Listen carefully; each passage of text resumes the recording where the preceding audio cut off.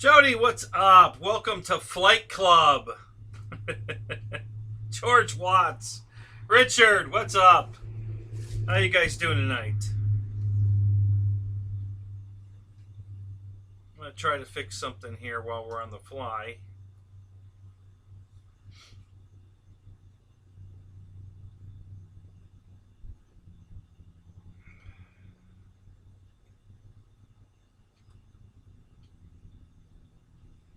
Let's see here.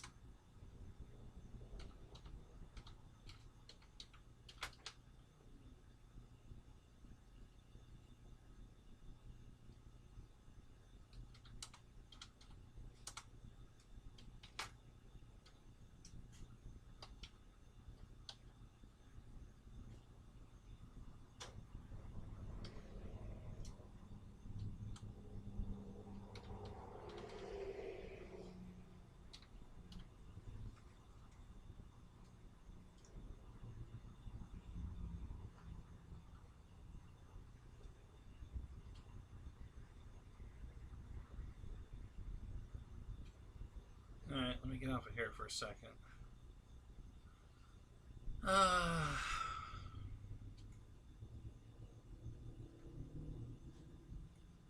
So what we got here? Who's all here? Let's see here. Chuck G, what's up, buddy?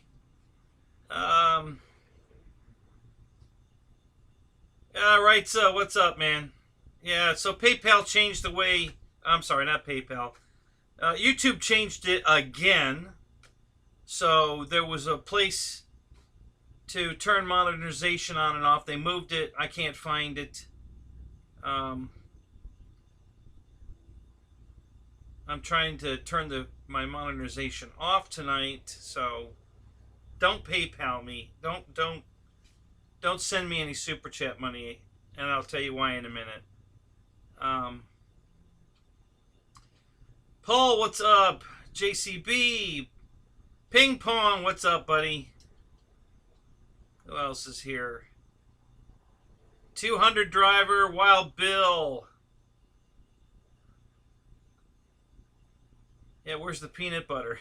I should have brought that out. I didn't think of that. That's good.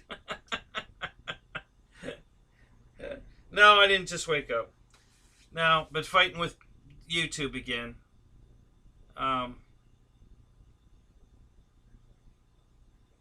William, yes, I'm here. I am here. Are you frozen? Really? Video is frozen. How lovely.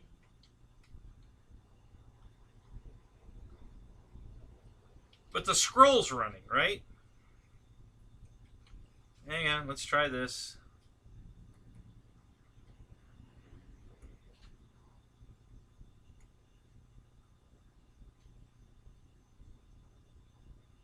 Yeah, it's just YouTube. YouTube's locked up. Yeah, who have they got working over there? They need to fire them all. They're worthless. They just absolutely are worthless. These programmers they've hired are terrible. They have no idea what the hell they're doing.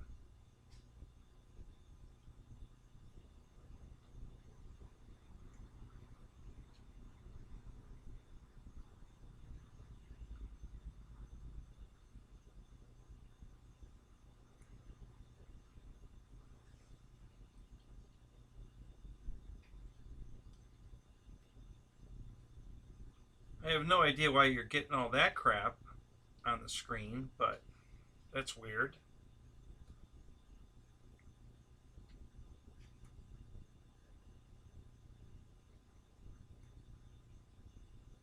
Let's see what we got here.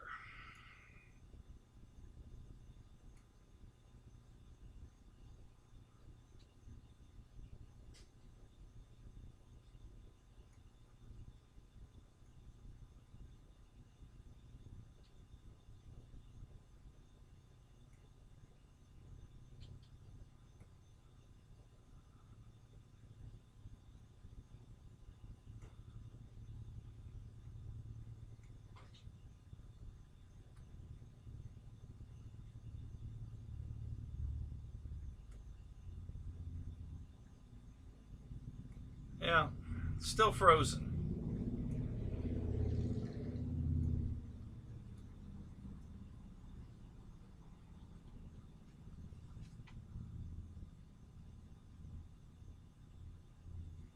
All right, hang on a minute. Let me try something here.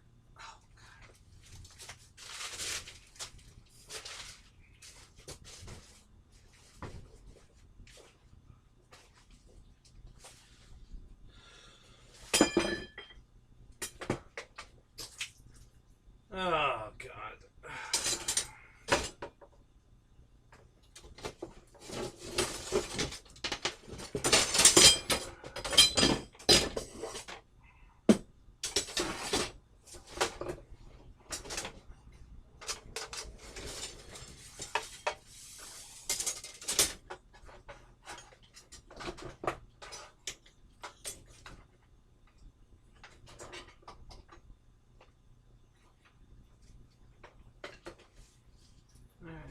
Let's see here.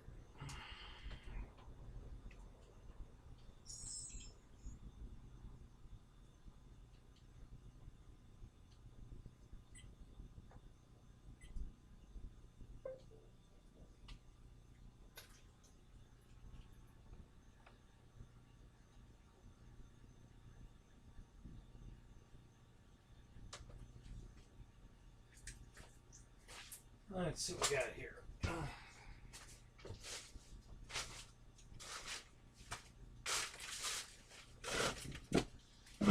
Okay, let's try this. I don't know if it's going to work or not, but what the hell. Nothing else is working tonight. Thanks to YouTube for screwing it up again. Thank you so much.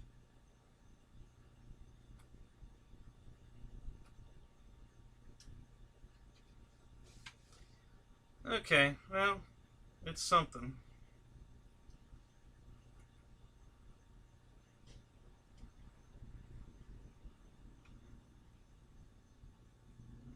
Wow. Oh, that's horrible. Can I fix this? Let's see here.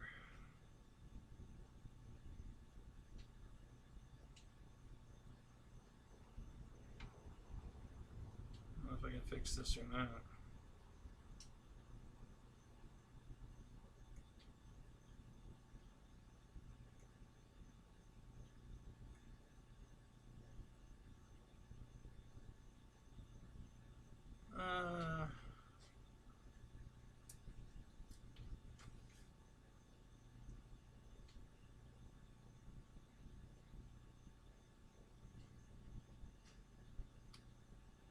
Let's see here.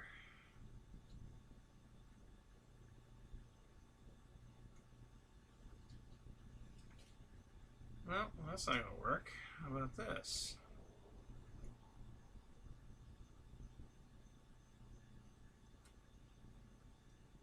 No.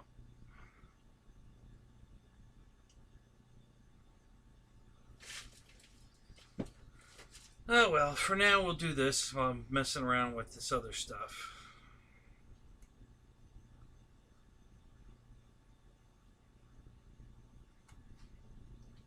Alright, so I've got Jeff Cam working now. Because that camera's working.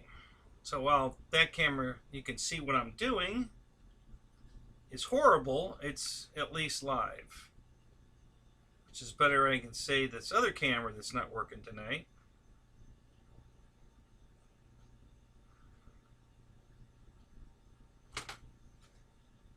Oh my God.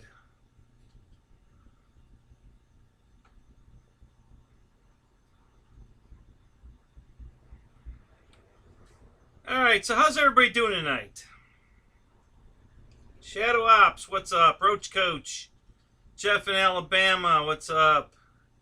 Nathaniel. Shadow, don't send me money.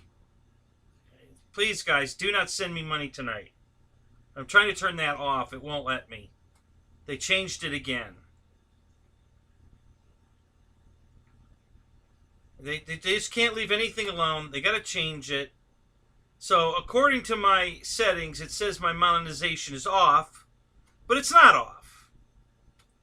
So figure that one out.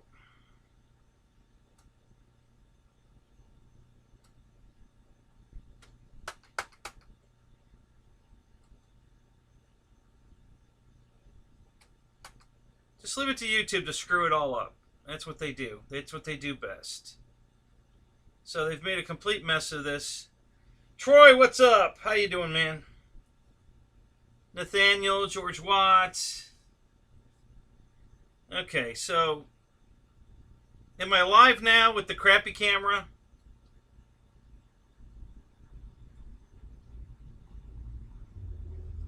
So let's try something else while I'm here doing this.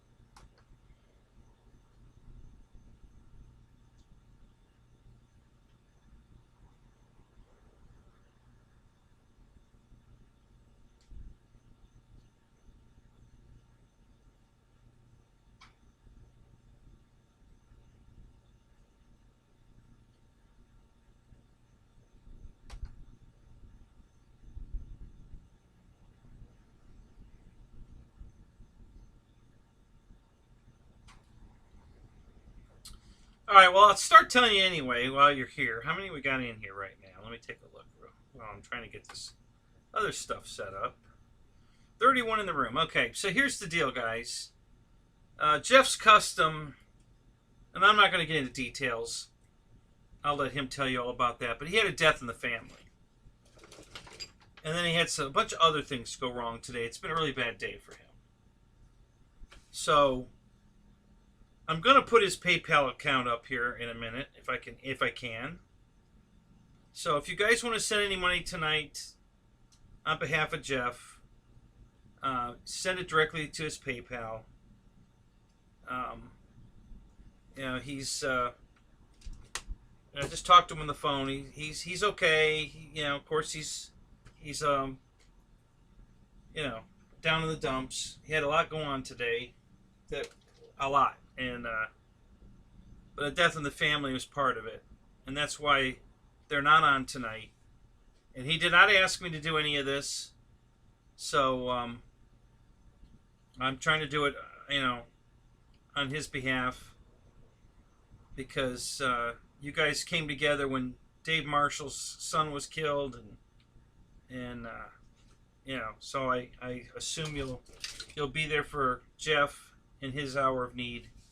And that's what I'm hoping you guys do tonight. And that's why I don't want any super chats tonight. And I can't, it won't let me turn it off. I don't know why.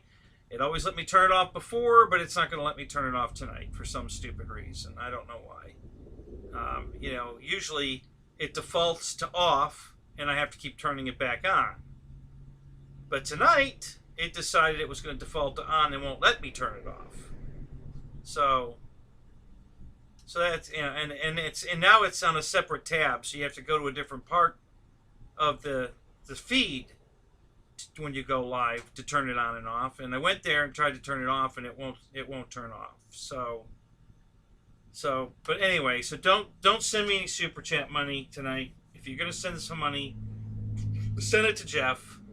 I'm sure he'd really appreciate that. I'm gonna give you his PayPal here in a minute. I'm trying to get that up.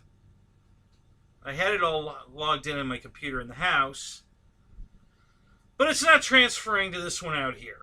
So I'm trying to get that up.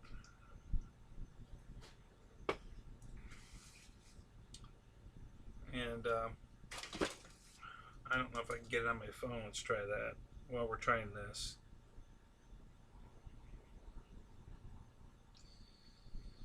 So, hello.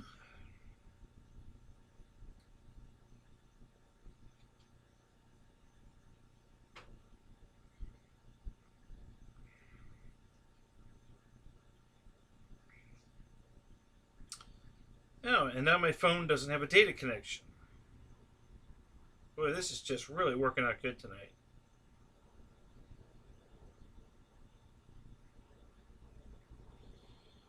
Just really, really good.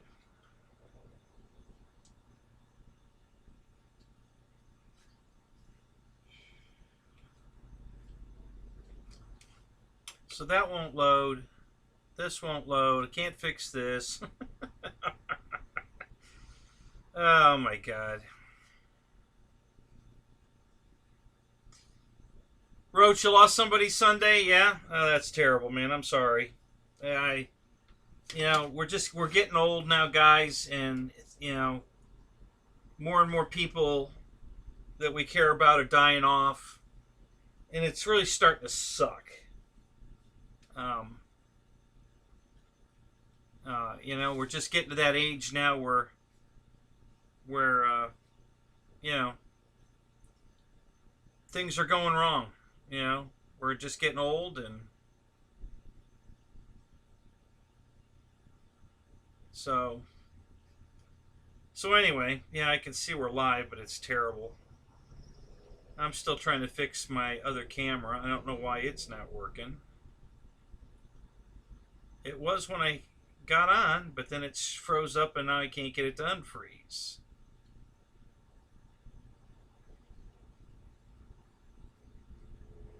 So I don't know what's going on with that.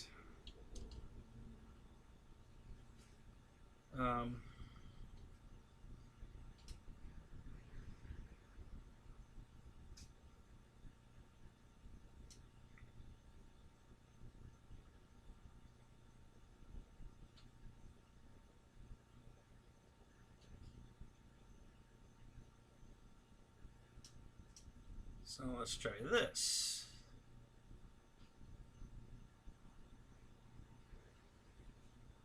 There we go. Okay, so, and it froze right back up again. So I don't know why that's freezing up tonight. I got it to come on, and now it's off again. So yeah, this is great. I just love this stuff. I love it when crap happens. Just makes the night so wonderful. Just a lot of fun. So in the meantime, while this is not loading, I'll try this again. So the big mess on the table tonight, guys, is I was soldering batteries together, putting ends on batteries, and changing out some balance leads, and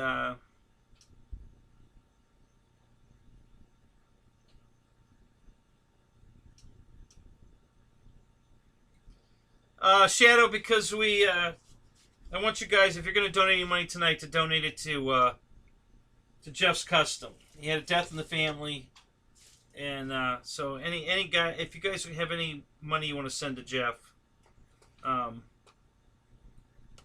you know, don't send it to me tonight. Send it to Jeff.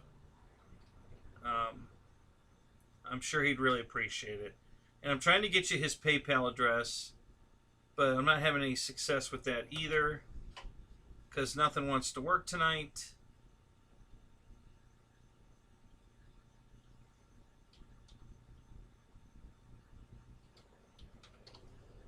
You know, YouTube doesn't give you any warning when they change stuff. They just do it.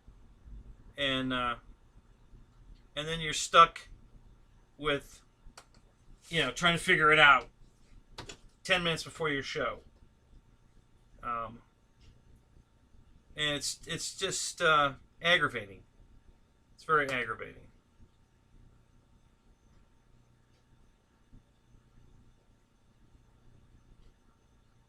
So I'm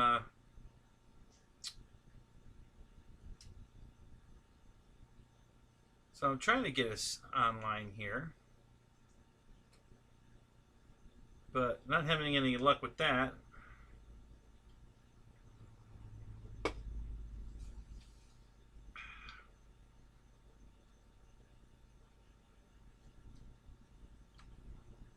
Let's try this.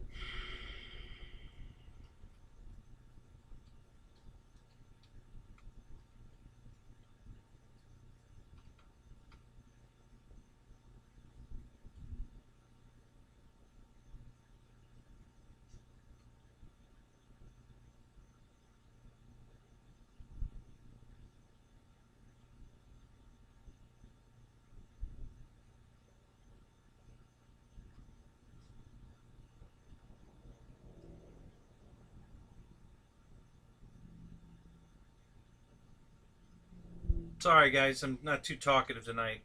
I'm a little upset about everything. You know, what happened with Jeff, and then nothing's working tonight. Trying to help a guy out, and I can't get anything to work. And okay, so here we're one step closer. Hang on a minute. Now let me get my phone back on. I'm going to have this information for you here in a second. And then we'll at least have that. I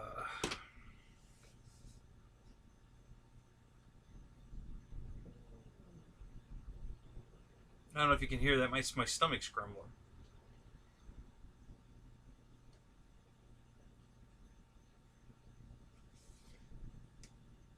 Okay, so let's see what we got here.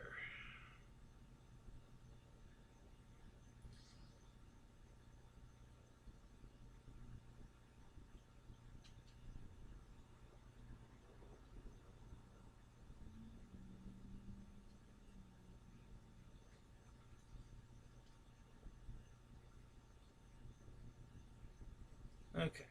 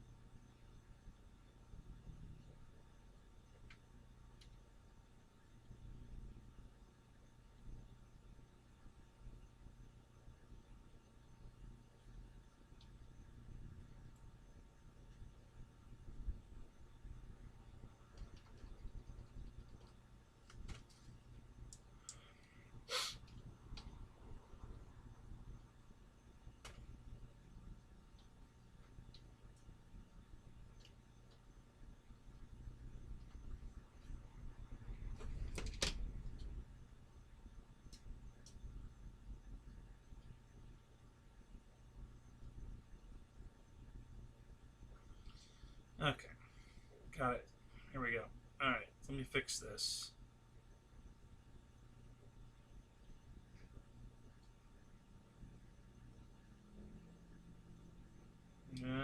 Hang on. Can't use that one. Let's go here. I gotta go back to,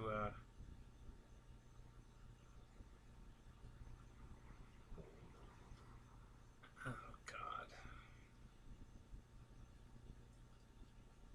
Alright, maybe...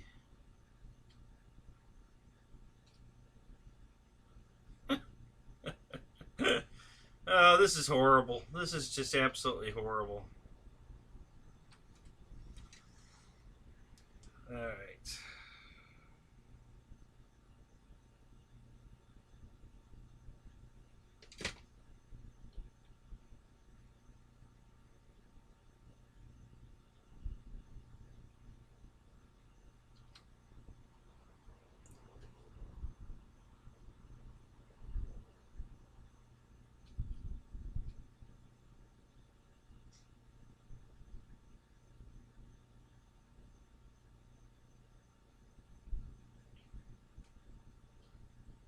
Alright, let's see if that worked.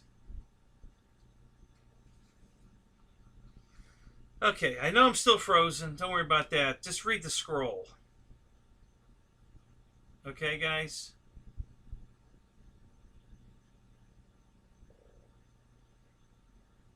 So that's where you send your PayPal. Somebody do it real quick and let me know that it worked.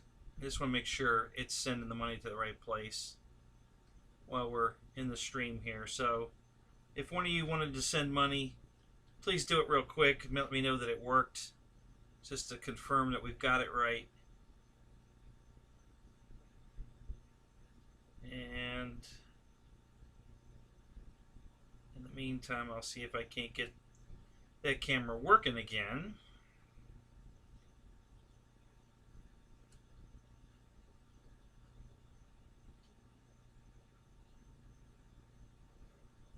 Okay, so it's working and it's froze again.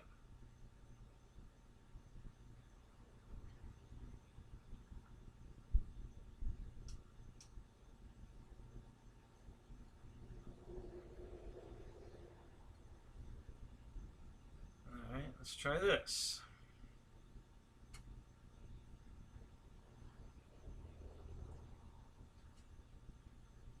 No, that didn't work at all.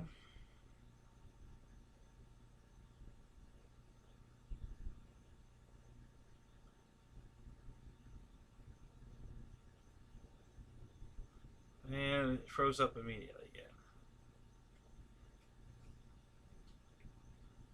So I don't know why that's happening tonight. I have not got a clue why that's happening tonight.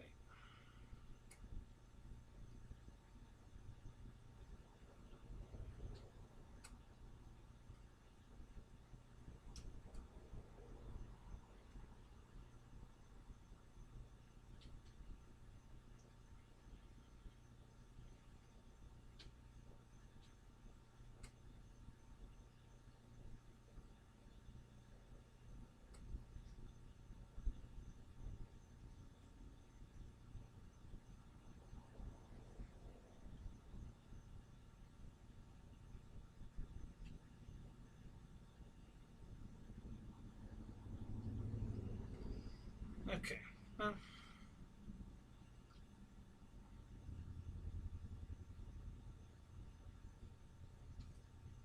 it was working for a second, then it quit. I don't get it. Ugh, whatever. Alright, so anyway, let's get back to the chat. Screw that for now.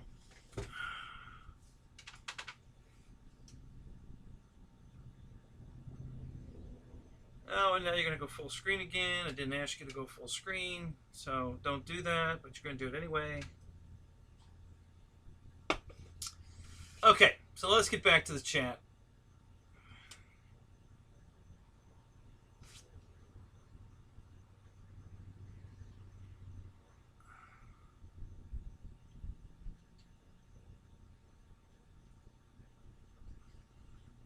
Yeah. Yeah, Dina, that would work. I could just do a... Yeah, that would be great. Oh, that's funny. So, okay. So, yeah, the scroll's running.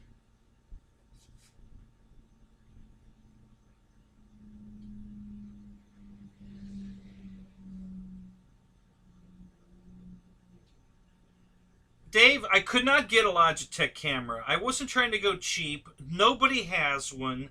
I ordered them from 3 different places.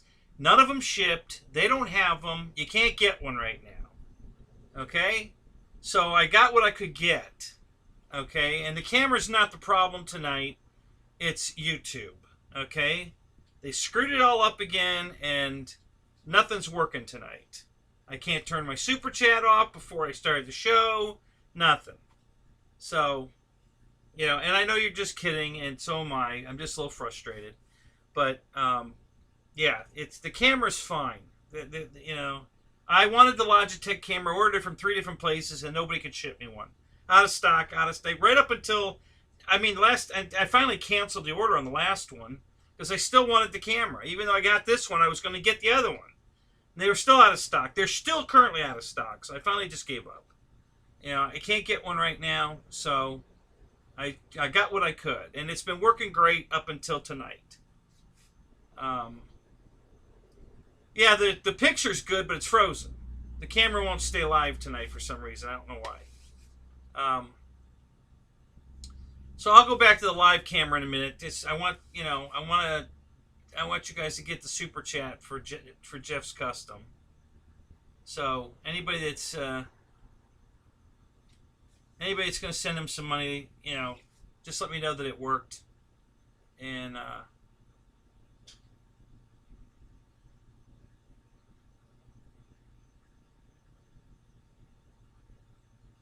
know I missed a bunch of super chat here, guys. So let me back up. It'll take me a minute to get caught up.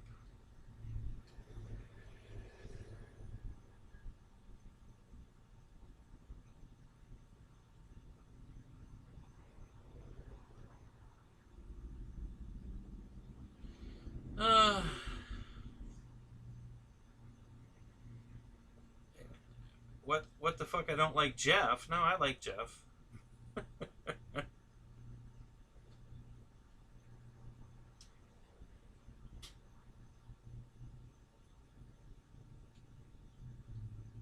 Yeah, the good camera keeps freezing up. I keep resetting it. It works right up until just before I can click the button to save it, and then it stops working again. So I don't know what's going on with the new camera tonight.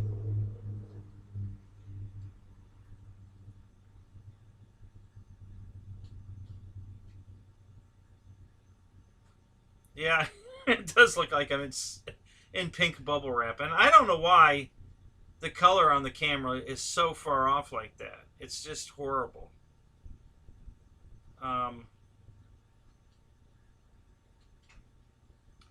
Okay, George, so it didn't work for you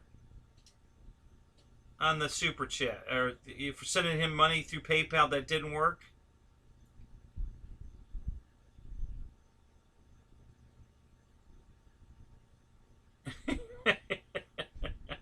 Don't be sorry, Dave. It's fine. I'm just... so, again, I'll let you guys know. The reason that they're not on tonight is because Jeff had a death in the family. I'm not going to get any details. I'm going to let him explain what happened. But he had a lot go wrong today. A whole lot. Okay, so that's not working. All right, so let's see what else we can try. I don't know why that's not working. That's what comes up on PayPal. It says, you know, at. What are you supposed to put before the at? Isn't it PayPal at? Dave Marshall, you're the expert on this. What are you supposed to put before the at sign for PayPal? How does it work?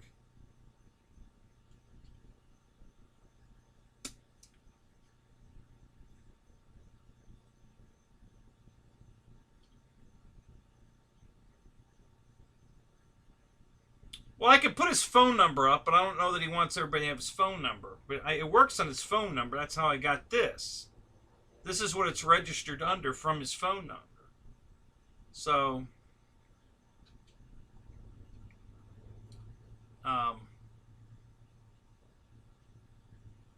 So yeah, Dave, how does that work? What's the algorithm for PayPal? Is it www.paypal at what? Is there a .com at what? Whatever. How does it work? Am I supposed to have .com in there and then at Jeff Menendez, Melendez, whatever? How does that work?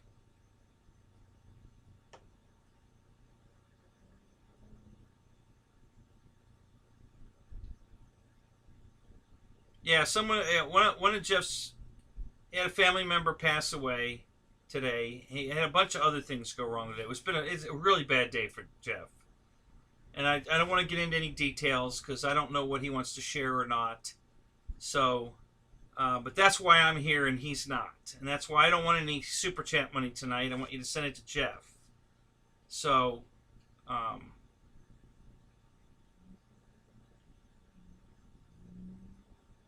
yeah, but you put that up for, you put a PayPal scroll up for somebody else when they went down. Who did you do that for? And what was it? Do you remember what you did?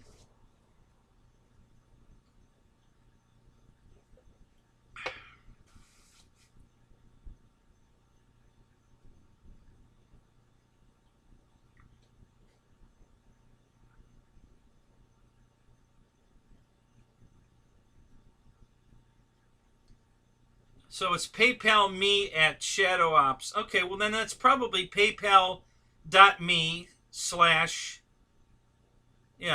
Jeff Menendez. So let's try that. Try that, guys. Try to PayPal.me / and then Jeff Melendez, whatever that is. Try that. See if that doesn't work. Let me know if that works.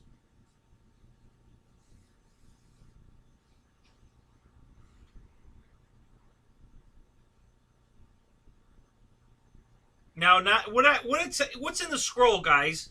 Don't listen to what I'm saying. Read the scroll. I don't know how to pronounce it, so it's not that, Dave. Read the scroll. I put it on the screen for a reason. Read the scroll. It's Mizelle. I'll spell it out for you. Jeff M.I. Hang on a minute. Wait till it comes around again. I'll read it to you again.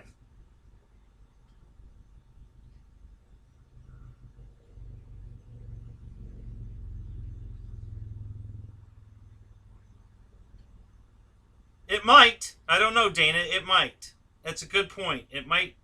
He might have a PayPal in his descriptions. Somebody go look.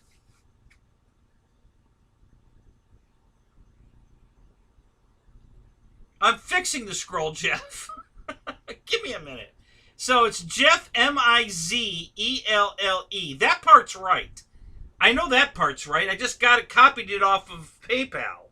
So I just don't know what the beginning was. George said it didn't work. So let me go fix that now, and we'll see if that works. So hang on a minute. No, that's not what I wanted to do. Let's try that anyway.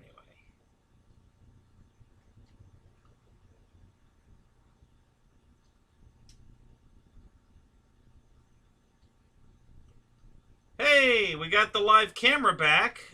Look at that. Wow. All right, let's see if we can fix this.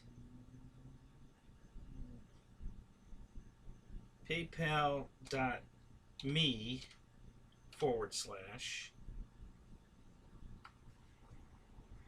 Okay. All right, now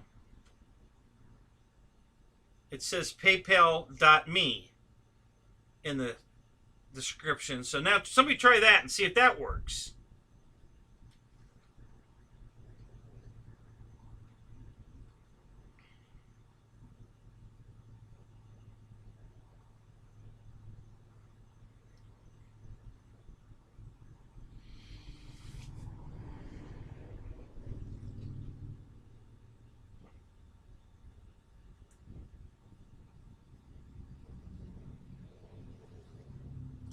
So it's Jeff's Custom RC at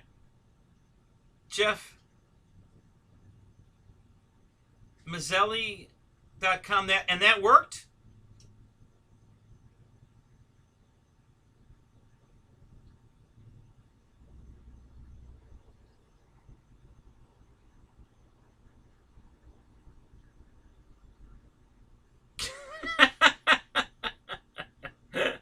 I look better when I'm not moving. Okay, well, I think you got your wish. I think it froze up again. So there you go, Dave. You got what you wanted. It locked up again. So there you go. Be careful what you wish for.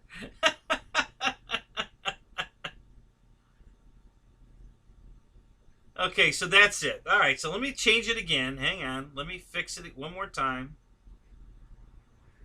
We'll fix the scroll. And then it'll be right so that anybody else that pops in can send him some money. So let's try that.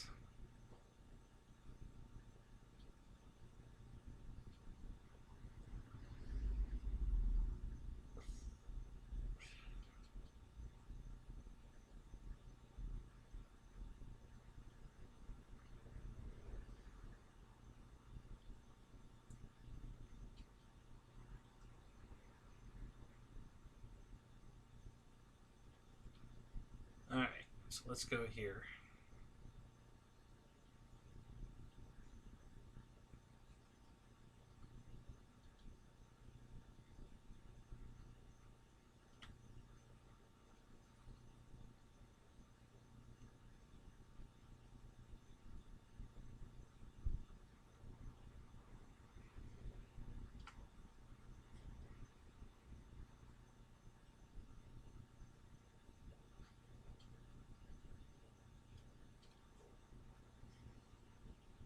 All right, hang on a minute. Let me finish fixing this.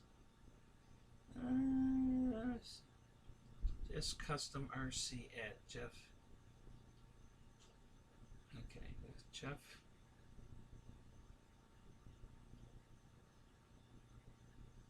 Jeff's custom RC at.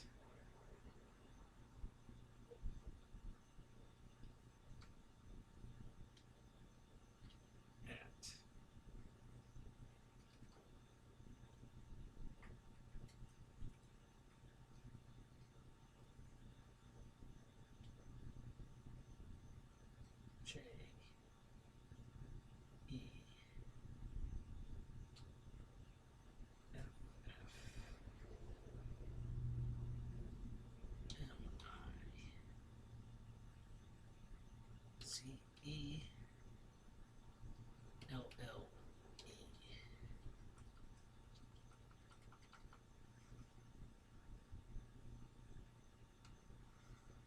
Okay, right, sir. Check me, make sure it's right. Let me take a look at what I've got there. Make sure it's what you had, and make sure it's right.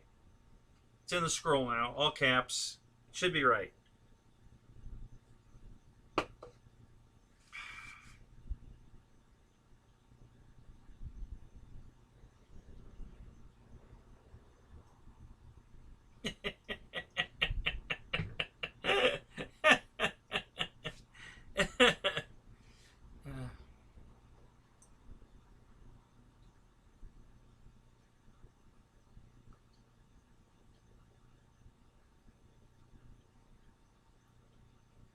Okay, so make sure that's I got it right, sir. Check the scroll, make sure it's right, and then we'll move on. I want to get past this part. So, oh crap, there's apostrophe in there. That's not supposed to be there. Let me fix it. Hang on. Crap! Thought I had it. I don't know how I missed that.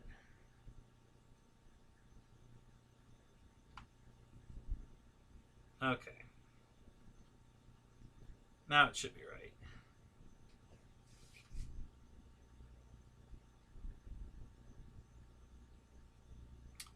Jeff's custom RC at Jeff Mazzelli. Okay. All right. Are you there, Reitza? Do we got it?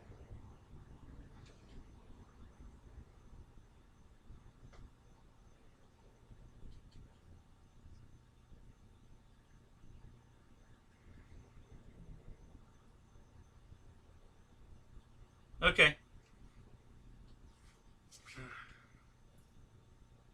Just want to make sure you were there. I didn't want to be talking to myself. I do enough of that here. I think I have it right now. I hope. Let's hope.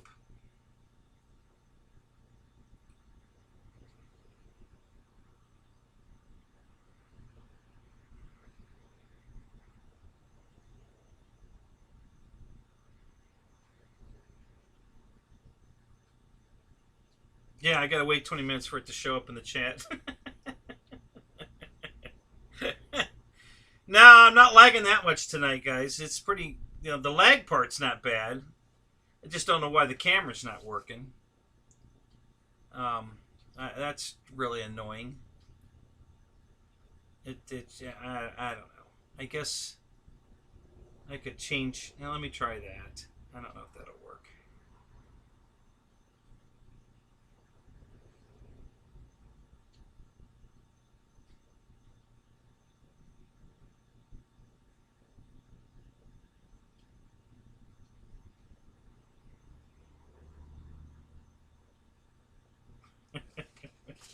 Alright, so let me check something here.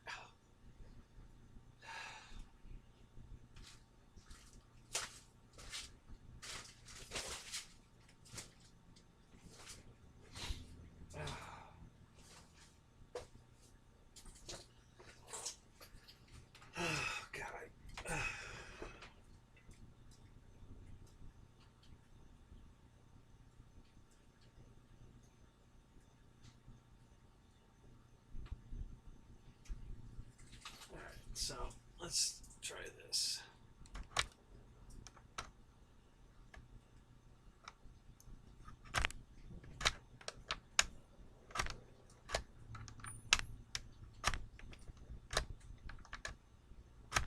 All right. Okay, let's see if that works.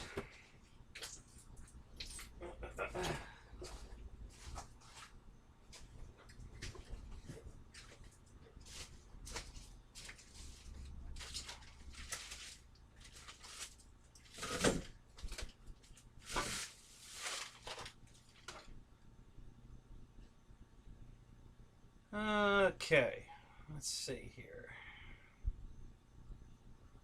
Go here.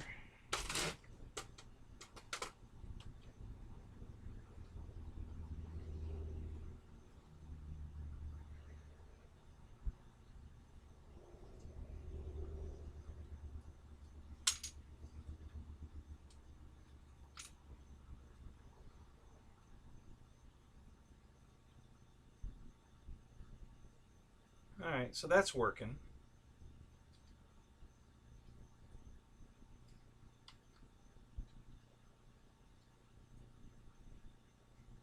All right.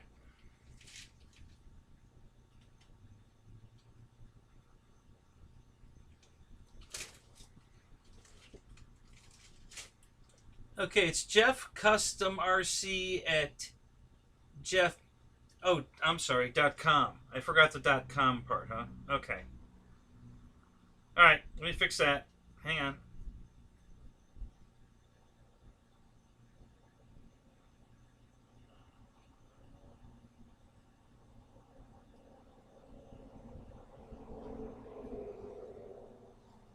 .com.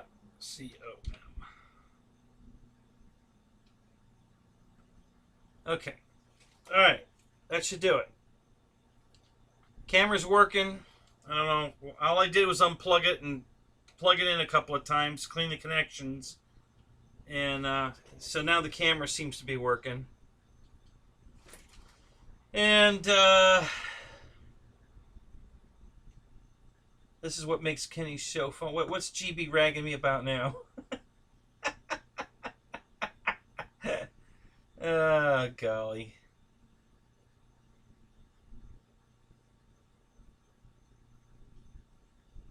Yeah, GB, you're right. It's because I didn't want to listen to you guys. Because you guys suck.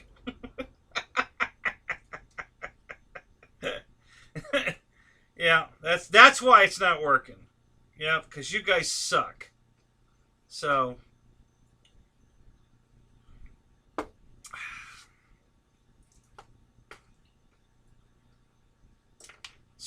just because you just got here, GB, I'll let you know that I ordered a Logitech camera from 3 places, and none of them shipped them. Okay? They don't have them. Can't get one. I got what I could get. And the camera's working fine now. And it's a good camera. It's not as good as the Logitech. And then when they finally get them back in stock, I'll buy the Logitech. But right now, they don't have them. I can't get one. So,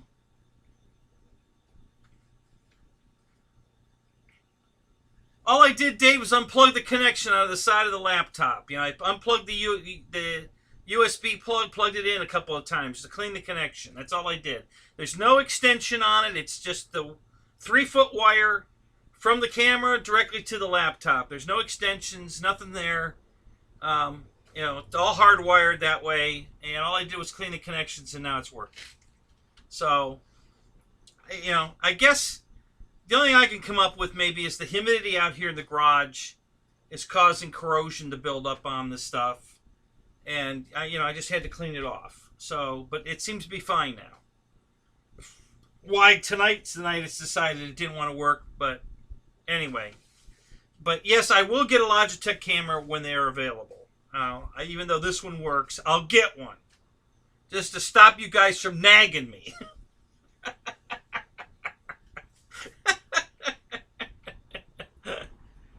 Oh no, I turned it off and on a bunch of times. That didn't work. So, but cleaning the connection fixed it. So now it's working. I kept turning it off and on. It would work for a half a second to a second, and then it would stop again. So, yeah, the wiggly washer came off the giggly pin.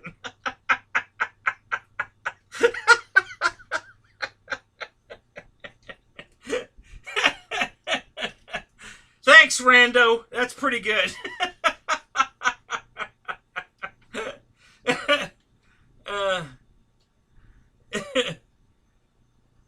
So true, Skid Boys. Squid Boy. Oh, anyway. All right, so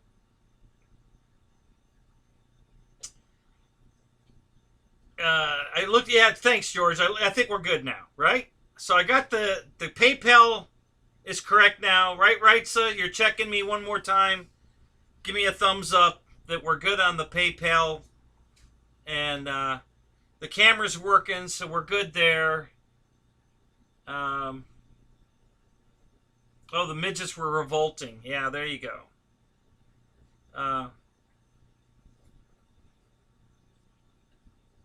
Yeah, Fester lit it now. It's working.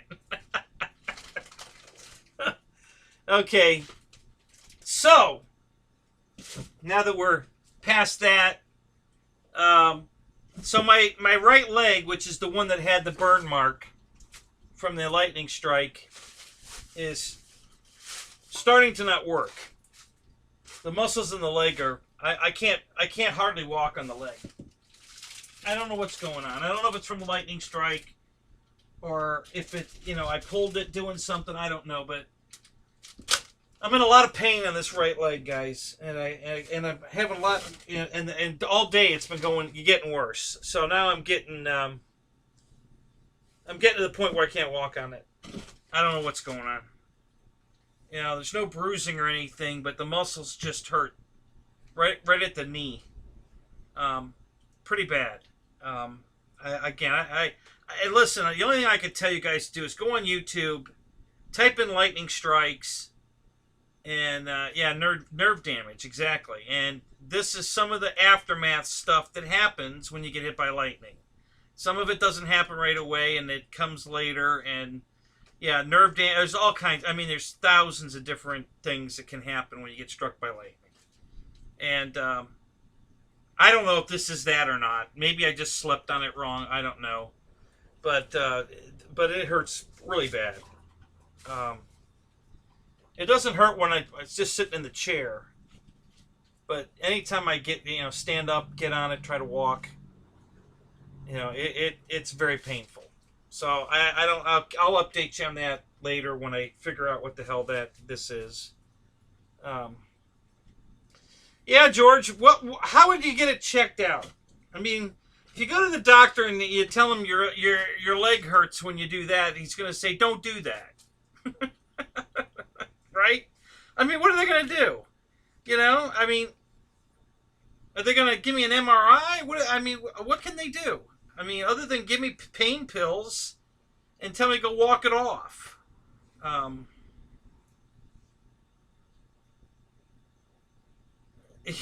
Does it hurt when I pee? No, but I told you my pee glows in the dark now. So, there you go. Go to a neurologist. Okay. All right.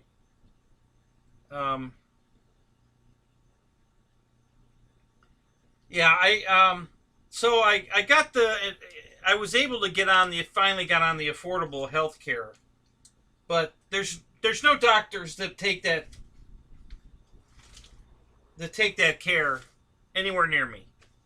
The closest one is 40 some miles away in South Tampa. They're supposed to have one within 4 miles of my place, and there aren't any.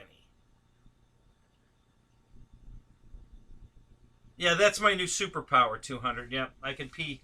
My pee glows in the dark. That's my superpower.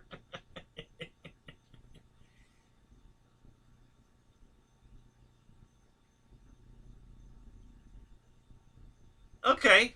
All right, Dennis. Now, was that at a neurologist, or where did you go for that?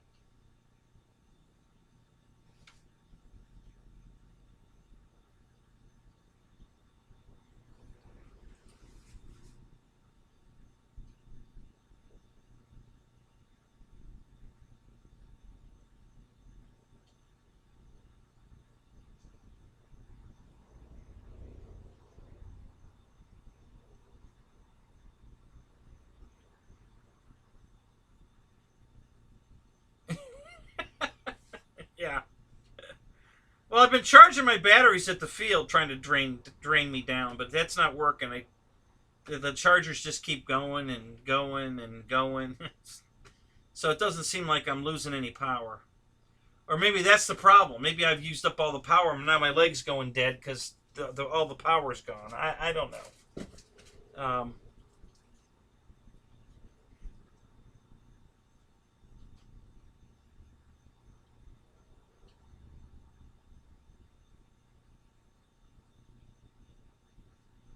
So Dana wants to know, thank you, Keith, for repeating that. So Dana wants to know, what's the best Corsair? Okay, best flying or best looking? Best size? Let's narrow the parameters slightly.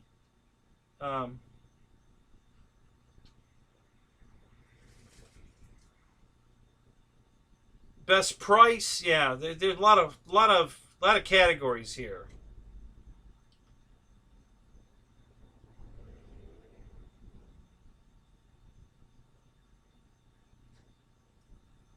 Yeah, exactly, Roach. Good advice. Yeah, Dave. Next time if there's a lightning storm, go stand outside with a thunder stick, a golf club, 9-iron.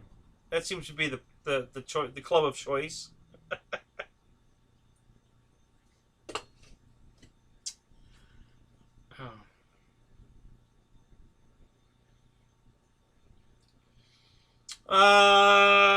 Yeah, I think you're right. Yeah, no, I actually think Dynam has a Corsair that's cheaper yet, don't they? Let me go look and see. I think Dynam has the best price.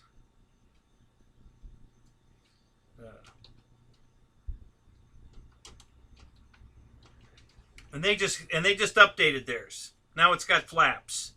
The Dynam one didn't have flaps before, but now it does. So you know, so guys, I know Dynam's not your favorite. You know, I get it, but they are trying. You know, and that's good news. I mean, even if it doesn't do anything but put competition to the other guys to step their game up, you know, if it accomplishes even that, then it was worth it. You know, just to keep everybody, you know, on the same playing field, and you know, make them work for it. So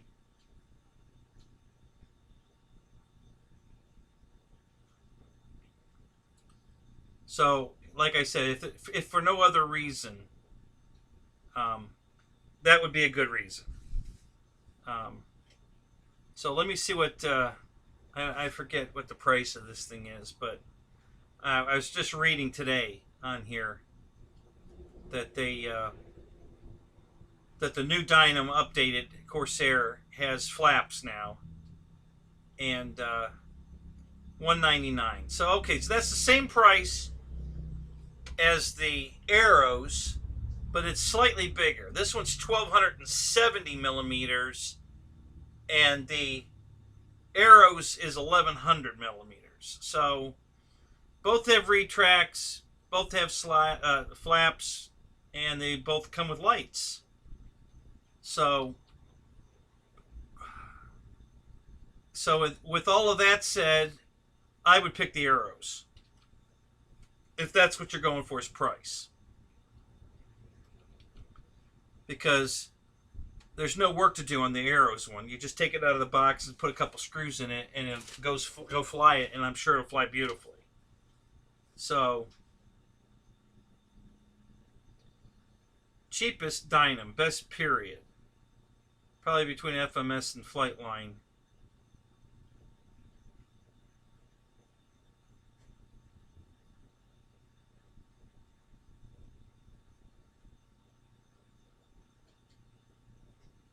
Oh, Dana, you don't even want to know how much that is.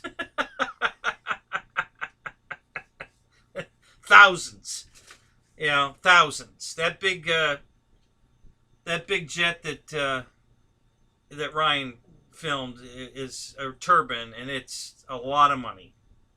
If it was a Bob Violet, it's insane a lot of money. So yeah. Yeah, tens of thousands. Yeah. So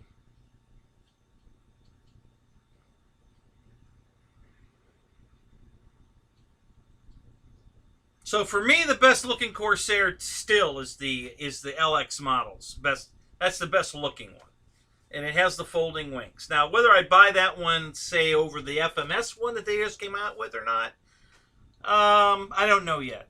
I might buy them both, but I'm looks wise. I think the LX model is the best looking one, best scale, best looking, best overall. I'm sure it flies fine. I'm sure it flies just like my P40, which flies fantastic. But again, it's kind of a modeler's plane. You're going to have to do a little, not quite as much as a Dynam plane, but you know, there'll be things you'll have to do to it. And some of it I don't particularly care for. I don't really like the pull with the wire idea so much, but they seem to still like that. And a lot of the pattern planes, I gotta tell you, a lot of those high dollar pattern ships are pull systems, you know, where they got the wire on both sides. And I don't know, I don't know how great that is, but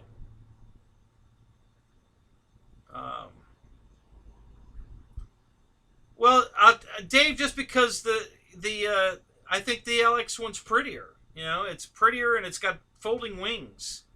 You know, I mean, it's cool. You know, I didn't say I'd pick it over the FMS. I said I'd probably get both. But I think the LX one's prettier than the FMS. But I really like the new one. I like that orange stripe on the FMS. So yeah, that's, you know. So I'm probably going to end up with both of them, to be honest. But yeah, quality-wise, the FMS is always tops. I mean, there's the only thing I would ever say is probably better, if better, would be an HSD plane, better than an FMS plane. Quality wise, I don't think anybody makes a better quality plane than FMS.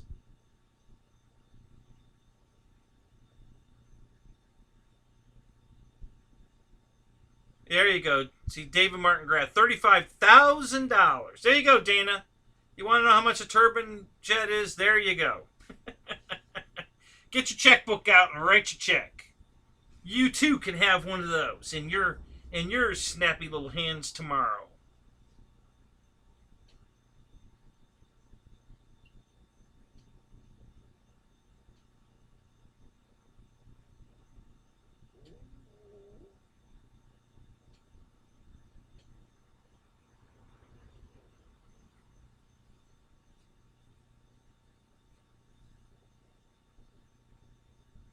Yes, Roy, you blacked out again.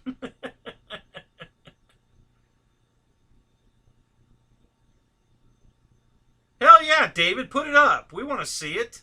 Of course we want to see it. Are you kidding? Yeah, if you've got you got video, put it up.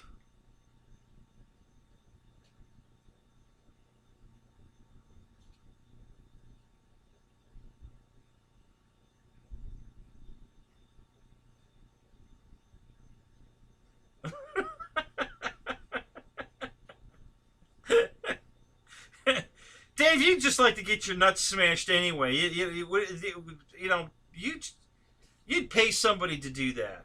You're that kind of guy. You just like that kind of stuff. Just put it on YouTube. We'll find it. If you haven't subscribed to your channel, most of us are probably subscribed to your channel. So, and if we're not, we will be. You know, that's how you get people to, you know, hey, I just put a video up on my channel. Go subscribe. And then we'll all go subscribe and watch your video. So yeah, just put it up.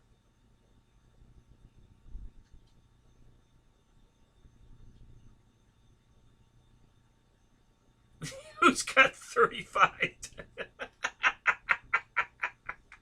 Yeah, let's all chip in so we can watch Dave get his nuts smashed by a hammer.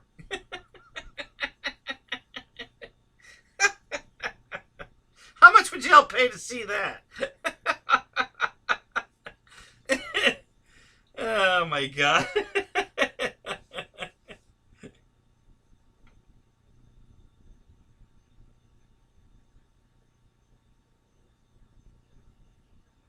Yeah, you're right, Dave. That would get you viewers for sure. Just post that up on Facebook. It'll go viral. You'll have 100 million subscribers overnight just to watch your nuts get crushed. So, yeah.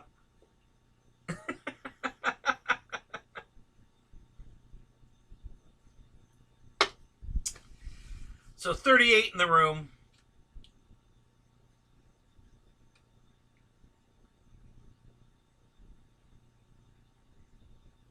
Yeah, that's for sure. He'd be screaming a lot more than Frank the Tank.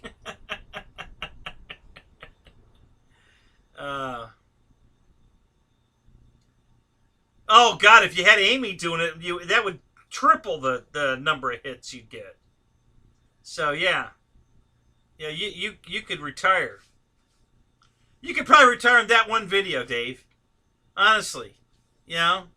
Put Amy in a bikini, your nuts on the table, have her smack it with a hammer, and then retire. Because the views would be tens of millions of views. Yeah, over and over again. Yeah. Make sure you record you got to get 8 minutes, I think, right? So you can have mid-roll and all that, get all that advertising in. And then, so just run around screaming, you know, in your best impression of, you know, a high-pitched scream, like a little girl, while you're holding your nuts, running around the pool, jump in the pool, climb out of the pool.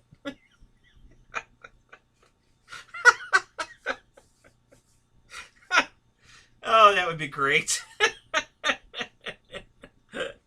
Oh. Oh my God.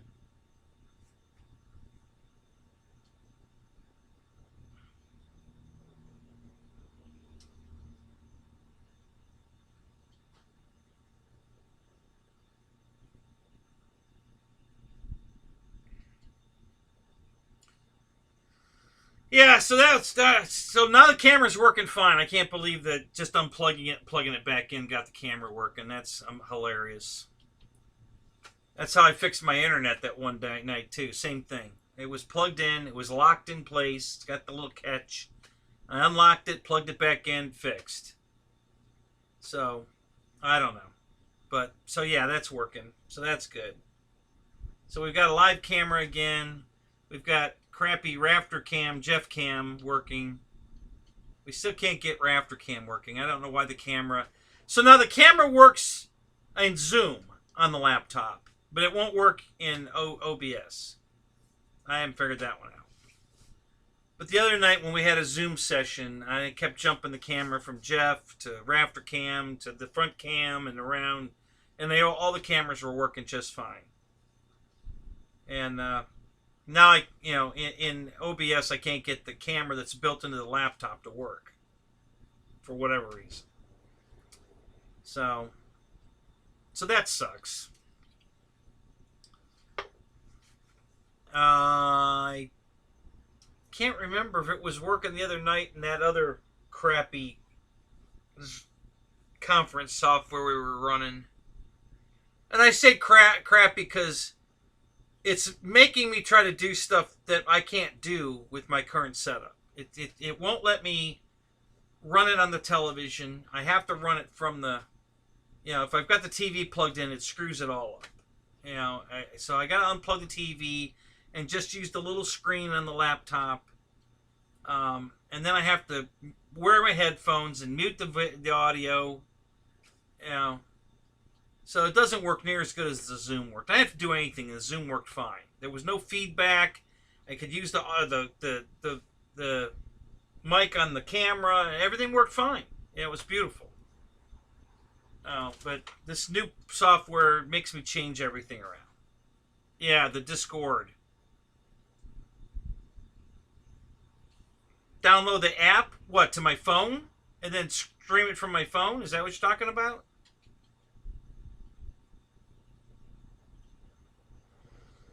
Hey, Roach!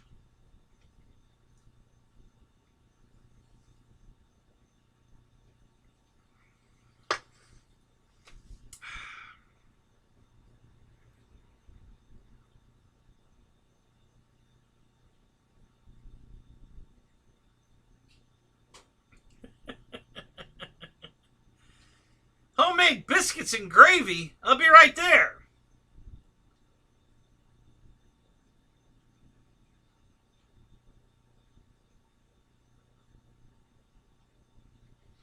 $23,000. Oh my God.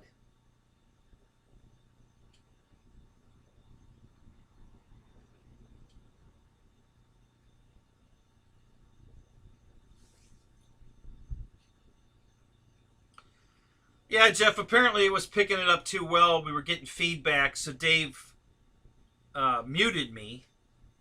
And then he went away. So then I finally got the cameras working. That was a pain in the ass. But I finally got the cameras working. And then nobody could hear me because I was muted. And Dave was the only one that could unmute me. So...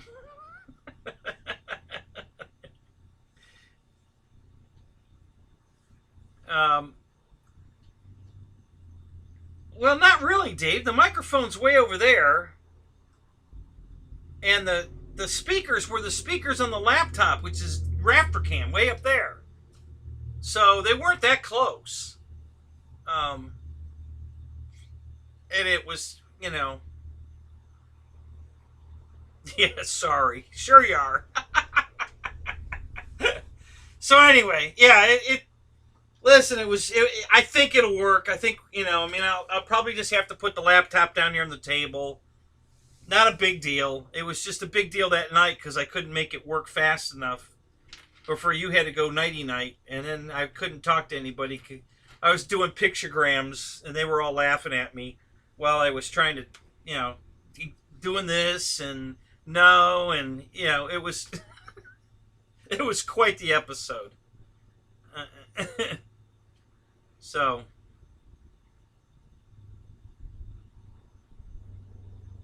right, Jeff, and I did that. I had to go get I got my super long corded headphones here. The cord on these things are like, I don't know, they're at least 10 feet. So these are, so I did that. That's exactly what I did. But again, you know, I was all set to go, had with these and everything, but David muted me and we couldn't unmute. Dave was the only one that could unmute me, and he went to bed or something. He went away.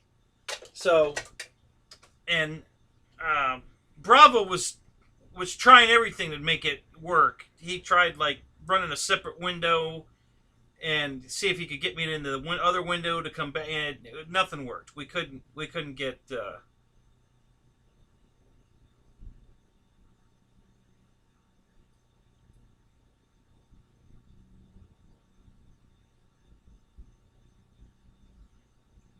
So you can only do 25 cameras, but you can have 100 voice? Really? Or 100 text message, you know? Because a lot of guys, I know there were a whole bunch of people in text that couldn't get into the, you know, they couldn't get their cameras or whatever to work. Or they didn't have a camera. I don't know. But there were a lot of people in chat that never made it into the room because they didn't have the ability to do it. Either they couldn't figure it out, like I was having trouble with, or their cameras weren't. I literally had to, after I installed the software, Dave, I had to shut the computer off and reboot it. It just would not work until I did a clean boot with the software installed. And then it worked. Then the cameras came live and everything worked. By that time, you had left with me muted, and then we couldn't do anything with it. But that's what it finally took, is I had to reboot the computer to get a clean boot with the Discord. Is that how you say it, Discord? So anyway.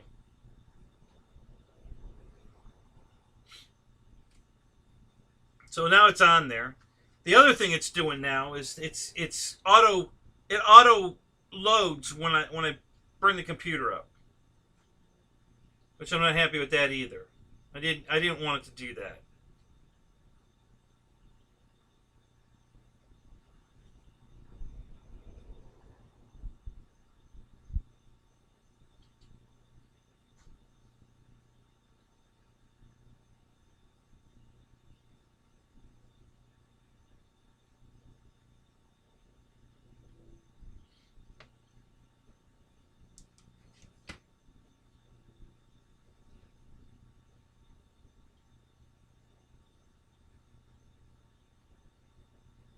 Yeah, right, so you're probably right. You're probably right. That's probably exactly what it was. Yeah, I resemble that remark. Me too, Dennis. Absolutely.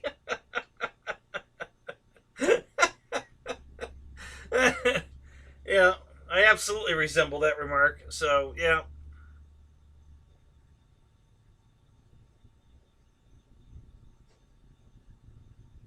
The old guy with a fishing pole trying to catch a sailboat.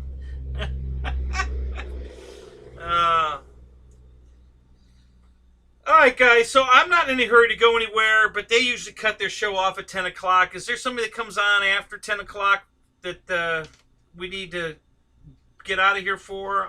Otherwise, we can stay. I have nothing else. Hey, I was fixing some airplanes earlier. I can even go get an airplane and bring it out here that I wanted to show you guys. But I had too much of this going on at the moment. But now we're good.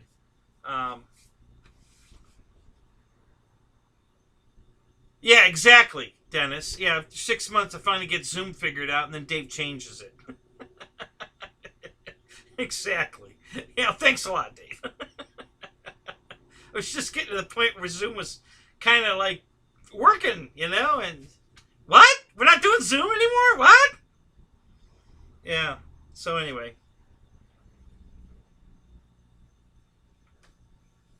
Okay, so no one comes on after their show. All right, well then we're good. We can stay then. I mean, if you guys want to stay, I'm here. You know me. I'm an all-nighter guy. I got nothing else to do. So hey, is RC Roland still in here? I saw him earlier. Roland, are you in here? No, Spencer, don't super chat me. Send the money to Jeff, please.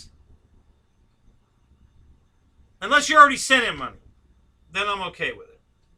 But yeah, send the money to Jeff. The link's in the scroll.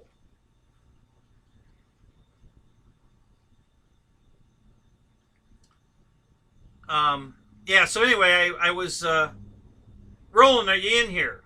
Is Roland in here? So here's a new. I love my Viper jet, guys. It's all right, Spence. But so I'll update you guys again. So the reason Flight Club is not on tonight is because Jeff Custom had a death in the family and a whole bunch of other stuff.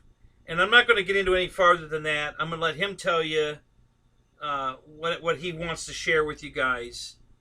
But he had a really, really bad day. I mean, one of the worst days you could have in one day. So, if... yeah. So, anyway. So, if you guys want to send any money, please send it to Jeff. You know, I'm sure he's going to have some expenses. I think this is going to hurt him. You know, I'm sure his business isn't back to full song with the whole COVID thing.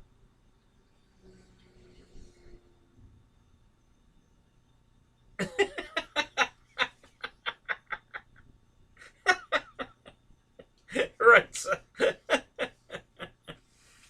So anyway, guys. So yeah, if you've got a couple extra bucks you can share to help out a good guy, you know, send some money Jeff's way.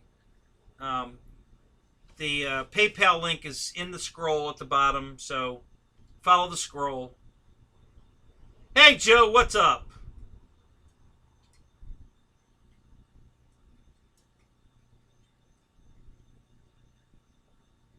Oh no, just tonight. The Flight Club isn't over. Just, you know, he had a bad day. He didn't want to do it tonight. So he called Dustin, and Dustin said, all right, we just won't do it. Dustin put a video up that said they weren't going to do it. But they'll be back next week. You know, this was just for tonight. So you know, a couple of you guys had messaged me to say, hey, you know, and I'd already caught the video, so I was prepared. And a couple of you guys asked me to do one, and I was preparing to maybe do it anyway. And I called Jeff to clear it with him, make sure everything was cool. I wanted to find out what was going on. So I got the whole story, but I don't want to share it. I'll let him share it. But he had a family member die, and a bunch of other stuff happened today, so he was not in spirits to do the show tonight. So that's why we're here. That's why I'm here. If you have any extra money, if you want to help a guy out, the PayPal link is in the scroll at the bottom. Send a couple bucks his way. I'm sure he'd be much appreciative to get some money to help with expenses.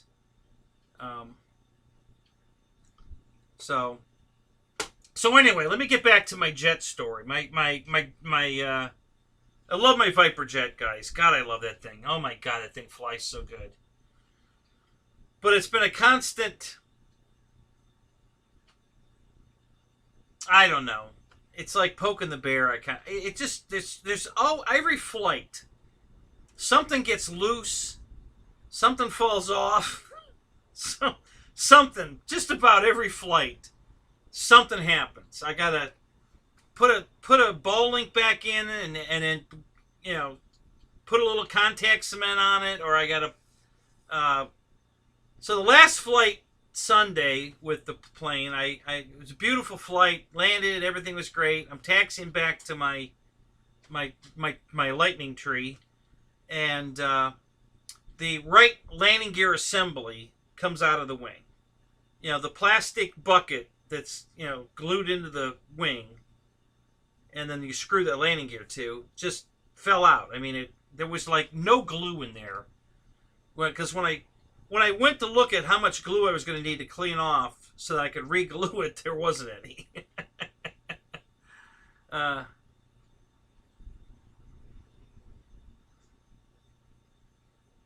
talking about on my yeah, George. Talking about on the Viper jet. So the landing gear pocket fell out of the foam. So that's what I was doing earlier before I started this, is I was gluing that back in. It's all fixed.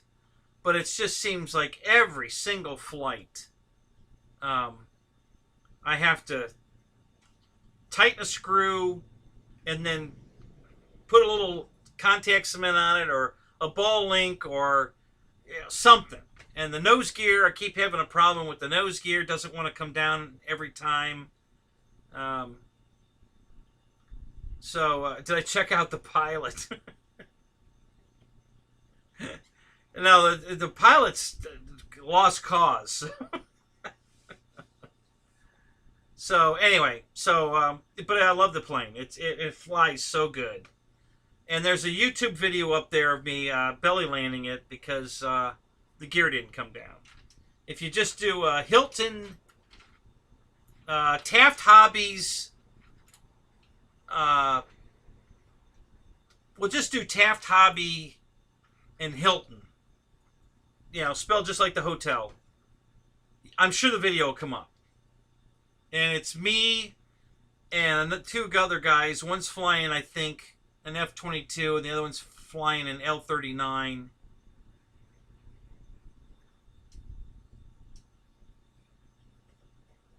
Oh, really? Your PayPals are bouncing? So that link's not working, Dave? Okay, I'll send him the $10. Thank you. Thank you, Dave.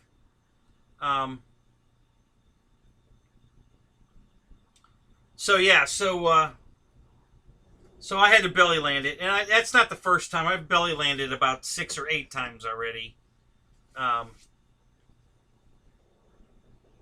belly land's beautiful. I mean, everything's clean on the bottom of the plane, so nothing gets snagged in the grass or anything. It comes in beautiful, super slow. I mean, it literally slides maybe 3 feet.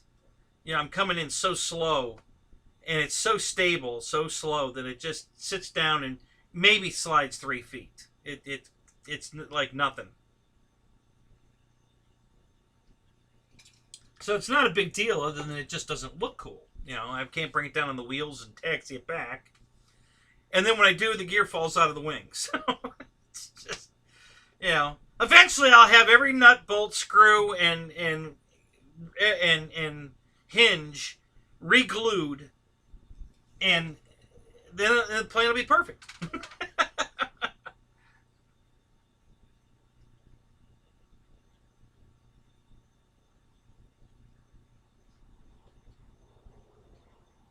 No, it's not costing me any money, Jody. You know, the plane, it hasn't cost me a cent. I haven't had to replace anything. Nothing broke. It's just a constant putting the screw back in and then putting a little glue on it, or putting a nut on the end of the screw and then putting a little glue on it, or popping the ball link back on because it popped off, or, you know, something. It's always something. It's just hilarious. You know, I mean, it's comical to this point how much stuff I have to keep. You know, so when you pre-flight this plane, you really have to pre-flight it. You literally got to flip it over, check every connection, every link, every ball link, every connection, and, you know, grab a hold of the hinges and make sure they're still in there. Yeah, you really got to pre-flight this one. You can't just kind of give it the once over, check the surfaces, and fly. Now, you really got to look at it. Eventually, I'm hoping I won't ever have to do that anymore. It'll be fine. But right now, it's demanding. You know, it's making me work for it. So, but yeah, so anyway, But I love the plane. I really do love the plane. God, it's just such a good flying jet. And I was talking to a couple of guys out there, and I was showing them that now you have to remember that we fly in a very large field. I mean, it's huge. Well, it's 633 acres, and you could fly on all of it.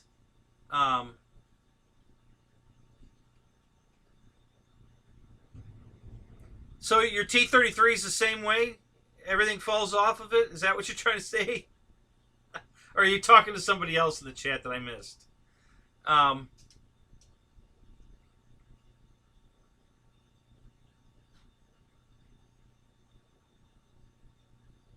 yeah, because, yeah, Pilot Robert's got one, too. The Viper jet. His is yellow. No, I didn't see him pull a rudder off of it, though.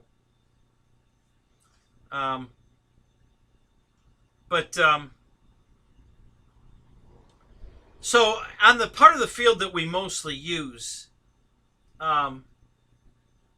it's a quarter of a mile from one end to the other of the main area inside the tree line. Now, if you want to go over the tree line, you're still on his property, and you can, and I fly way over the tree line, okay? But just inside the trees is a quarter of a mile.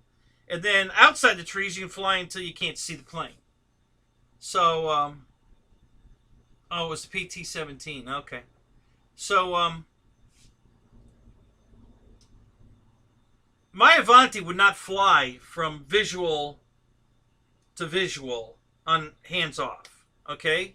Now, I'm not putting the Avanti down. It's a great flying airplane. Love it. But it would roll one way or the other. It would never center and fly straight and level. It would either roll to the right in a real slow roll until it finally rolled itself into the ground, or it'd roll to the left. You know, one way or the other. You'd fix it the one way and then it'd go the other way. It's like, and I think it was just a servo wasn't centering all the way, and that's probably what was causing it. But it just wouldn't, you know, you couldn't trim it to where it would just fly straight and level and keep flying. The Viper flies straight and level and it'll fly away, literally. I've got it trimmed where hands off, I can put the radio on the ground and it just keeps flying. And if I don't turn it, it'll fly away. It'll just fly until it runs out of battery. But the Avanti will roll into the ground. My Avantis, all three of my Avantis would do the same thing. They would just roll into the ground. So, now two of them had separate servos because they were a brand new one and a brand new plus. So they each had their own servos. The only thing I reused was the fan and the speed control. The third one was a combination of all three. I mean, I bought another fuselage and a canopy, and then I took the best parts of the other two crashed ones and built one more good one. And I might do it again. Because, like, for instance, this wing is fine. So I already have, you know, I've got good tail surfaces. I've got one good wing, maybe two. I'm not sure about the other one. Well, actually, if that piece of the wing that's broke off is on the fuselage, I do have a pair of wings. So, yeah. Let me look for that real quick. This is the other wing I was looking for. It was right under my nose. Okay, so those two wings... Fuselage is here. Yeah, here's the wing. That piece of the wing.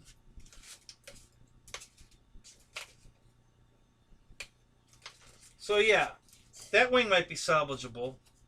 If I glue this back together. No, that's not the piece I need. That's from the other wreck. Okay, so there's got to be a smaller piece somewhere because this is way too big. Yeah, there's just a little corner. I guess I could cut it off of here. I just need a little corner of foam here. But anyway, so yeah, the third one was pieces of the other two and a couple of new pieces.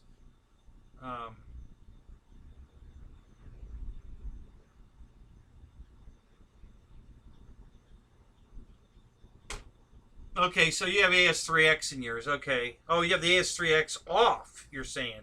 In the Avanti, you put a AS3X receiver in your Avanti, Jody?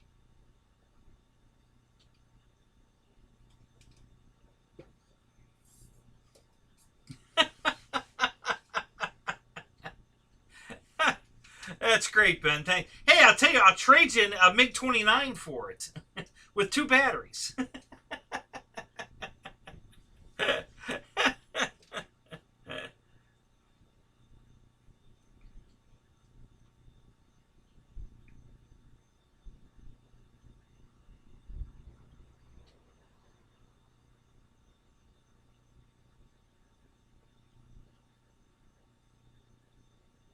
So anyway, that was the experience all my Avantis had. Is that I just could never get one to just fly straight and level. You know, it wanted to roll one way or the other, and it was a very, very slow roll. I mean, you know, it would take it, you know, the entire half mile of visual before it would actually be inverted and start heading for the ground. So it wasn't anything violent or nothing. But it was.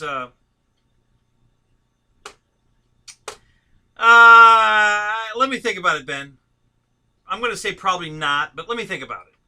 I'll have to go look at what I got. Maybe I have something I could part with. Let me look.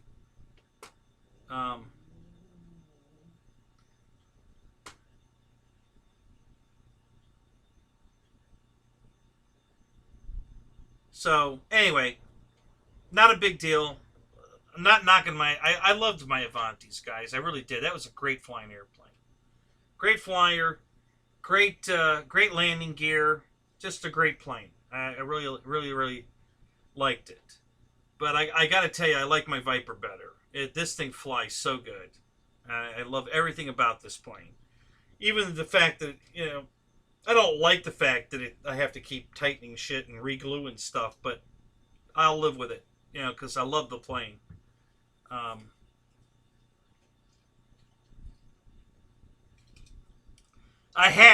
Jeff, I had 2.5, let's say 2.5 Avantis. Let's just go with that. You know, I had 2 full versions. Well, full version and the plus version, which is everything except the fan and speed control. And then the third one was, the half one was fuselage, canopy, and I think the control board was all I had to buy. And the rest of it was in the plane. Maybe the control board was in the plane. Yeah, maybe it was just fuselage and a canopy. Maybe that's all I needed. And then I put all the rest of the bits from the other planes together and made a third one. And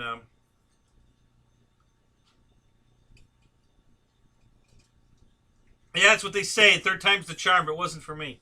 That's the one I lost control of at that event in February, and it did loops until it hit a car. I think it did 3 or 4 loops. At least 3. Yeah, it was looping itself 3 times. You know, because I didn't have any radio control of it, and the motor didn't shut down. So the motor stayed on about half to 2/3 throttle. So it just kept doing these loops. You know, and it was kind of rolling off each loop, and then it finally hit a car. So anyway, so yeah, so that I know Roland just bought one of those Viper jets, and I just wanted to give him a heads up to make sure he checks everything. Yeah, it's on video. Boozer has the video. Yep, the crash is on video. Wes won't post it, and he won't give me a copy of it. I don't know why. Well, I guess he technically hasn't said he won't give me a copy of it. He just hasn't answered me. Maybe he didn't see it. I asked him for a copy of it, and I didn't get a response. But maybe he didn't see me ask. So, but I did ask him to post it, and he wouldn't do it. He won't post it up. And then his reasoning was because there were too many people in the video that were in danger. I don't think he used that word, but basically, you know, because the plane, after it took off and started doing its sideways loops, moved itself over the parking lot. So, you know, so now it's over the parking lot, and there's people around their cars in the parking lot, and it's doing loops over the parking lot. So I guess he doesn't want, you know, I don't know. All the AMA officials were there. They all saw it. You know, all the district guy and the regional guy were at the event. They saw it happen. They came over and talked to me while we were picking all the pieces up. Lori brought me this giant garbage bag to put all the pieces in. So, yeah, it's for future blackmail. Yeah, exactly. Yeah, that's what he's hoping for. I don't care who he shows that video to. You know, it's clear I don't have control of it. Hell, the club president was my timer. You know, I was doing my going for the longest flight record, and the club president and contest director Jerry was my timer. So he sees me standing there holding the radio like this, and nothing's working. And it's the radio's on, nothing's working. They even had me turn. You know, him or one of the other guys said, "Hey, try turning the radio off and back on." Okay, had plenty of time. It kept doing this, so I turned the radio off, turned it back on. Nothing. You know, I never regained control of it, and it slammed into the car. You know, a truck in the parking lot. So, but yeah, there's video of it. I wish Wes put it up so you guys could all see it. It's pretty funny.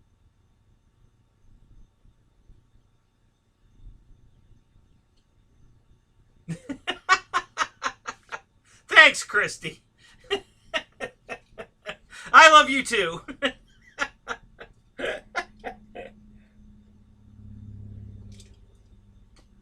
Oh, did you just see my belly landing, JCB? Yeah? Yeah, I've had to do that like 5 or 6 times now. It's such a good jet. You know, it lands so easy, even on its belly. It's you know, it's just an awesome airplane. I love that thing. So if you haven't watched it, you want to go watch it, just do a search for Taft Hobby Hilton, and it'll come up. And there's 3 of us trying to fly in formation, and then the 2 guys land first, and I'm coming in last, and we're trying to get the gear down, and I flew for like 8 minutes. I flew at least an extra 2 minutes trying to get the gear down. The nose gear wouldn't come down, so I put the gear up and belly landed it again. And yeah, it's an easy airplane to fly. Really, really nice airplane. I'm very happy with it, guys. I can't even begin to tell you how happy I am with that jet. I love it. So, what's up, Fred? Good to see you, man. So, if you go to that same guy's channel, there's a couple more flights. So if you go where you watch my belly land, go watch. There's 2 other flights. Well, one I'm flying an F-22. It says 2 F-22s and an L-39, I think. So I'm flying one of the F-22s in that video. And then there's another one. I know I'm in 3 of the videos on that page. That guy's Andy Lopez, I think, is the name of the guy that filmed it. It's Lewis's brother or cousin. Maybe it's his cousin. Yeah, it might be his cousin. So, yeah, yeah. Did Taft buy all the all Dynam's leftover lane? I don't know. Yeah. I think I'm onto something. I think I might know what's happening. And I've had to do this on several models. My FMS A10. I had a point where I couldn't get all 3 landing gear to go down at the same time. So I put one on a separate channel and put it on a delay. So that when I hit the gear switch, the main started first and then the nose gear. And that would keep them from all coming on at the exact same time, because that instant load of all 3 at the same time was too much. and one would not come down, and it was never the same one. One time it was the left main, one time it's the right main, nose wheel. It just, I couldn't get them all.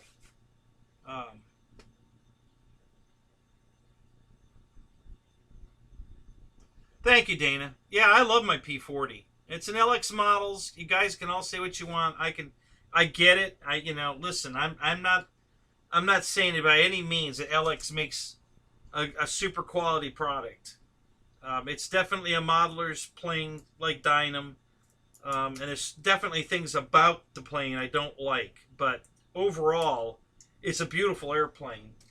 And once you get all the little bugs worked out of it, it's a beautiful flying airplane. So, you just have to put up with all the nonsense that you have to do to get it to be at the level of quality you want it to be at. So all my LX planes have been the same way. The B2, the P40, the A10. There's another one I keep forgetting. And now the YF23 I just bought. I haven't put that one together yet. And the big B25. So that's 2 more LX models I've bought. Because they just make a plane that nobody makes a YF23. If you want a YF23, that's the only game in town. If you want an awesome looking B25, it's the only game in town. It's they just make an airplane. They make a couple airplanes that nobody else makes. The B2 Spirit, man, that's another one.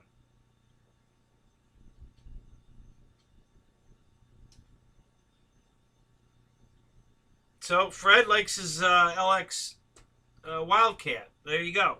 So, as a matter of fact, and I'm not positive that I'm right, but I'm pretty sure that Wildcat is the one that FMS used to sell. They were getting it from LX. They didn't want to reinvent the landing gear, I think, and just went with the LX version and rebranded it under their name. Because that plane's been available under different names at Banana Hobbies for quite a while, and it is the exact same airplane that FMS used to sell.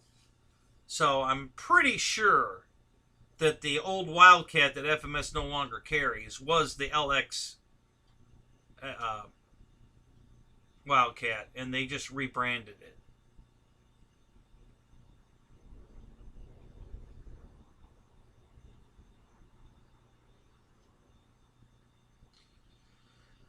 I don't know about that, Michael. I've had a couple of planes that haven't needed anything. They just fly great.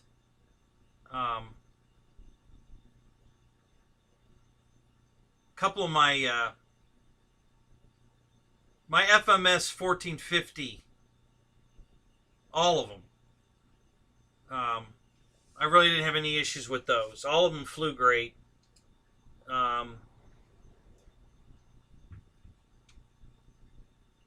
The only issue I had with, I think, one of them was the tail wheel doors would hang up sometimes.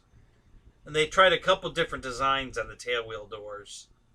And their last design, which is what's on the new Mustang from Flght, the blue with the yellow nose 1500 Mustang, they've got a spring in there now that's like the Avanti nose wheel spring that holds the doors open, and then when the tail wheel comes up, it grabs the spring and pulls the doors closed. And that looks like it works perfect. Nothing to get hung up. It works every time. Well,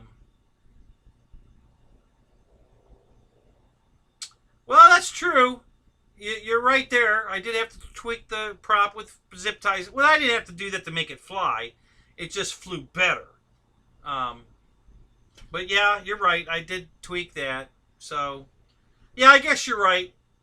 In a roundabout way, to make it what you want it to be, you got to tweak probably them all. You're probably right. Because there's always a mod or two you can do to them to make them better.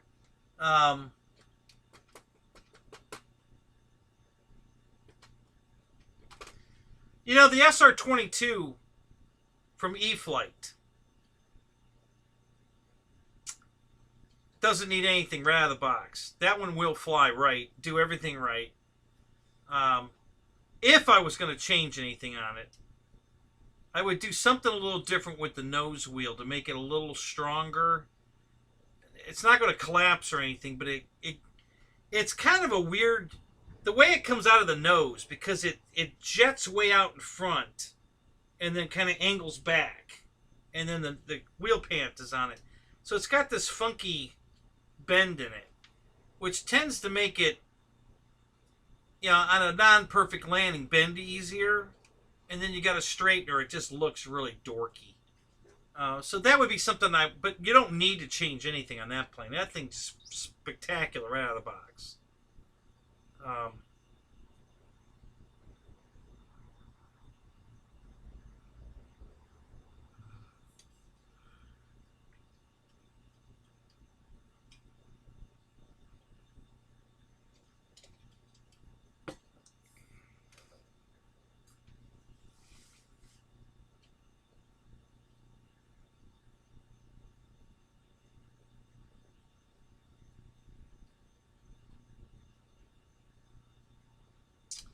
Yeah, Dana, that would be cool. That really would. That landing gear on the PBY would be pretty cool, because that's the kind of landing gear it needs. So yeah, that would be cool. So, I don't know. You probably know this, but a lot of people have modified the Dynam PBY so that the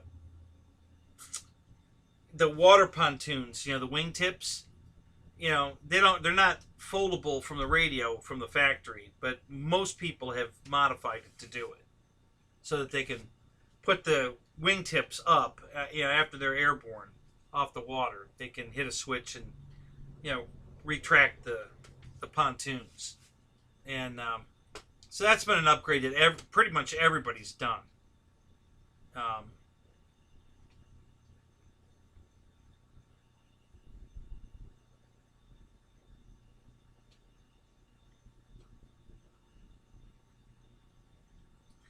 Yeah, George, it flies perfect out of the box, but the landing gear struts are way too stiff on that thing.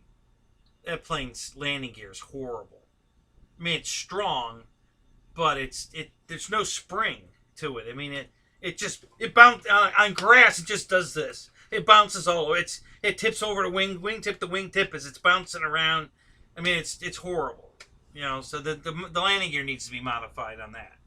I guess Spencer's come up with this fix. I think he said cut 3 loops of the spring off, and it's perfect. So, well, it's not so much the landing. It lands perfect on grass. It's taxiing it back to your, you know, it just bounces around. It looks ridiculous the way it bounces all over the field. You know, yeah, I never had any problem landing it. It lands beautiful. You know. But it definitely needs an upgrade on the landing gear. The springs need to be changed. You know, modified, whatever Spencer Keith did to him. I think he said he cut 3 loops off. They had 5 of them to play with. You know, him and 4 guys, they all had, and they kept modifying them until they got it right. And I guess the final solution was to cut 3 loops of the spring off, and it's perfect.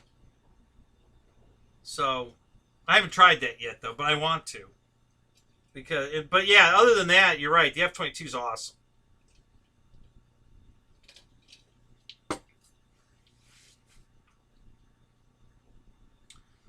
My field's not a putting green by any means, guys. Where I fly it's nice grass, you know, but it's not a putting green. So, you know, your suspension's definitely getting...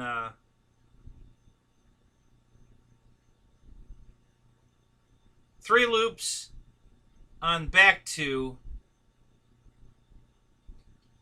in front. What does that mean, Spencer? 3 loops on back 2 in front. Did you do anything in nose gear?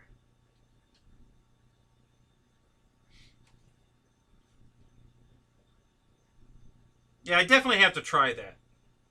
I definitely got to fix the landing gear on mine.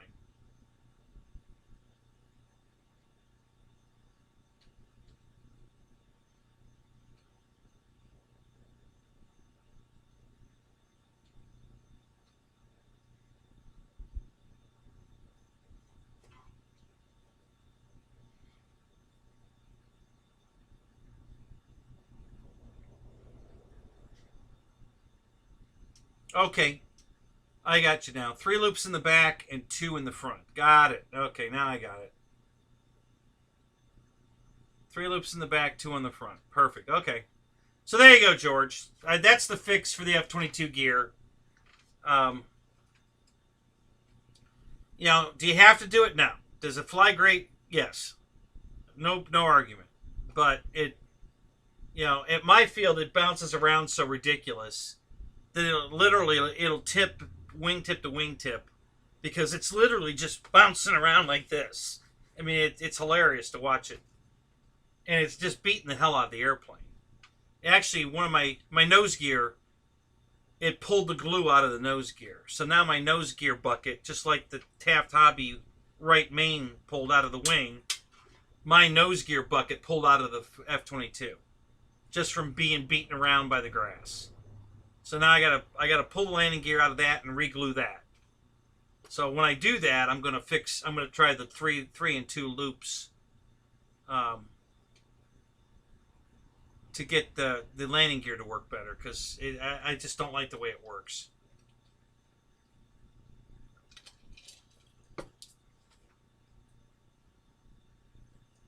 I guess if you put a 12,000 milliamp hour battery in it, the landing gear that it comes with might be enough. If you had that much weight in the plane, maybe the landing gear would actually do something. I don't know. But mine doesn't do anything. It doesn't move. The plane just bounces around. It's ridiculous.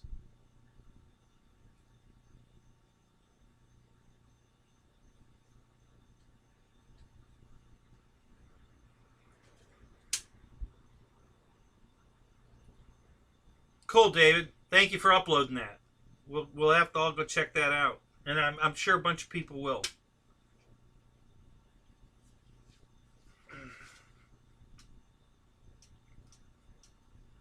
Yeah, there's a whole bunch of airplanes I've loved over the years. I mean, a whole bunch. And but I think Wright's is right. You know, I think I've had to do some kind of modification, however little. I think I've had to do something to every one of them. I don't think I've left any one of them just the way they came out of the box. So far, my F-22 is, but it needs help. I got to fix that.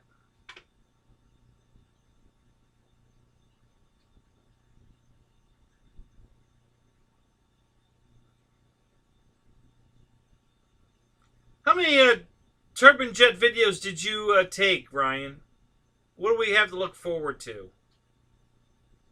Because the other one was awesome. And I love the new Cessna. Definitely going to buy one of those. You know, that because I was going to buy a second E-Flite one, and now I'm not gonna. I'm going to buy one of those. That thing looks awesome. You know, it's got clear windows, a 3-bladed propeller. The landing gear looks better.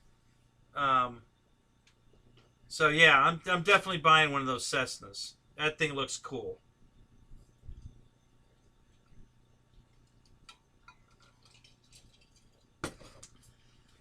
You know, you got to get on Andy to get HST to start making prop planes again. They've got all the molds from not only their own stuff over the years, but they bought all the molds from ARC, the company that makes the I have 2 T-28s that were made by a company called ARC and was sold under the Airfield name. And HST has all those molds. They bought them from the company. They need to start making airplanes. They've got beautiful molds. That F-80 or that T-28 is freaking awesome.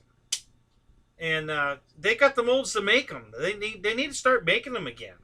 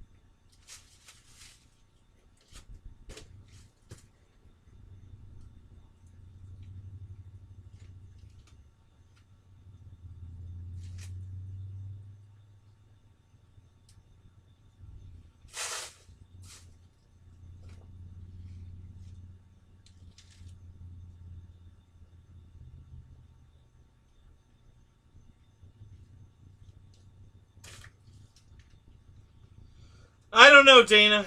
Whoever does is going to win the lottery, though, because they're going to sell a hell of a lot of them. You know, I can't believe we've gone this long, and E-Flight's the only one that's made a Warbird in a 2,000 millimeter. You know, I just can't believe it. And it's been such a good seller for them. Yeah, I don't. But yeah, I'd sure like to see that. I was hoping that's what we were going to get on Motion the other day, but it wasn't. I knew it was going to be a Black Horse.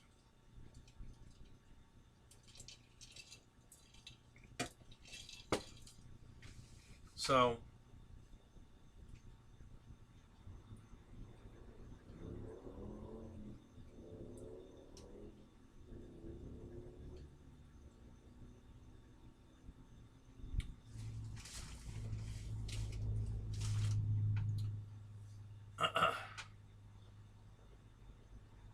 so a quick update for you guys that just got here. The reason that Jeff and Dustin aren't on tonight is because Jeff had a death in the family. So send him some love. There's a PayPal link in my scroll at the bottom. If you can spare some money, I'm sure Jeff would appreciate it. He had a really bad day. Now, he had way more than just that happen, but he lost a family member today and a whole bunch more. So he had a really bad day. So if you can send some money his way, the PayPal link is in my scroll at the bottom of the page. Now, Alan, don't send the money to me. Send it to Jeff. You know, I'll pass that on to him. You know.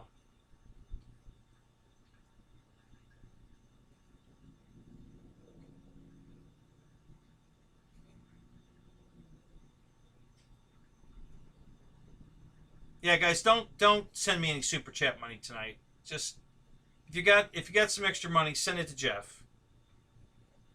I don't want any super chats tonight, guys. Just send the money to Jeff.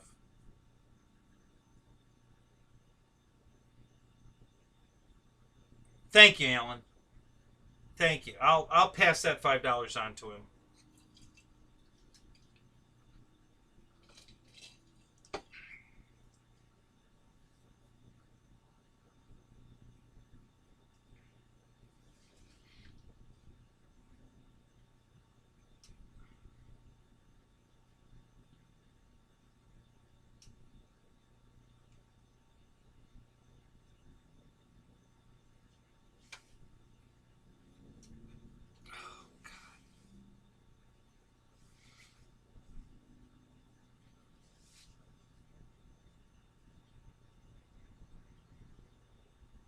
So anybody else buy any new airplanes?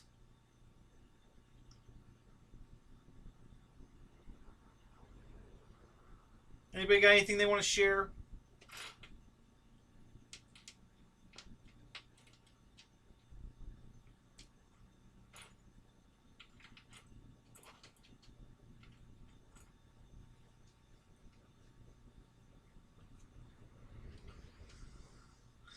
Scotty G RC. Oh, so Scotty, you have you got a Gripen on order? Are you gonna get one on order?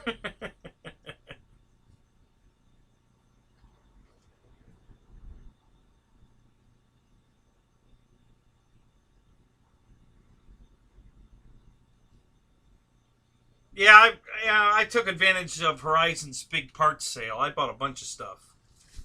I mean, I bought a couple boxes of stuff that they were just giving away. Landing gear for a jet. The landing gear I bought for the Futura will fit right in the Havoc. So if I have a Havoc problem, I've got spare landing gear for it now. I bought a bunch of spare foam parts for the not the Havoc but the Futura. Oh, did you order the PT-17? Did you, Alan? The Dynam one or the E-Flight one? Which one did you order?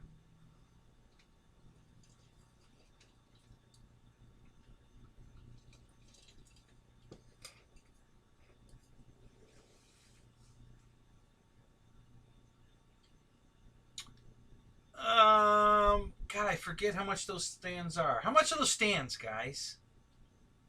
I forget. Were they 49 bucks?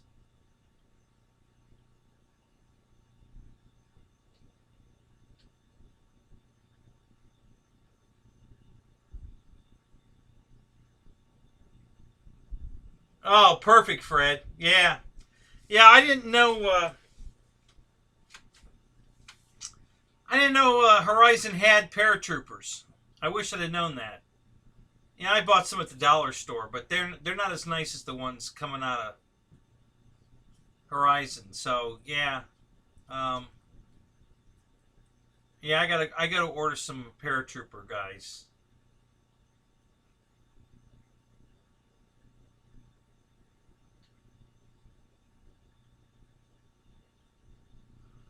Hell, kids, you should see the 50-year-old men at my field. That every time I show up with that plane, hey, did you bring the plane with the? Can we drop some paratroopers? Are you gonna chase them? Hell yeah! Okay.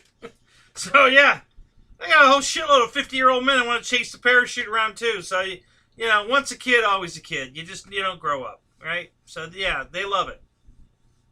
The Dynam one, yeah, good, Alan. Yeah, I love that plane. It's a beautiful airplane. Really happy with it.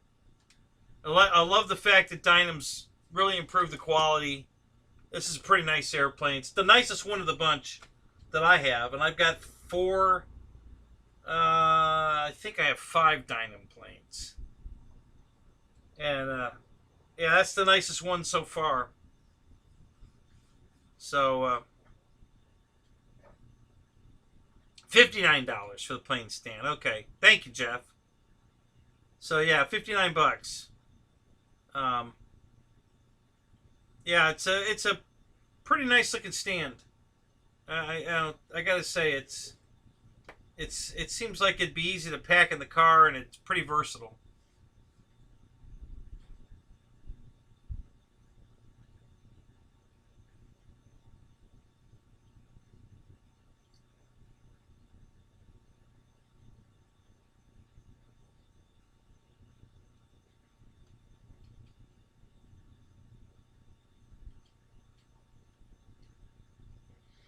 Yeah, I had bought the F4 years ago, a little over a year ago, I think. It was on sale then. I think was it me and you, George, that both bought them at the same time? The F4s, the plug and play version was on sale, $100 off. It was me and somebody. We both bought them the same time. So yeah, it's a cool plane. I love my F4. That's a good airplane.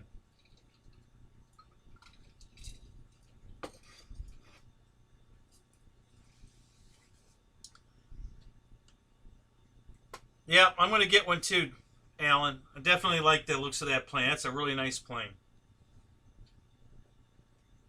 Oh, you don't have an F4, George. All right, maybe it was Fred. I know it was somebody. Or Dennis. Maybe it was Dennis Farley. I know one of you guys, we both made the same comment in the chat that we, at $100 off, we couldn't pass it up. So we both bought it. Sure, Alan, I'll take that landing gear. Absolutely. You're sending the nose cone to Roy, right? The spinner?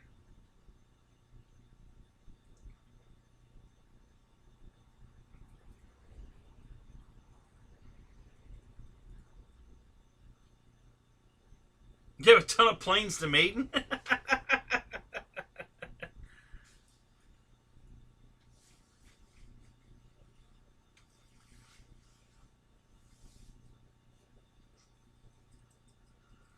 Yeah, so I made not a working stand, a carrying stand that was PVC pipe, and it would hold 2 airplanes in the car right behind the seats, 2 of the 1200 size, and they were made. That stand I improved on. That one you could either put one end upside down and then one right side up above it. as long as they had retracts. And it wasn't the best design, and it wasn't working out. Every time the car got really hot, the PVC would melt, and then it started like tilting down, and the planes wouldn't stay in the rack anymore. They kept sliding backwards out of the rack because the rack had tilted down, and I just got so fed up with all the hanger rash that the planes were getting, trying to get them to the field. So I bought a bunch of steel pipe and fittings, T's and elbows, and I built a new rack out of steel pipe. And this one is made where the top plane is inverted, and then the bottom plane can go in either way, inverted or right side up, because there's a lot of room between the two. And it utilizes the whole amount of area I had there now. And it works beautiful. The new stand, the carrier stand, whatever, worked out great. Very happy with that. That came out really good. So the old ones,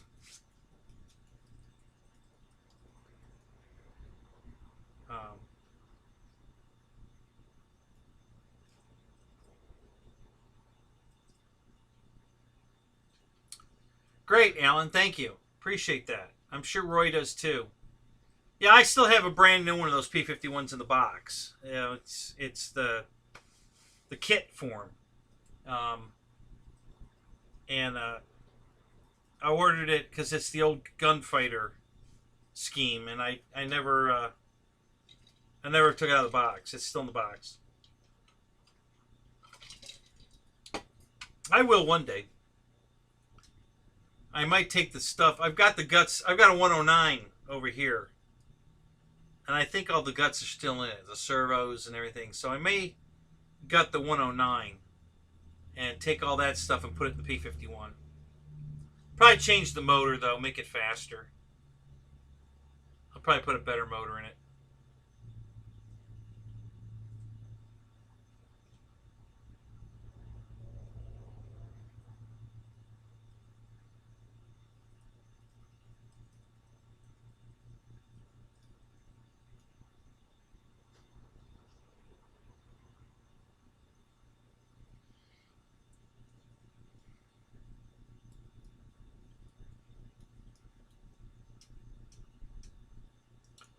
Yeah, Fred, that's I actually have the FMS 1450 gunfighter still in the box.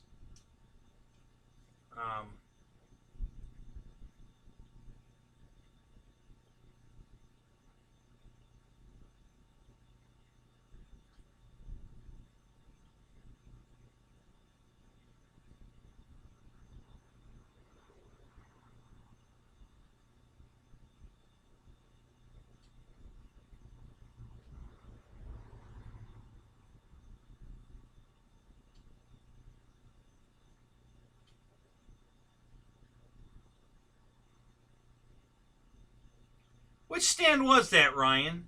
Is that the tabletop stand that you were? Was it you showing a tabletop stand, or was it a freestanding? I'm trying to remember what I saw.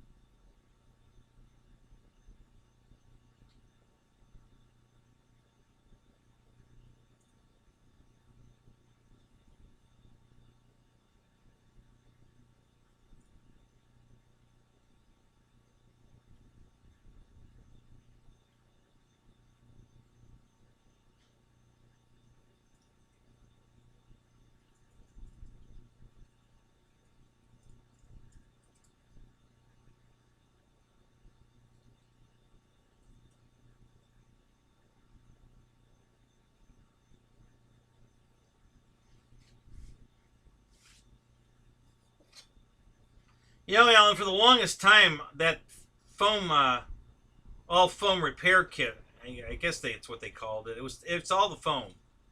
You know, you take all the guts out of the old plane, put it in the new one, and you got a brand new one again. And that thing was available for years. I mean, it's just recently that they discontinued it. They were carrying that for the longest time.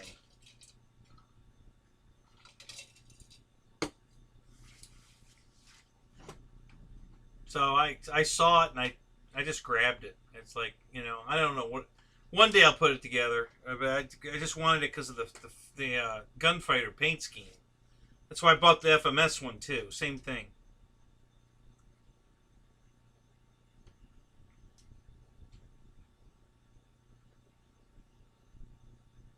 Oh, I know, Alan.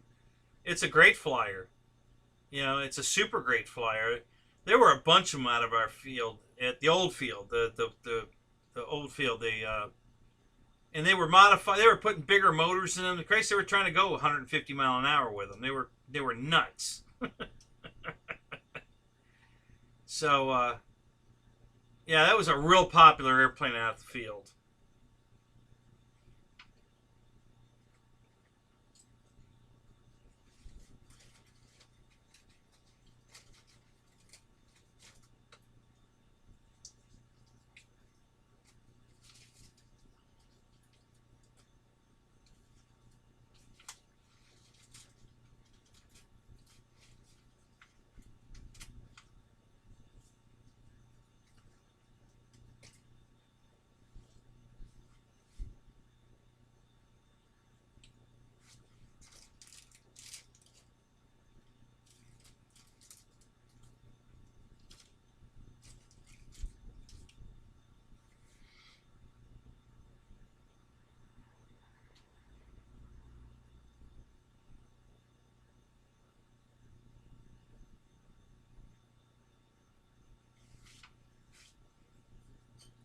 I bet GB's got one of those.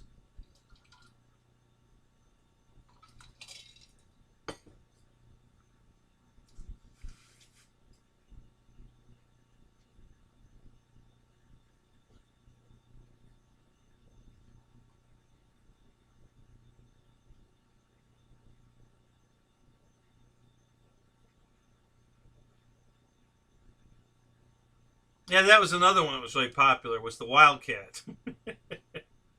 They were modifying the hell out of that one, too. What's up, GB? Yeah, those were two very popular planes at the old field, the Mustang and the Wildcat.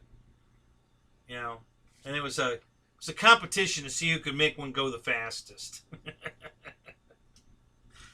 They were getting pretty crazy.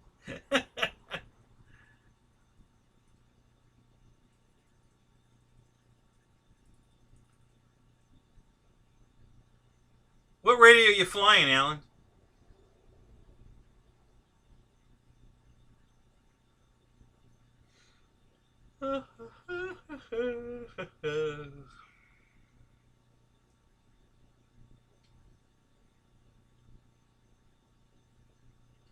Yeah.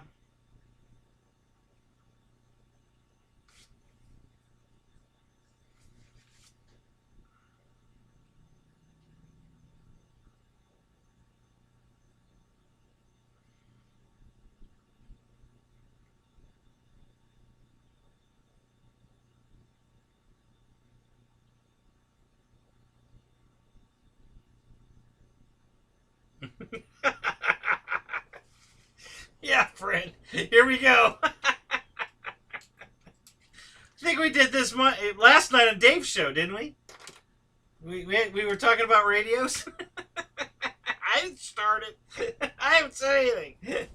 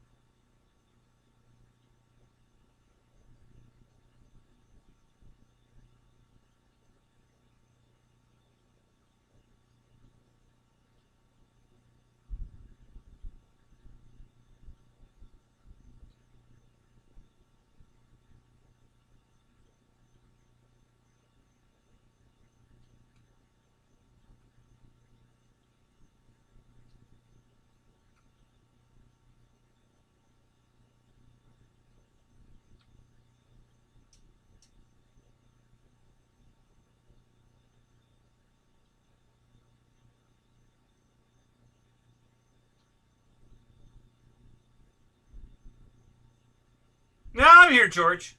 You didn't lose me. I was looking at maybe trying to get that damn camera to come on again for a minute while you guys were talking radios.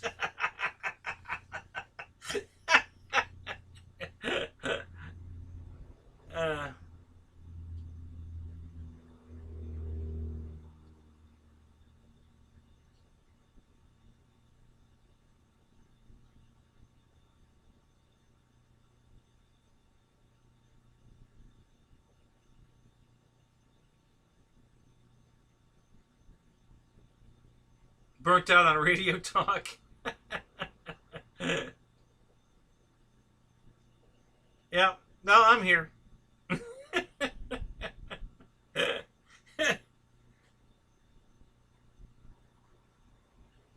Yeah, yeah.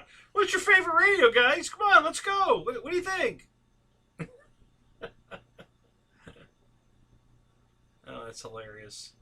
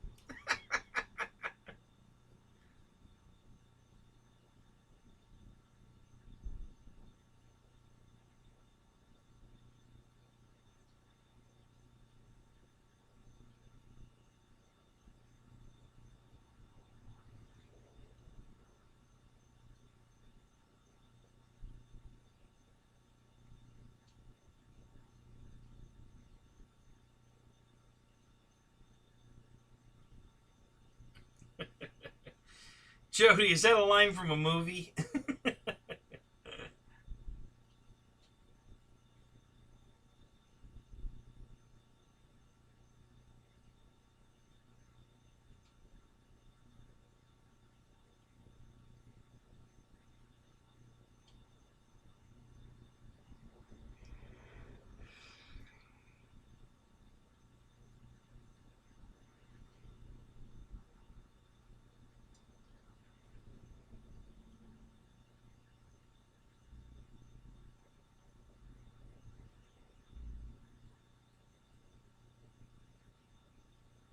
Yeah, my old field was the same way, Alan. Everybody had problems out there with Spectrum radios, but nobody would get rid of their Spectrum radios. They were getting shot down in the same place, all over the place, and but they kept flying Spectrum radios. I'm like, nope, guys, I'm out. I'm not flying Spectrum. You know, I'm getting shot down out here, so I gotta get a different radio. That's how I got into mine. Um, yeah. They just my first day at that field, they all warned me about Spectrum. And they're all still flying Spectrum, but they all warned me. Yeah, you're flying Spectrum. Don't fly over there, and don't fly by that tower over there, and don't fly by that tower over there. We're all getting shot down in those places, and I'm like, man, why are you still running that radio? So, I don't know.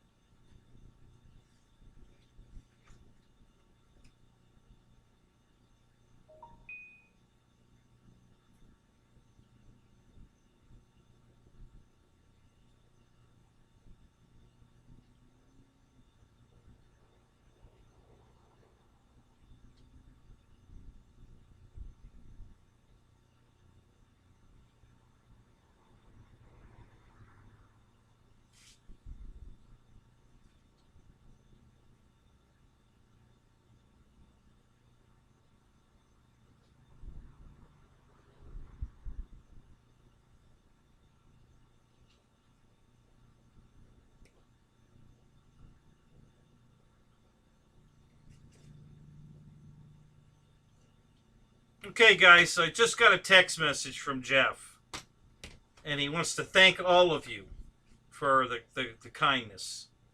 He's very moved, very touched. So, job well done, guys. You know, he very much appreciates it.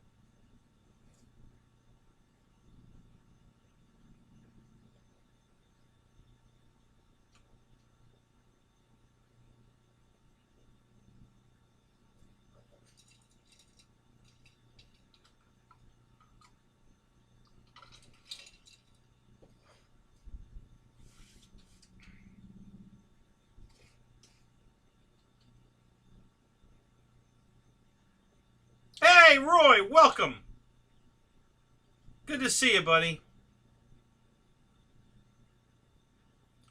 Okay, for you latecomers, I'll fill you in on one quick thing here. Do not super chat me tonight. The reason I'm doing the show, Jeff had a death in the family. Jeff's custom. He had a very bad day. A lot of other things happened today too, on top of a death in the family. So in my scroll at the bottom of the page is a link to PayPal to send Jeff some money. If you feel enlightened to send Jeff some money, you have to help out with expenses and stuff. That's where your super chat money needs to go. Don't send it to me. Send it to Jeff.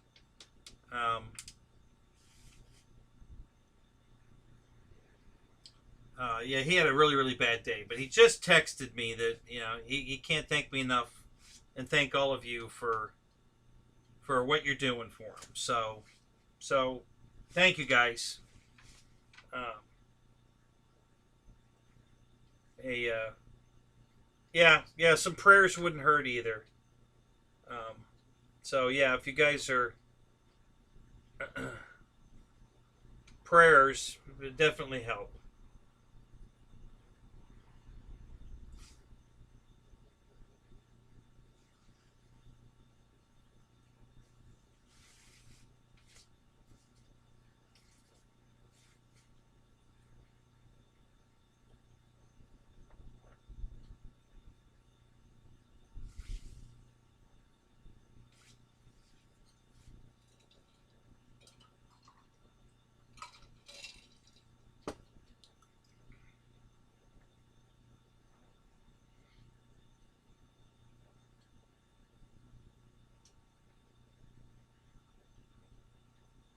I hear something moving around in here.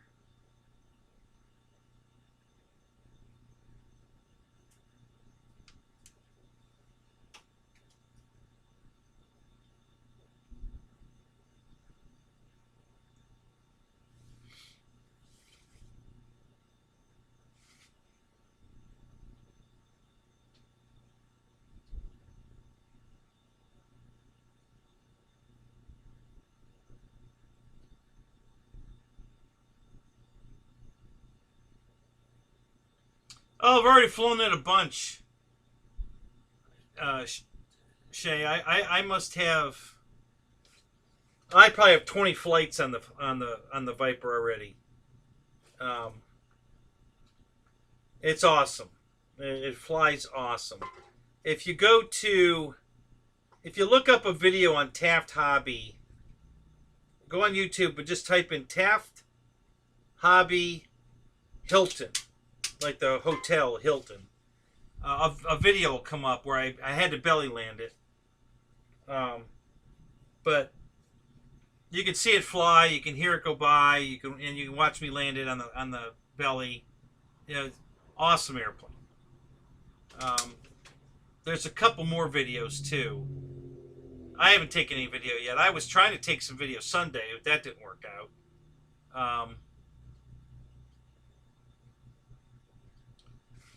Yeah, I gotta take some video of it. But yeah, the plane's awesome. I mean, I absolutely love it. I'm having all kinds of issues with it, but it's little crappy stuff. It's nothing big.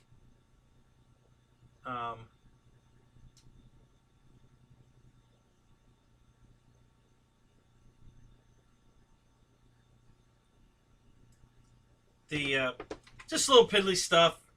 You know, screw loosens up here, nut loosens up there, a ball link pops off. The nose gear intermittently would come down. And then I had the last flight Sunday, the right main gear popped out of the wing. There was absolutely no glue. I mean, almost no glue holding the plastic pocket into the foam. So it popped out, you know. So just, it's been a constant, this is a plane you really have to pre-flight the hell out of it to make sure everything's tight, everything's, you know, in, nothing's getting ready to drop out of it or off of it or whatever. And yeah, it's been a little tedious, but I love it. I love the airplane. It hasn't in any way made me not love this airplane. And I love the looks of it. I love the way it flies. I love the way it was built. I just love it. It's a great airplane. Can't wait to get a second one. As soon as Banggood gets them back in stock, I'm going to get another one. That's how much I love this airplane. It's absolutely awesome. What a great flyer. It's just super, super stable.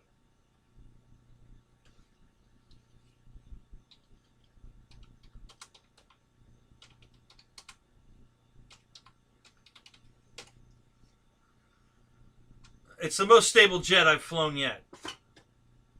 I'd say second place is a close tie between my Yak 130 and the Avanti.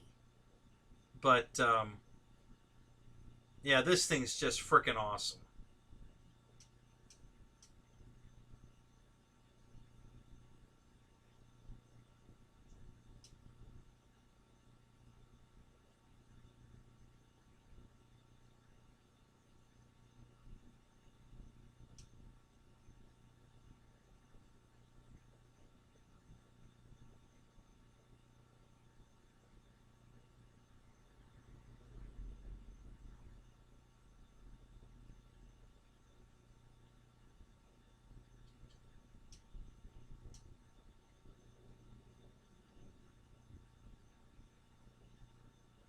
I wish they would, Dave. David, you know, I'd be all for that. You know, Carbon Z Viper would be freaking awesome. You know, 2,000 millimeter. Yeah, I would love that.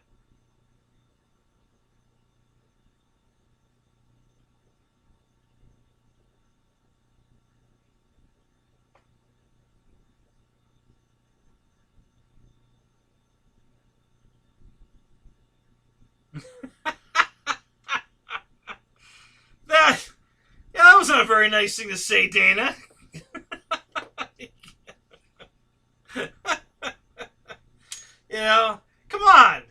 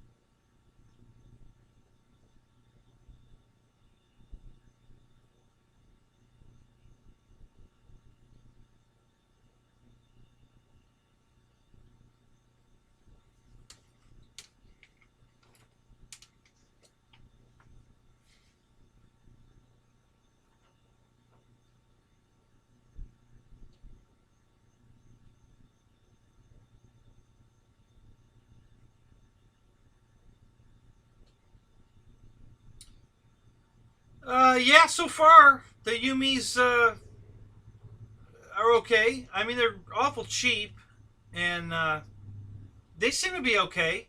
I haven't got any complaints yet, but I haven't gotten enough flights on them to tell if they're any good or not. I mean, the real test is how they hold up over time in flights.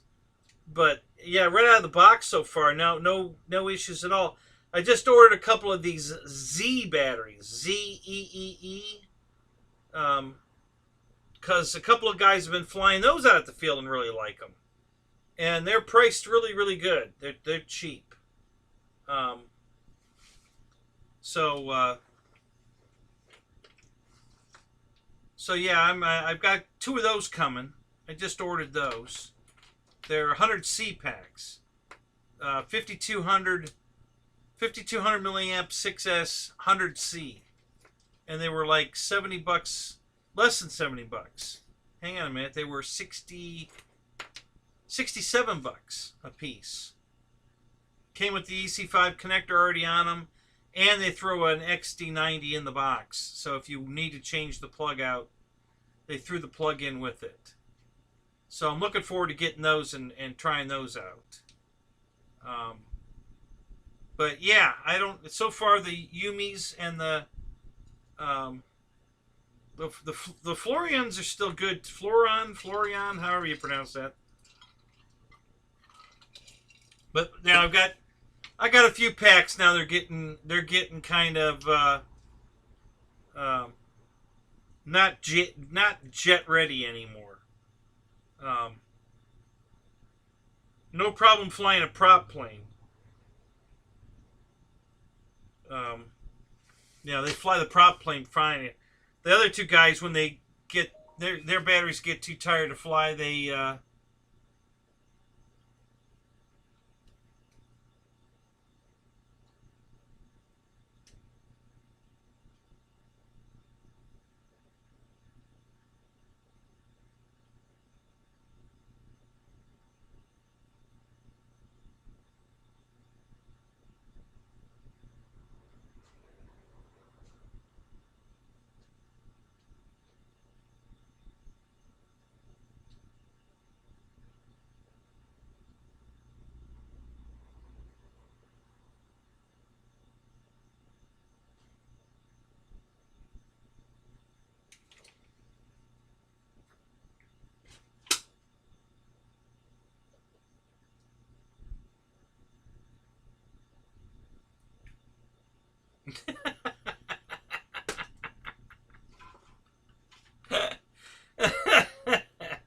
right, so you should have bought the S batteries. They're cheaper yet. Those are the really cheap ones. Good mileage too.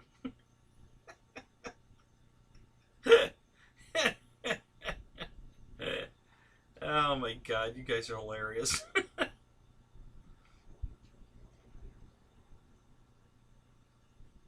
Yeah, so the owner of the field, Bo, he bought some of these Z 100C batteries. He's had them for quite a while, and he likes them. He hasn't any problem with them. So I thought I'd try a couple of those. And these Yumis are doing okay so far.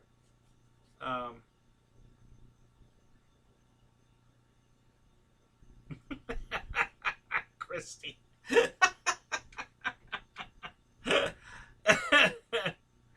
Oh man, that's hilarious.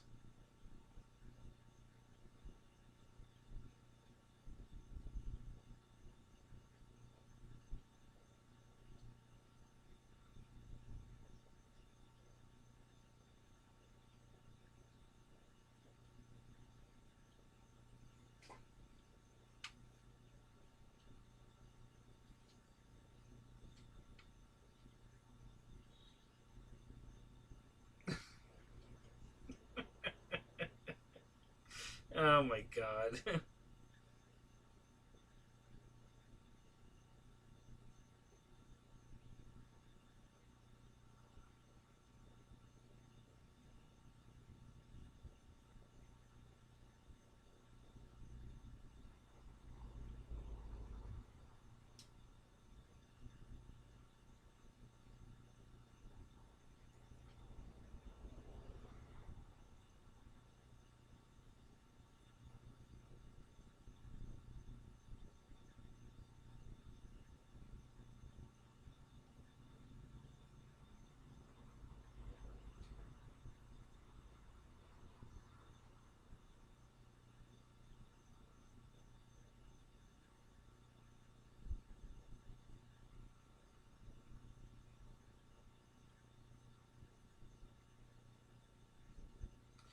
Yep, Paul, I agree with you there. I love mine too. Marshall was in here earlier. He must have gone taking a nap. Or he's out smoking some more dope, and then he gets kind of loopy and forgetful. So, no telling. But he was in here earlier.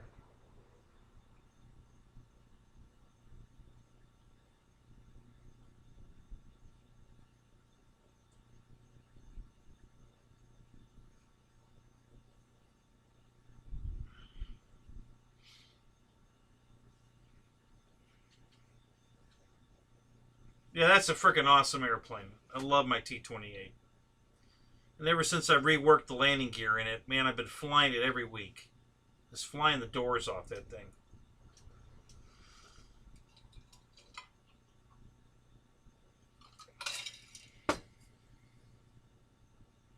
As a matter of fact, I've been taking 6 airplanes to the field, and the only 2 I've been flying is the Viper and the T-28. I haven't flown anything else I bring. I just either leave them in the car or get them out of the car and don't put them together or whatever. I just, those 2 planes are the only thing I've been flying lately.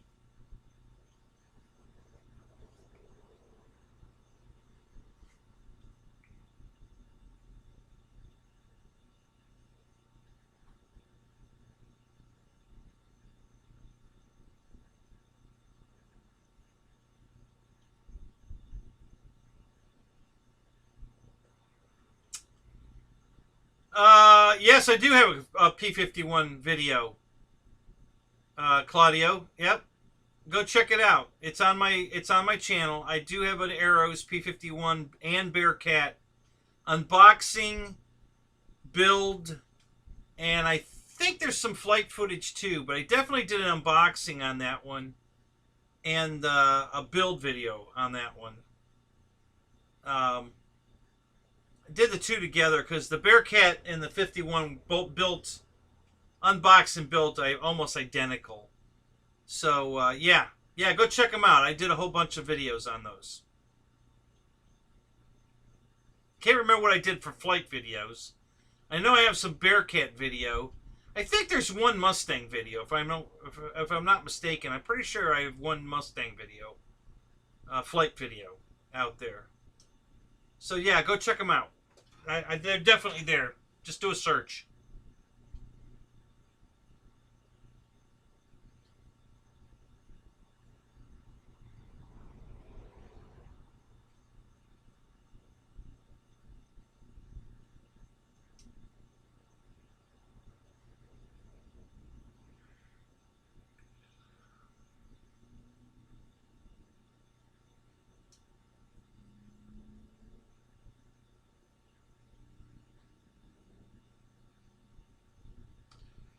Eric, you're out of here. All right, buddy. Have a good night.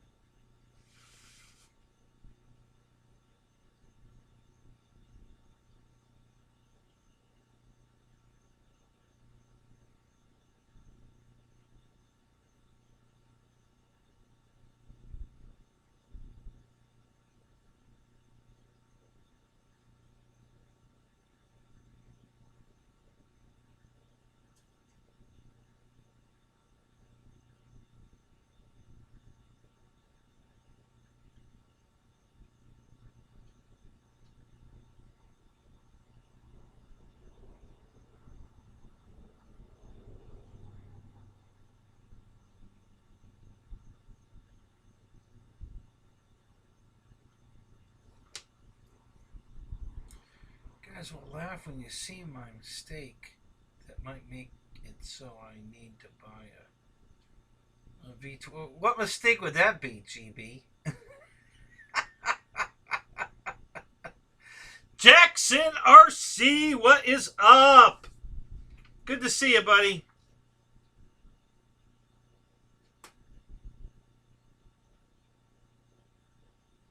I will do that, JC. Thank you, man. Appreciate that. I'm sure Jeff does too, guys. He was pretty touched. I could tell by what he was texting me. He's pretty touched. So, thank you, guys.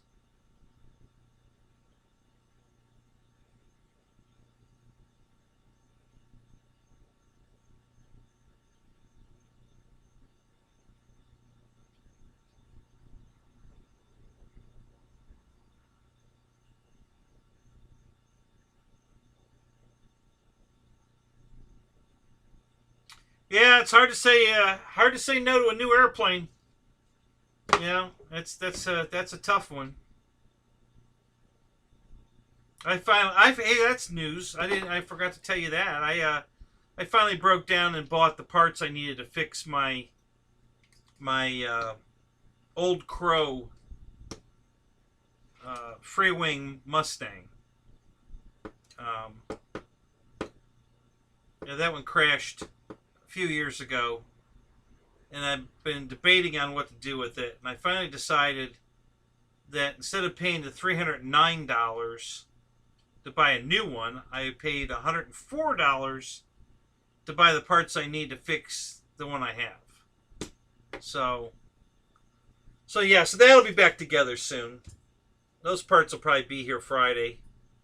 So I'm gonna put that all back together. I love that airplane for a lot of reasons. The history of it. It's Bud Anderson's plane from World War II.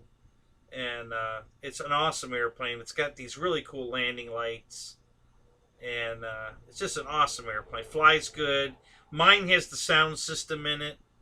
So there's speakers in the bottom of the plane that, I'll have to transfer those over.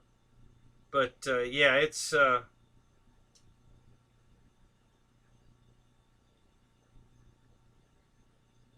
It's not called $2 General. Hey, there's a lot of crap in Dollar General that's more than $1. That's not a true dollar store. You got to go to Dollar Tree because everything in the store is $1. So,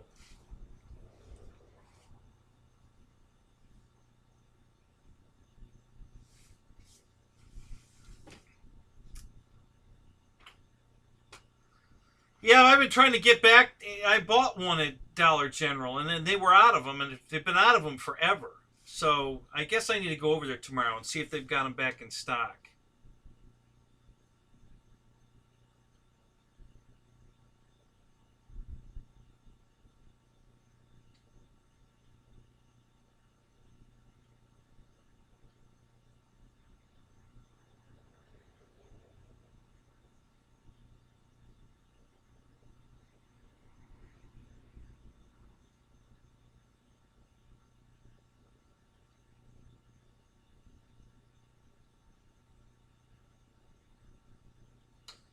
Claudio, depends on a lot of things. Which Mustang? I got like 11 Mustangs.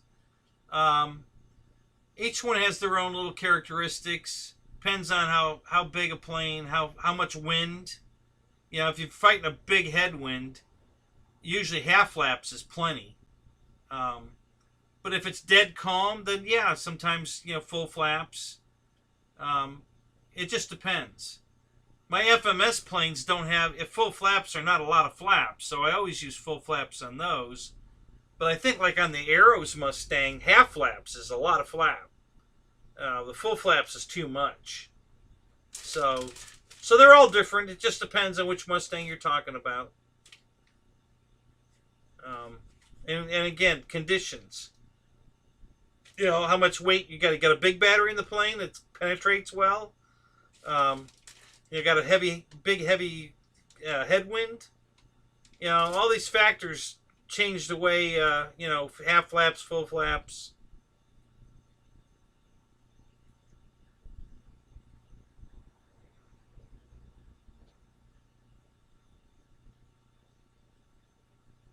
Oh, that's cool. When'd you do that, Jackson?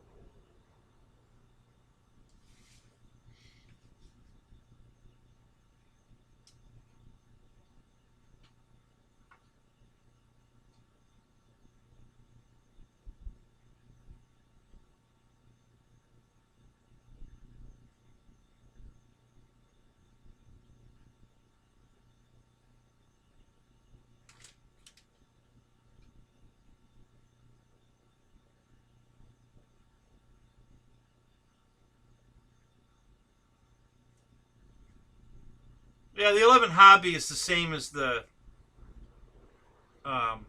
Arrows. It's the same airplane, just different paint scheme.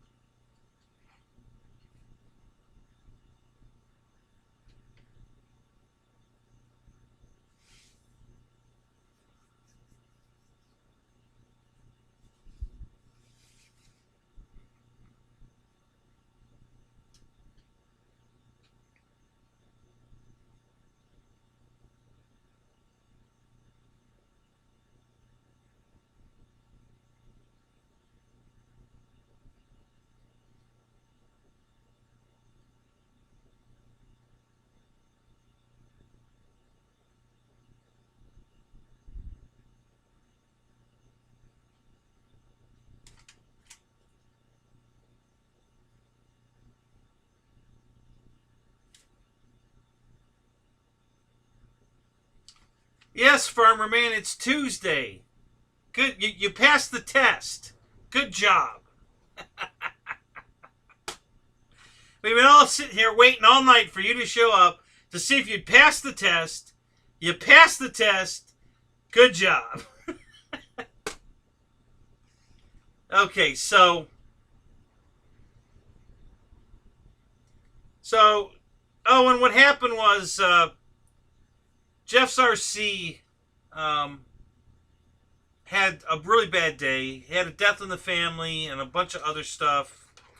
That's why they're not doing Flight Club tonight.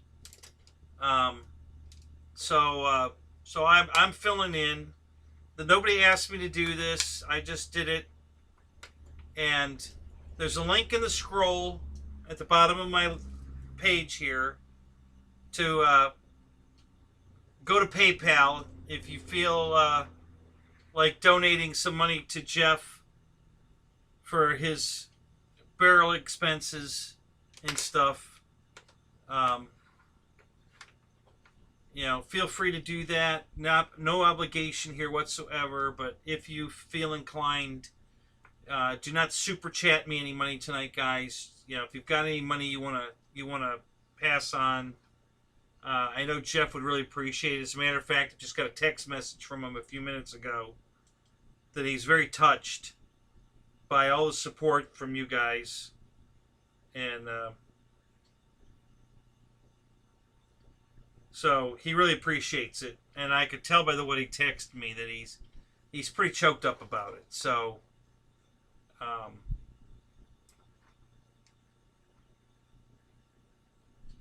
Yeah, right.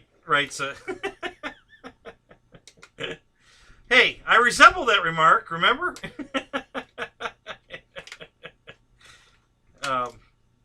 So yeah, you guys have just joined the chat. Anything you can do for Jeff, I'm sure would be greatly appreciated.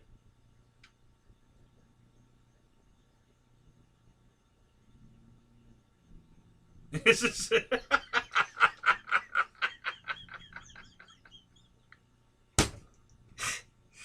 Okay, GB, now that was funny.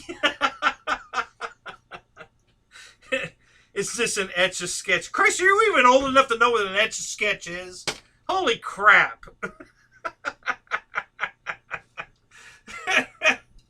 Half the guys in here don't even know what the hell that is. That's hilarious.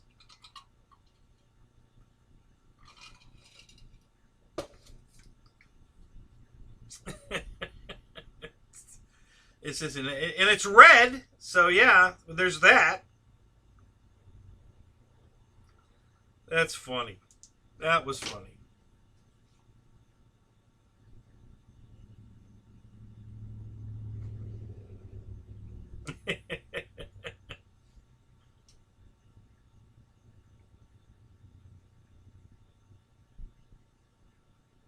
A kaleidoscope. Oh, that's hilarious.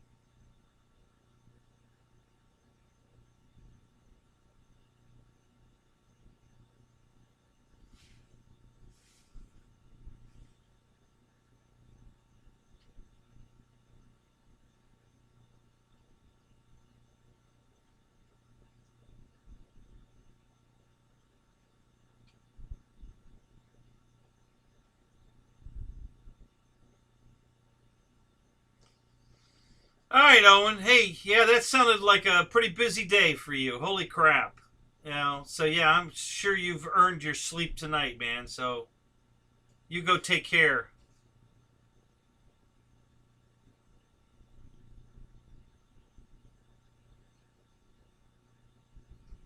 Yeah, I got to back up because, oh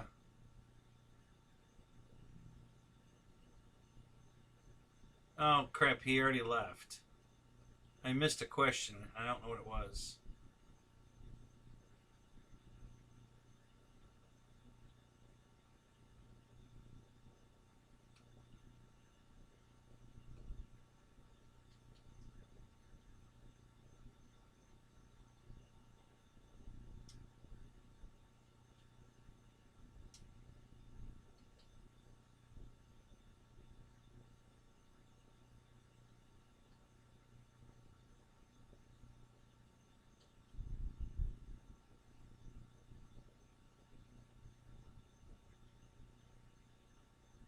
All right, Jackson. You have a good night, buddy. Thanks for stopping in.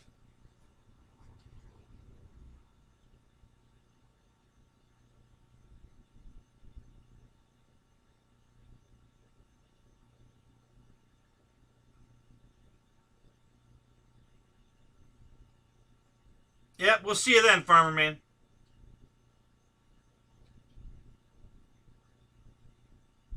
Getting off the bus.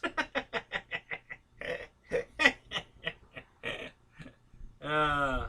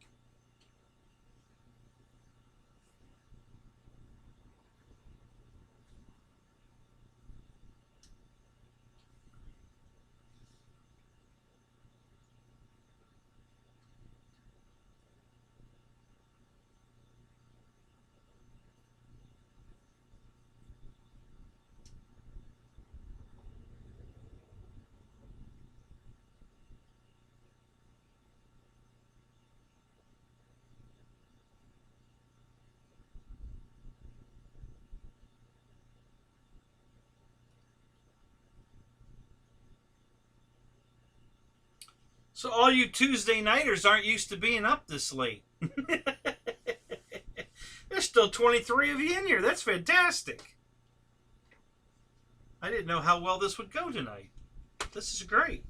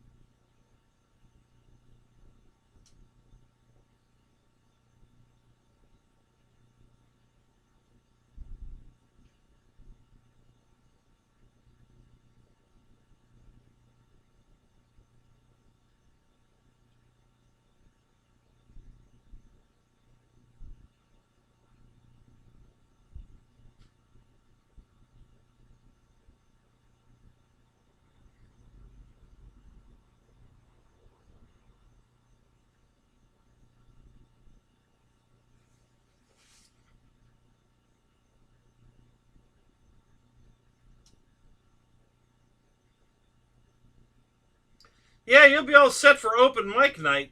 For sure, Raitsa. You test all your material in here, and then you're ready to go.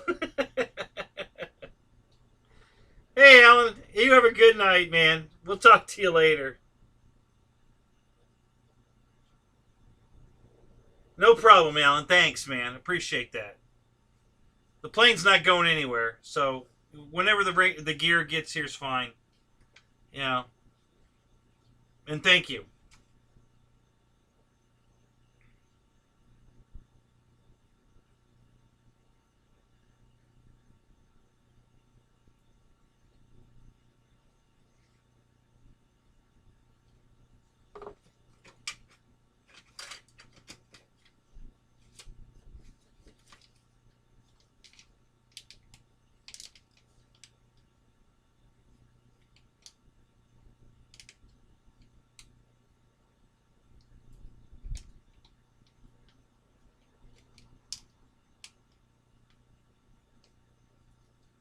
Thursday is better, like Friday in college.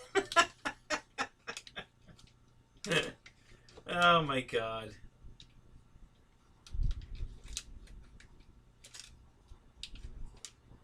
Christy, I so wish you lived in Florida.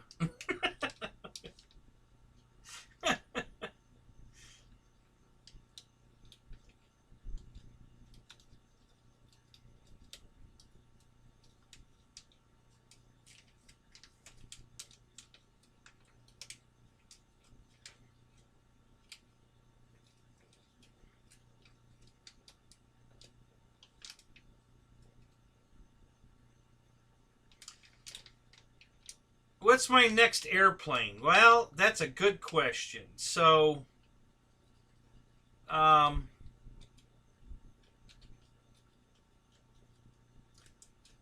be the new FMS Corsair. I'm definitely looking at that.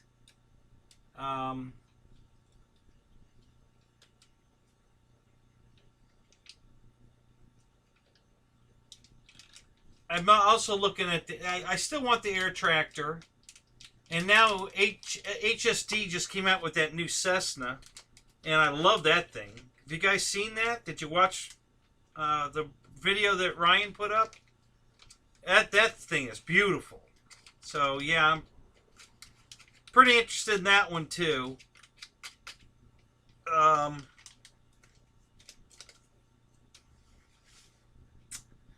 What else? Whatever comes up on sale. I bought a second EC 1500 when they were on sale because that's just a great airplane. Yeah, no, not a Cessna, a Cessna. I said it right. Verbal coach. I got it right that time.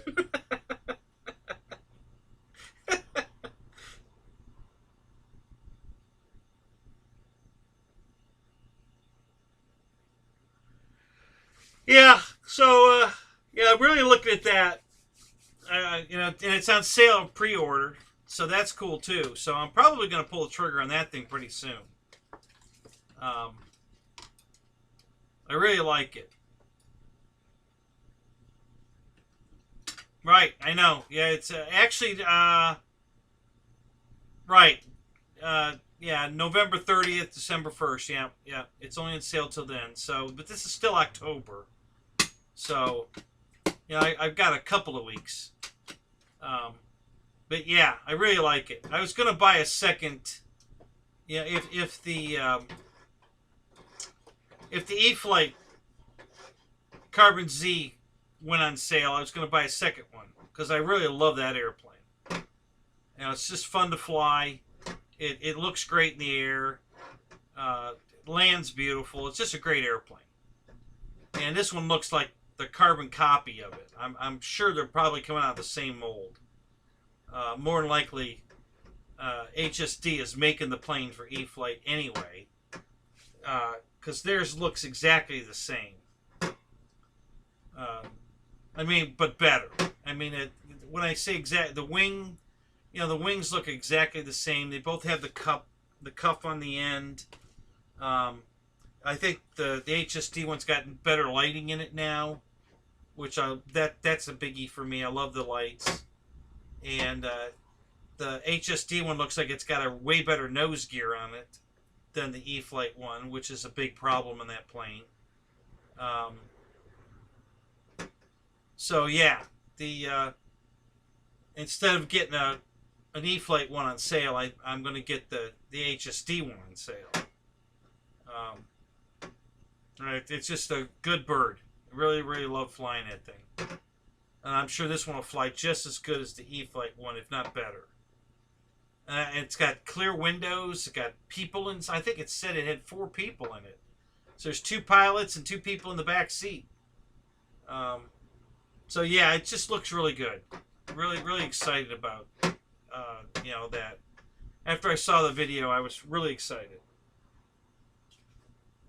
So yeah, that one's definitely on the radar, David. What else? What else am I thinking of getting?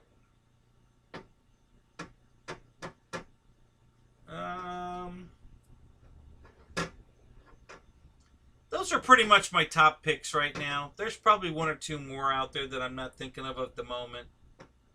But yeah, those are the ones that are, you know, of course, that'll all change as soon as something goes on sale, depending on what it is and what the price is, how much of a sale it is.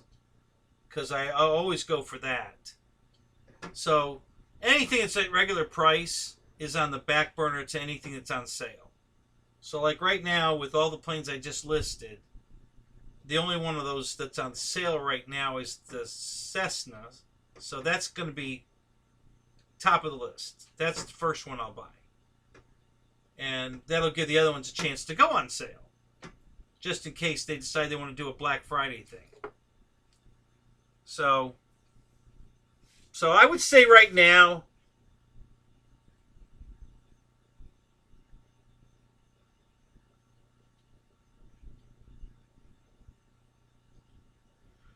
yep, I think so, David. I think you're right.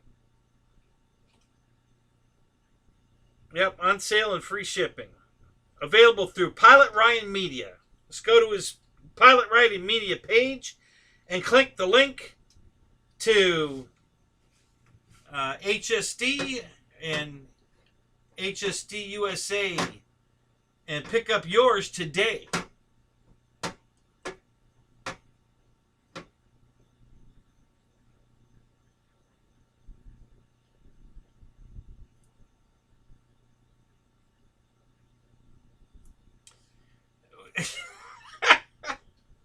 You know, Matt, everything about that statement is true. Yeah, this is the prelude to Thursday's show. We're just going to run right up through it. And yeah, I think the lightning's finally getting to me. I'm really having problems with my right leg, and I don't know what's wrong with it.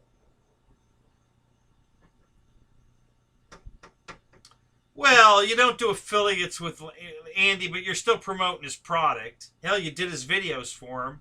You're promoting his product. So, you have a link to his page, don't you? I know you don't get anything for it, but you got a link to his page on there, don't you? Yeah, you want to be one-stop shopping. If you don't, you need to do it. I don't want to have to think, now, whose webpage do I have to go to click a link to HST? I want to go to Pilot Ryan Media and get everything I want. One place.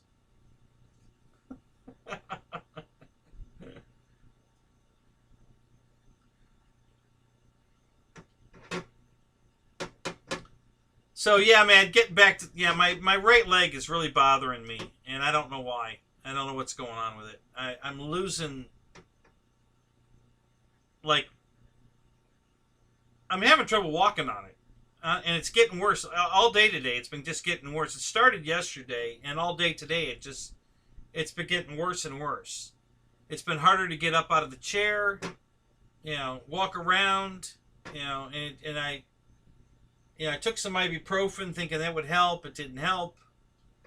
I don't know if I should stay off of it and rest it or if I need to exercise it. So yeah, I don't know. So and I have no idea if it's from the lightning strike or not either. I have no idea. It was my right foot that had the burn mark on it. So I don't know. I have no idea. I went online. It's more of a joke than anything else. On YouTube and typed in lightning struck. Lightning strikes. People hit by lightning. How to survive a lightning. All kinds of searches. And it was amazing how many people are hit by lightning and don't die. Only about 10% of people that are hit by lightning die. But the other 90% is all over the map of issues that they have afterwards. Losing their hearing, muscle problems, like I'm having with my right leg, all kinds of vein issues, all kinds of stuff. I mean, the listing went on and on and on. It was like, it was crazy, the amount of stuff that could go wrong with you after a lightning strike. So, and if it wasn't for me being struck by lightning, I wouldn't even think about my leg being from that. I would have, figured I've just pulled a muscle or something. But, I don't remember doing anything to this leg to hurt it. And yet it's really, really hurting. Right now it's not. I'm sitting on this chair, this bar stool. But as soon as I get off the bar stool, I'm not going to be able to stand on it. I already know that. And it's going to be very painful to get back in the house. So I don't know. I don't know what it is, Matt. But since you asked, I thought I'd share. And yeah, so the other part of that is that Jeff Customs, who's usually doing Flight Club tonight with Dustin, had a death in the family today, and then he had a bunch of other things happen today. It's been a really, really shitty day for him. And he didn't ask me to do this or anything. I just, took it upon myself. I had a couple requests. Dustin put up a video earlier today saying that, hey, there's not going to be any Flight Club tonight. Everything's okay, but we're not going to do it tonight. So I did it. And in the scroll that's running at the bottom is a PayPal link to Jeff. So if you guys don't super chat me, if you guys have any extra cash you want to donate to Jeff, I'm sure he'd greatly appreciate it. So send him a buck or two through PayPal. The link's in the scroll, and we're all praying for Jeff and his family. So so that's why I'm here. That's why I'm on tonight. Is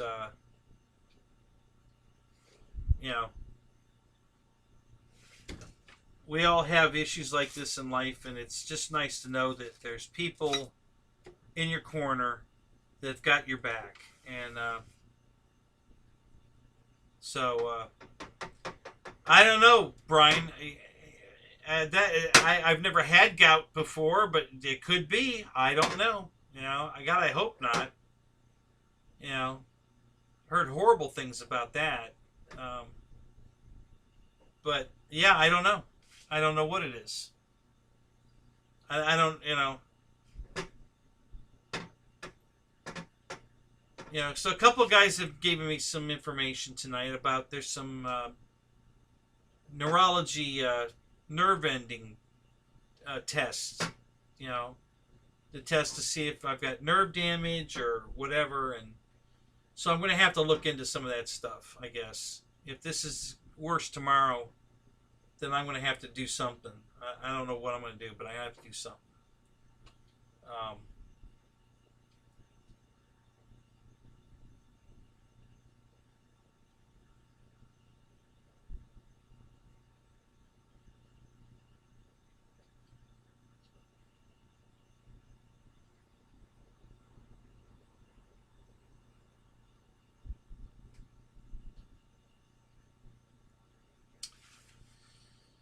Goblin call guys on Halloween and pick a plane in their hangar. They need to fly for all of us. I'm not really sure I understand that one, David.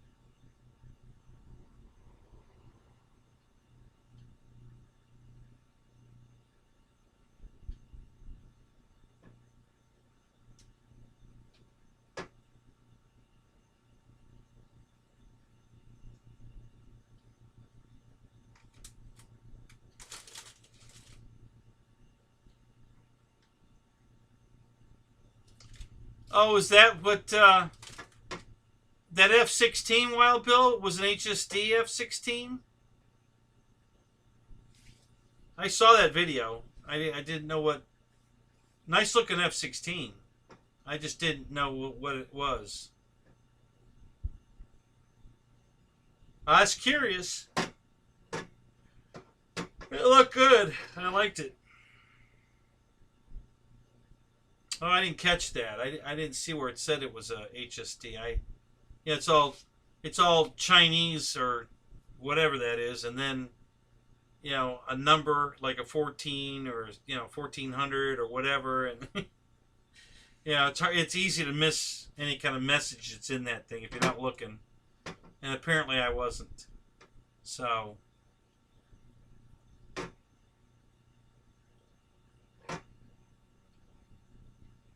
Yeah, that's a nice looking F-16 for sure. I don't know how much it'll cost, but it was nice looking. I'm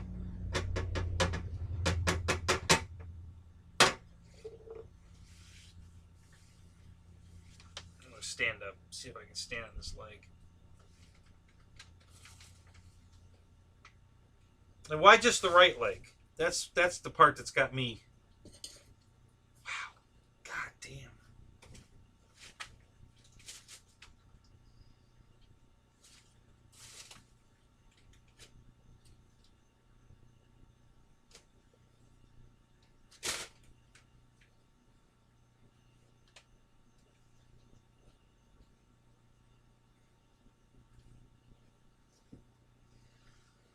Yeah, I didn't even think about gout. That's a good call. I hadn't even thought of that, Brian. Of course, I don't know what to do with it. I mean,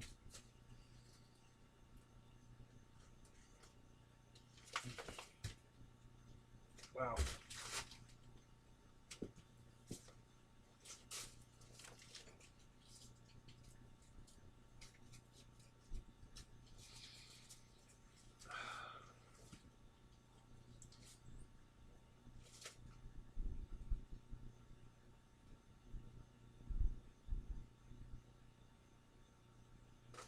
Yeah, the old FMS 182's on sale right now at Banana for 99 bucks.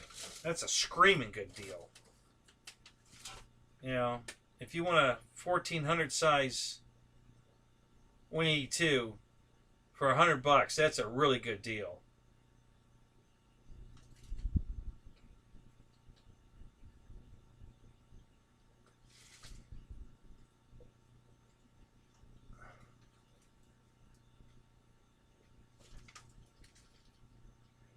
Yeah, Joseph, it is the leg, you know, that had the burn mark on the bottom of it. Was my right foot. So yeah, that's the one that took the blunt of the voltage, I guess, for lack of a better word.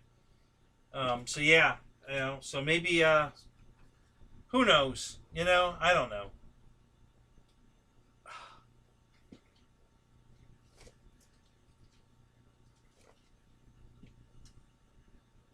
Oh, does that give you gout? Eating red meat? Oh, I screwed up. I had a steak tonight. Man, I'm really out. I'm screwed now. Damn.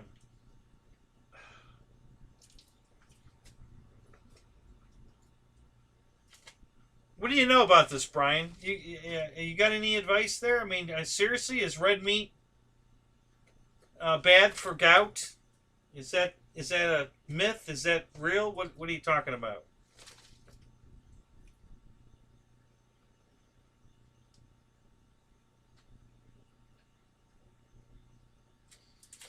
Yeah, well, I don't want anything small, Matt. I'm looking for. I want a 2,000 millimeter warbird. You know, I'm not looking for small. You know, small's boring. I want big. Um, yeah, I've been waiting for years now for them to come out with something other than the T-28, the Carbon C T-28, and the Cessna. But the Cessna's not military. I want a warbird. You know, Corsair, Mustang. You know, Spitfire, Hurricane, 109, Zero, any of those in a 2,000 millimeter. I would love to have another airplane that size to fly other than just my T-28 in a warbird. You know, the Cessna I fly all the time anyway, but I want a warbird. Really. Red meat is the worst for gout. Well, okay, I'm glad you guys told me that because I just had 2 steaks last night and tonight. So, no more red meat. We'll see if that helps. You know, I'll just we usually eat chicken anyway. We haven't had a steak in months. We got some in the freezer, but we just haven't been eating a lot of. I eat salads every night, guys. Just about every night. Had a salad tonight. Had a salad last night. Had a salad the night before that. I eat a lot of salad. A lot of grilled chicken. Uh, Almost never fried chicken. We did order some Chinese the other night that was the General, which is, you know, breaded fried chicken, but we hadn't had that in years. Literally years. And I made a suggestion, hey, you know, because she gets tired of the same old thing. So I said, you know, what about the General? You know, you used to like that. You want to try that again? And she said, yeah, let's try that. I said, okay. So we had that, but that normally it's grilled chicken. You know, rotisserie chicken, grilled chicken.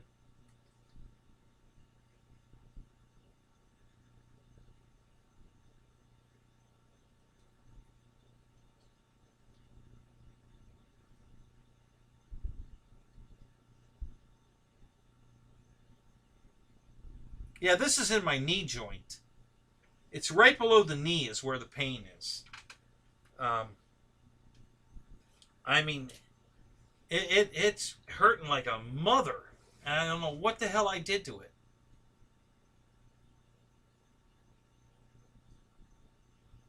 Yeah, 349. That's a good bird for 349. Mickey, what's up, buddy?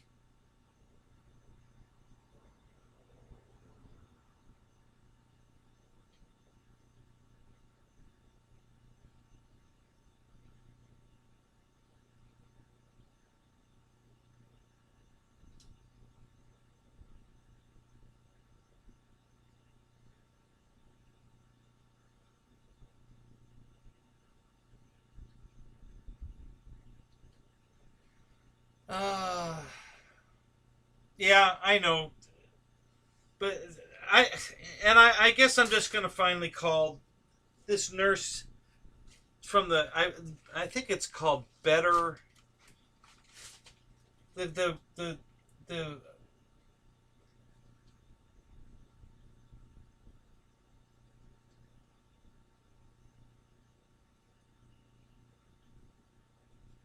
well, they don't have any yet, Dana. They're still on their pre-order. Believe me, if they were in stock, I'd have already ordered it. It would be here by now.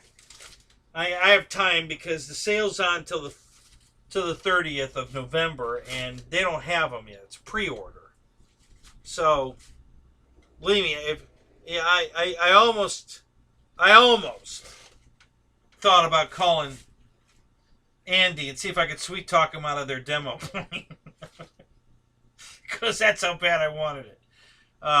So yeah, it's oh yeah. Well, if they put the T-28 on sale, I'll buy 2 of them at that price. But yeah, the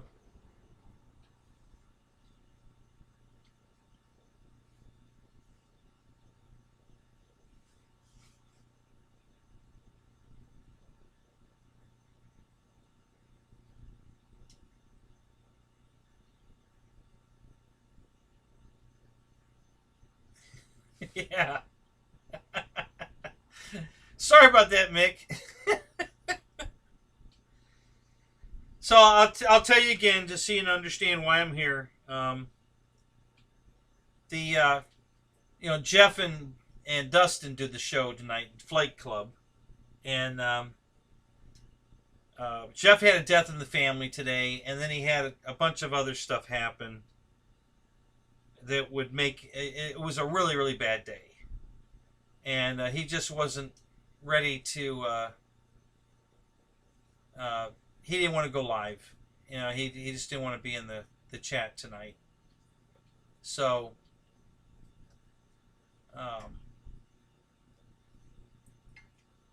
so that's why I'm here. I decided I'd do it for him. They didn't ask me to do it or anything. So anyway, not that anybody is going to super chat me or anything, but if you have some money you want to send to Jeff, his PayPal link is in the scroll at the bottom of my page. So if you guys feel inclined to send him a little goodwill thought,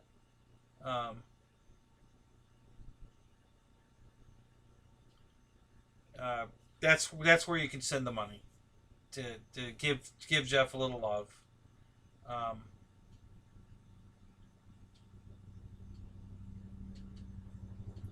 Yeah.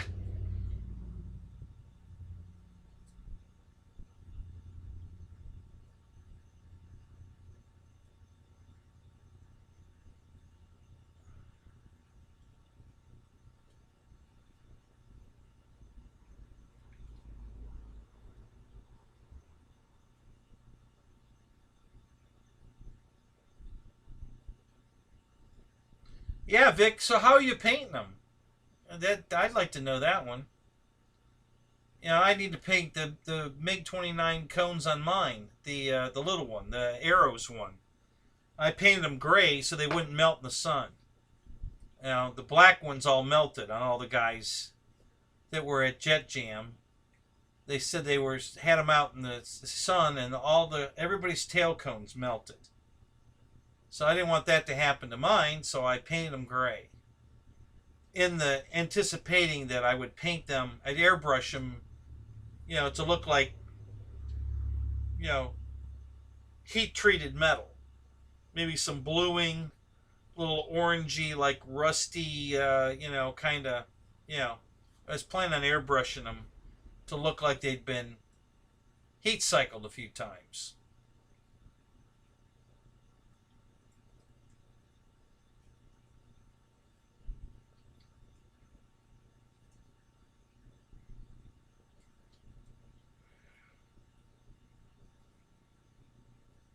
It'd be rude to waste it.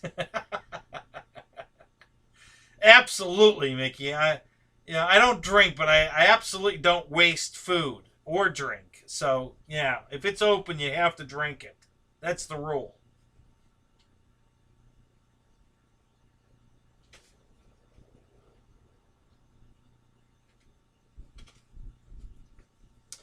Honestly, Mickey, most guys are just 3D printing replacement ones. That's the easiest thing to do. There's already files out there. So you download the file, and if you have a printer, you print your own, and if you don't, you get somebody to print them. You wouldn't believe how many people are willing to do that for you for free. Just to play with their printers.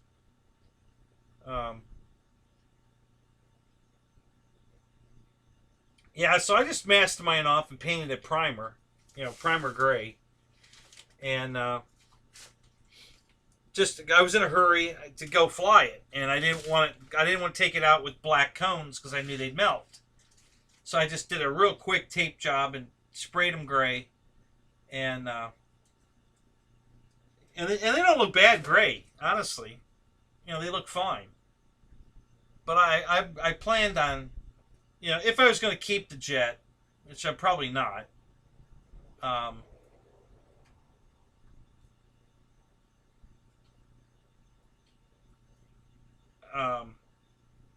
if I keep it, I'm going to do a nice airbrush, make them look like, they've been heat cycled a bunch of times. But I'm probably not going to keep it. I'm going to see if I can sell it. And it's just, listen, it flies fine, guys. It's a good flyer. It flies great. I modified the main gear a little bit. And I cut about 1/4 of an inch, maybe 3/8 of an inch of the main springs so that the back of the plane squatted a little bit. Get the angle of attack up on the nose wheel. And I bought 2 brand new 3300 50C battery packs to fly it. And it flies great. It takes off fine. It lands beautiful. It's the problem with it is it's a 3.5 minute flight. That's it. And I don't. That's just not my kind of jet. I want more. I want longer flight time than that. So, and this one's the worst yet. Well, come here. Oh, there you are. See, it's a moth. For you guys that are seeing this. So that's the only reason I don't want it. A lot of you guys, love flying for 3 minutes, and it's just not. That's not my kind of, it's not my kind of plane. So that's the only reason I'm selling it. I just want to sell it because it's just a 3.5 minute flight, and it's just not my deal.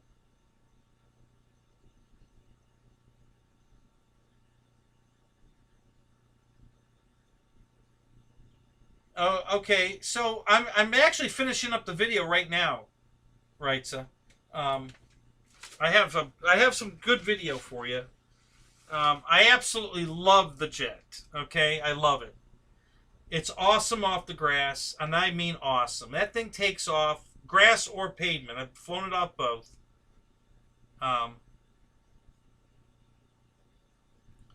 It rotates on takeoff and climbs out absolutely scale.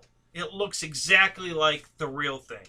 It comes off the runway so beautiful and just starts this beautiful climb out. It's unbelievable. And it's super quiet. The motors, I don't know what they did.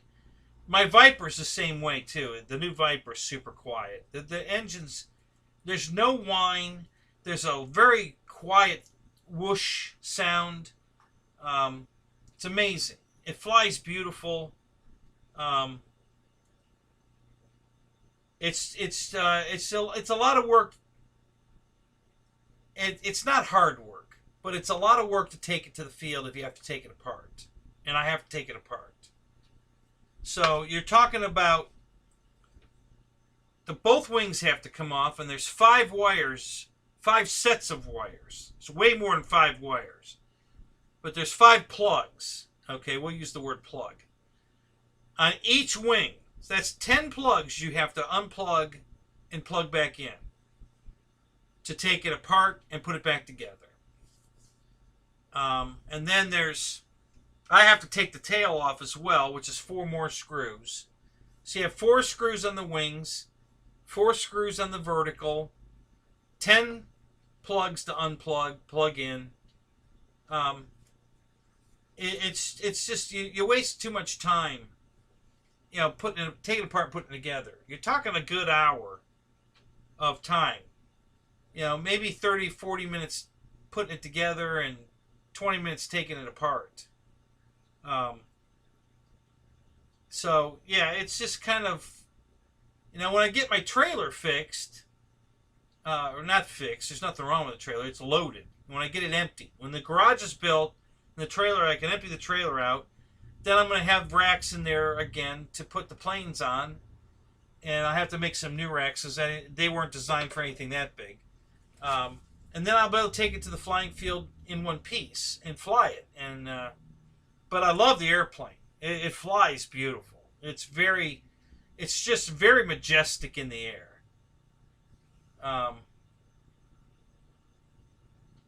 What are we G-shing me for, Christy? What did I say? What did I do?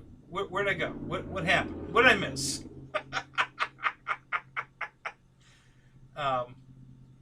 So yeah, it's a nice airplane, but you know, usually I take 6 planes, sometimes 9, you know, to the field. And if you take like 2 or 3 airplanes that have to be assembled, you know, you're looking at an hour and a half. You know, that's 3 hours of your day. Hour and a half to put them together, hour and a half to take them apart, put them back in the car, plus, you know, fitting them all in there. Yeah, there's 3 hours of the day gone just taking airplanes apart and putting them together. And I don't want to do that. That's just so that's why I'm not flying the AL-37 right now. But I do love it. I really do. I love the plane. It flies fantastic. It looks great in the air. It sounds great in the air. So I'm going to keep it. You know, it's definitely a keeper.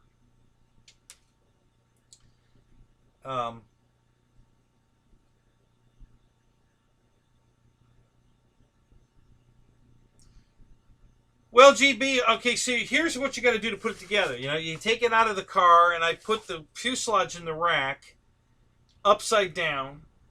You have to put the spar in, and then you have to put both wings, how I do it, on the spar at the same time, because if you only put one side on, the plane flips out of the rack. You know, it'll either just flip over all the way or flip, you know, to 80 degrees, and then the wing slides back off. You know, slides right off the spar. But if you can put them both on, which is not hard to do, you put them both on at the same time and they're balanced. So now they just sit there, okay? So now you've got each wing on the spar, you know, and I usually slide them into the little spar in the back engages just to keep them from the wing from flipping over. So now the plane's sitting there with the wings on upside down. So there's 5 plugs. So the first one I plug in is the longest one, which is the strobe light on the wingtip. That's a little 2-wire one. You plug that in. Then you have to plug in the 3 motor wires. You know, the yellow, black, and red motor wires. So you have to plug those 3 all in, and you got to get them all kind of like in a bunch together, so that when you have to slide them in while you're sliding the wing in. And then you start all that in. You get all that, you know, situated where you can start sliding it in. And then there's the big 7-wire ribbon cable plug that you have to plug in last because it's not long enough to go anywhere. The wing's got to be almost against the fuselage when you plug that one in. So you've got to plug that in, and then you can finish sliding it in, and that's one wing. Then you got to go around and do the same thing on the other wing. Then you put your 4 screws in, and okay, now the wing's on. Then I flip it over, and now I got to put the 4 screws that hold the vertical on. And then you have to pop the battery hatch off, put a battery in it to put the gear down, and then you can set it on the ground, and if that battery's charged, you're ready to fly it. But it just takes time. You know, to fiddle with the wires and make sure you get them in without damaging, you know, the wings, you know, where they seat up to the saddles and everything. So it's just time consuming. It's not hard work at all. It's just time consuming.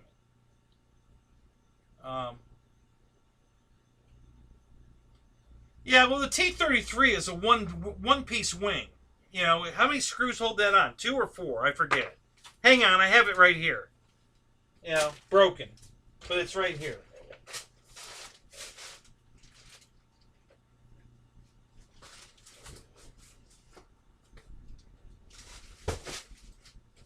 Yeah, 4 screws. Right? It's 2 ribbon cables and 4 screws, GB, right? That's what it takes to put this on. These 2 ribbon cables you plug in, and then you put the 4 screws in it. Yeah, this takes minutes to put on. This isn't even the same realm of difficulty as putting the AL37 together. This is cake. Okay? Compared to the AL37. This is a piece of cake. So, yeah, not a good comparison. Not even close. I have plenty of planes that I have to take the wing off to fly. You know, the T-28. You know, it's a lot easier to do that one. You know, the wing goes on at one. You know, you put the 6 wires through the big hole, put the wing on, you know, upside down. You put the wing on and put the 4 screws in. You're done.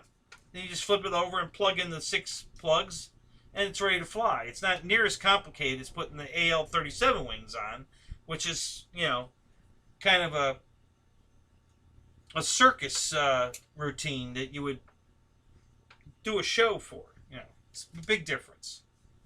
So, again, like I said, it's not hard. It's just time consuming. And then if you got to put the wings on that, and then you got to put the wings on a T-33 that take a couple, you know, even 5 or 10 minutes, you know, on top of the 30, you know, next thing you know, you just spend an hour putting airplanes together just to fly them. And then you got to spend another hour taking them apart.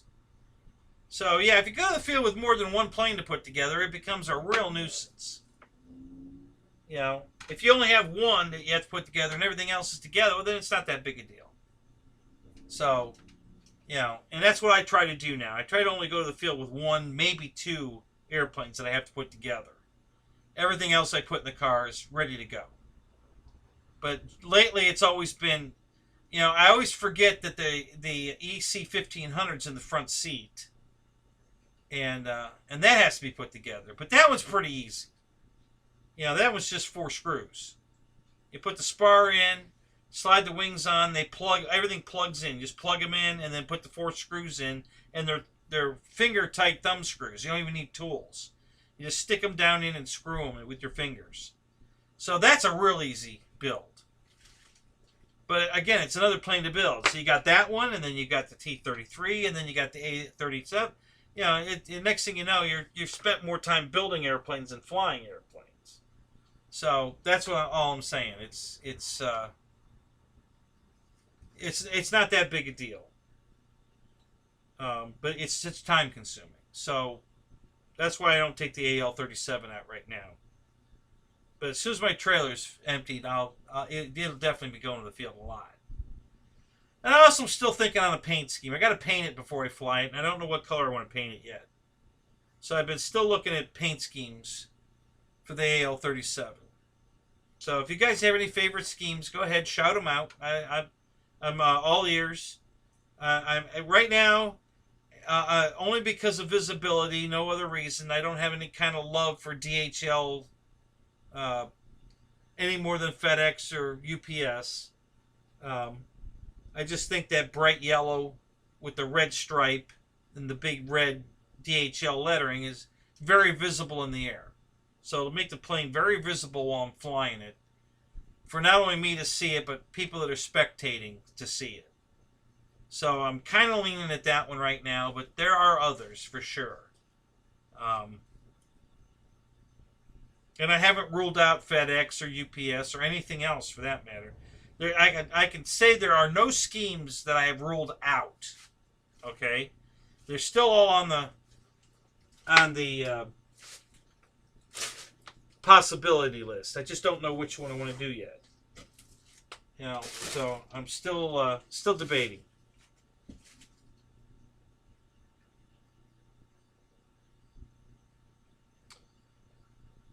I would guess.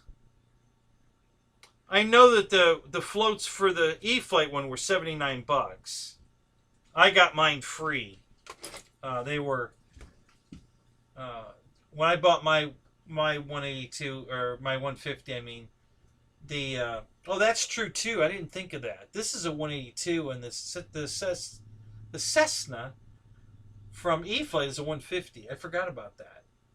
The shape and the size of the wings are identical though, so it's interesting. I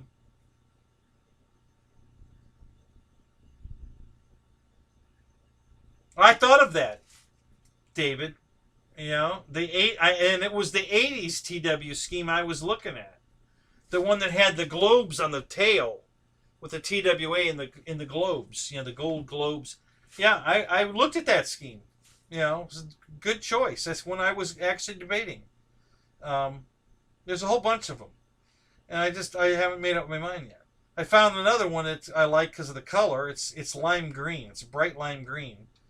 It's called S7 Airlines. It's from some crazy country. I don't remember where. It's another part of the world. But it's a very bright green, lime green. And then on the side are silhouettes of people standing and holding hands. And they're in a slightly darker green. And it's real pretty. The color scheme's real pretty. Oh, is that a Russian airline, S7? Okay. So yeah, I just like the color green, you know, and it looked really good. So that was my, you know, I looked at that one. You know, like I said, I'm still looking. I haven't made up my mind. There's a lot of good schemes out there that I've been looking at. A lot of them. And the TWA was definitely one of the choices. And the Qantas as well. I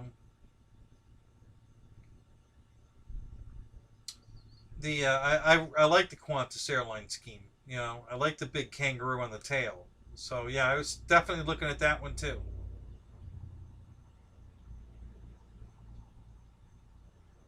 Okay, so the garage I'm in permitting right now. As a matter of fact, I was there today. They told me to go online and download this form to fill out. So I did that, and I filled it out, and I took it up there, and I filled it out the best I could. I didn't know how to answer some of the questions, so I just took it up there and dropped it off with the blueprints. You need 2 sets of blueprints and all that. I had all that, so I dropped all that off.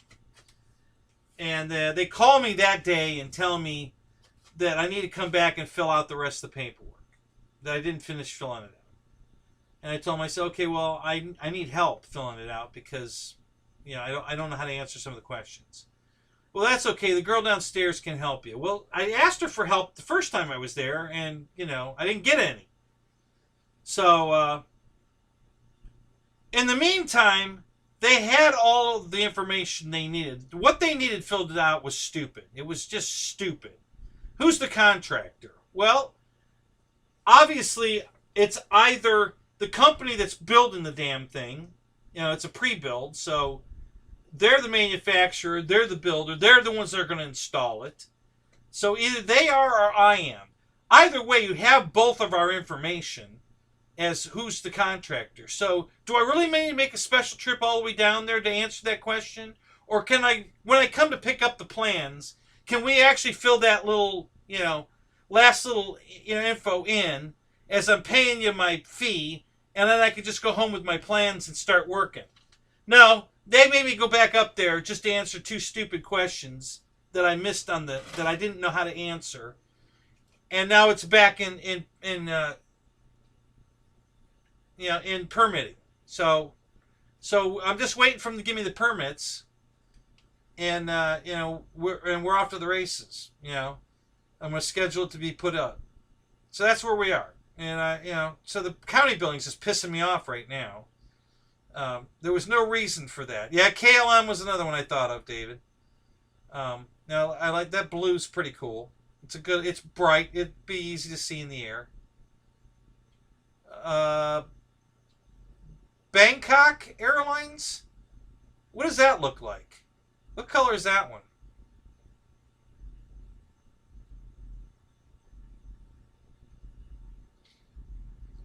So so anyway, I'm not really happy with the county building because they're just, they're doing what they're doing to me because they can, you know. Oh, let's make them come back up here and fill this out right, and then we'll look at it. We don't need to look at it now. They could have easily just gone ahead and looked at it, approved it, called me and said, "Hey, listen, it's all approved. You can come pick it up, but there's a little bit more paperwork you got to fill out. But you can fill it out when you get here. Pay your your fees and take your plans home, and you're good to go." But that's not how it went down. So I'm not particularly happy with them. But yeah, that's where we're at. So as soon as the company that's putting the building up is already contacting me, want me to put it on the schedule, and I'm probably going to hear from tomorrow or the next day, permitting. They're not backed up at all, so I should probably hear something tomorrow. So I can go pick up the plans tomorrow, and then I'm going to call the company and schedule it to be built, get it on the books, get it on the schedule, and then all I got to do is pour the plaid, which I've already come up with 2 or 3 different ideas of how to make that happen very quickly at a very decent price. So I haven't pulled my finger on which one I'm going to do yet, but it won't take me more than a week to get the pad poured, and then it's just waiting for them to come put the damn thing up. So I would say it should be up before Christmas. I think it'll be up before Christmas. That's my projection. Depending on I don't know how backed up they are. The fact that they're calling me and want to get it on permitting kind of tells me they're not busy. That's why they're trying to get it scheduled, because they're not busy. They're looking for work. So I'm pretty sure it'll happen pretty fast. Yeah, Virgin's another one. I thought of Virgin Airlines. That's another good one. Hooters. A couple of guys wanted me to do Hooters. One of the guys wanted me to do the one from, the movie Airplane. What was the name of that? Trans-Global Airlines or something? I forget the name of it, but they wanted me to do that one. And I laughed and said, the only problem with doing that one is that I'm going to be explaining it to everybody, who hasn't seen the movie. And yes, the younger crew have not seen the movie, so they don't know what airline that is. And, so yeah, I thought, they wanted me to do that one also.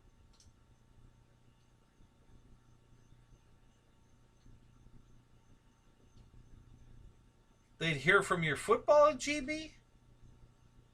Yeah?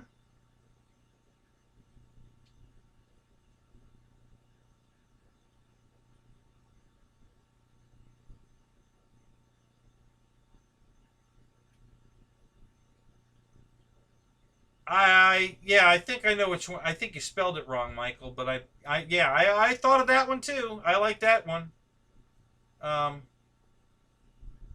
See, a lot of these schemes are cool, but maybe not visible in the air, per se. Maybe not that visible in the air, and I'm leaning more toward, I really want it, do I want it to look really cool sitting on the ground while it's just sitting here, or do I want it to look good in the air? Do I want it to, do I want it to make it easy to see it in the air so I can tell what it's doing, and I don't get disoriented and crash it, So these are all the things that are on my plate of how to decide which color I want to make it.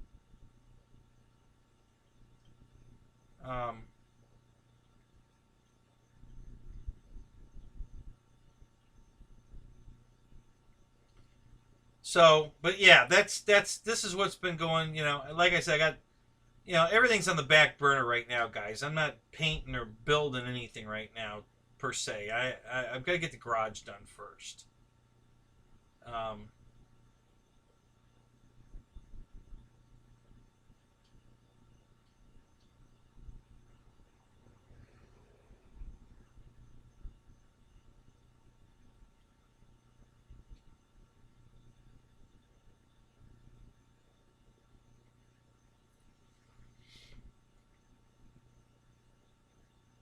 Ka-chow.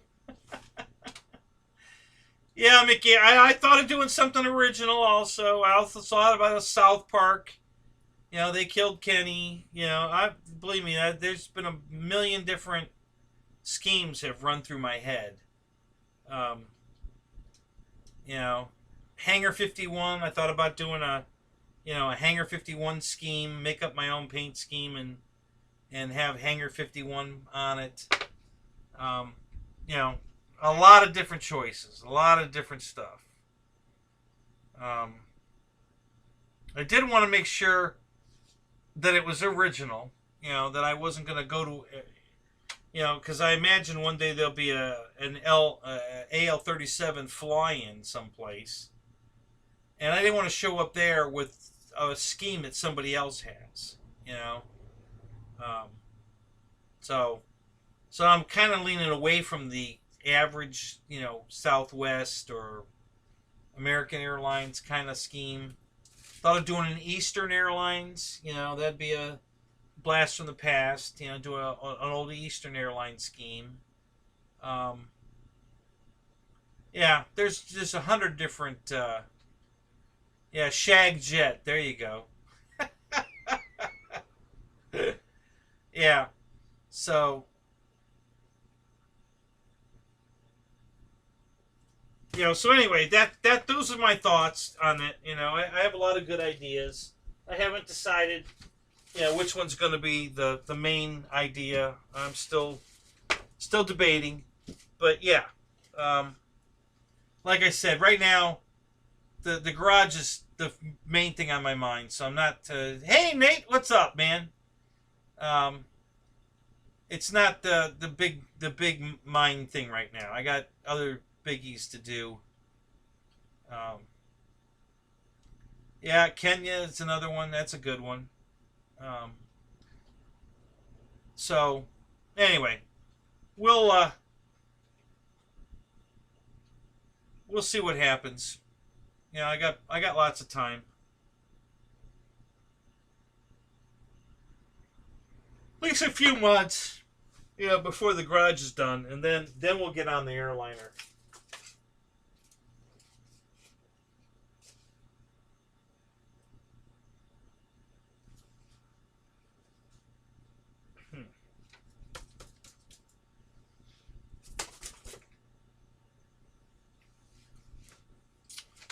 Where is that piece of foam?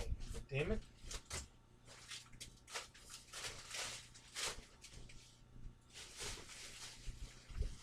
I don't think it's in here. See, there's a corner of one of my wings on the Avanti that's broke. And that wing's usable if I could find that corner of foam. And I thought it was still screwed to this airplane, but it's not. So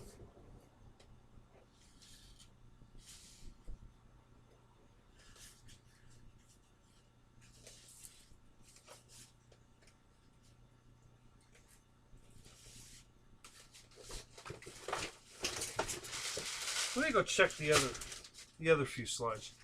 Be back in a second. Let me just run over here. You'll be able to hear me. I'll still be in earshot where I'm going. I'm just going right over here.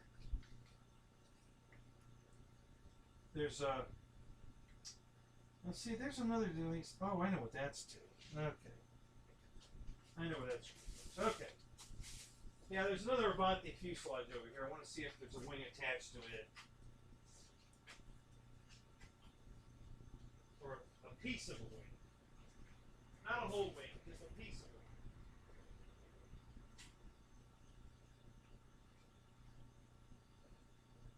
Oh. That hurt.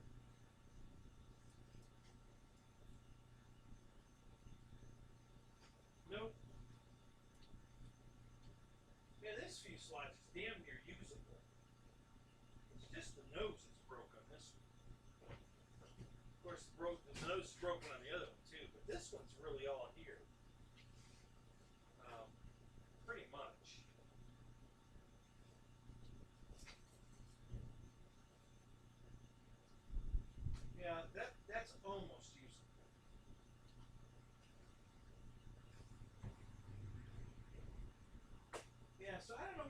of the wing is. It's got the mount in it.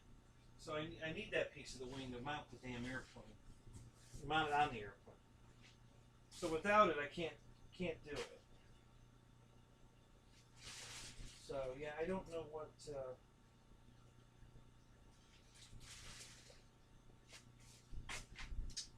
I don't know what's in here.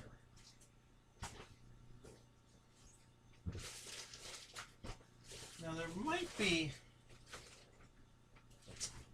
this piece of the fuselage might. Is that the right wing? Let's see. This is the. Yeah, that is the correct wing. So can I make that work? Is this mount usable?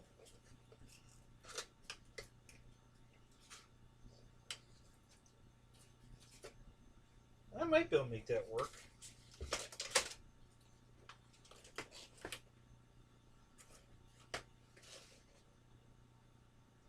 Yeah, I could probably make that work. If I wanted to be a real cheapskate, I might be able to make that work. I don't know. Just spitballing. Debating whether I want to see if I could put an Avanti back together and make another one, or buy another one, or just forget the whole damn thing.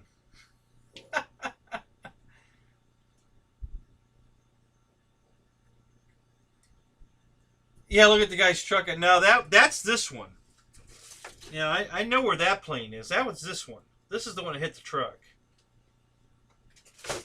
This is the fuselage that went down at the show last year.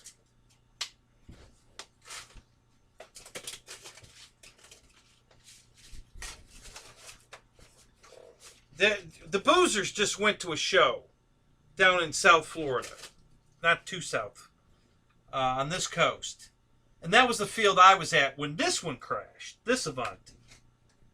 Okay? But, yeah, the wing pieces are not here. I obviously unscrewed them, and I don't know what they could be in this pile here. So that piece of that wing might be in this pile right here. I know I wouldn't have thrown it away. So that's where this Avanti is. But the one that went down and hit the truck is this one. So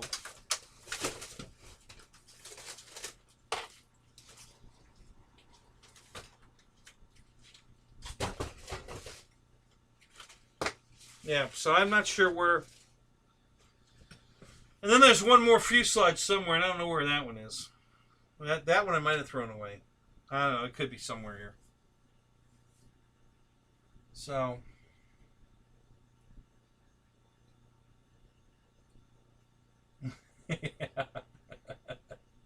yeah, there's Avanti parts all over this place. Where? What? Why is that? What the hell? Yeah, they're breeding here. They're breeding and then bleeding.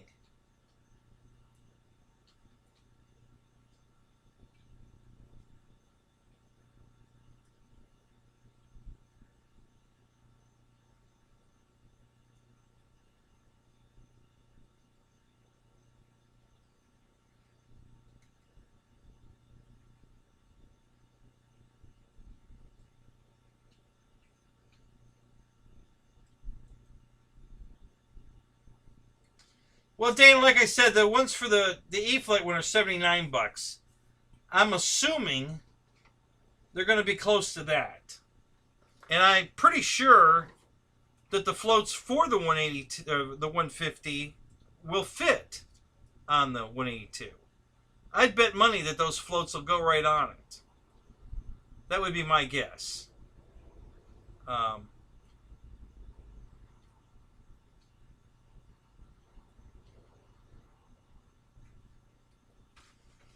So that would be my guess, Dana, and I'm gonna look it up right now because I remember seeing something about the floats, but I don't remember if it gave a price or not. So let me go look real quick.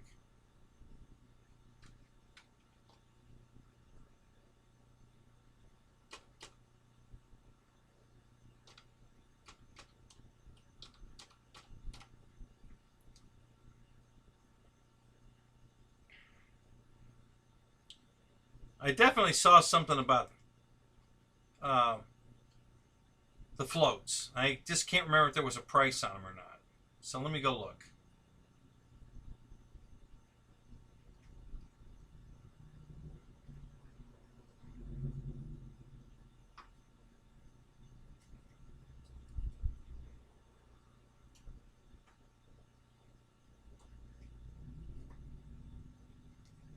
$69.90 for the floats. There you go. It's right on the webpage. That's hard to beat. $69.90. That includes a servo, a rudder servo, according to this.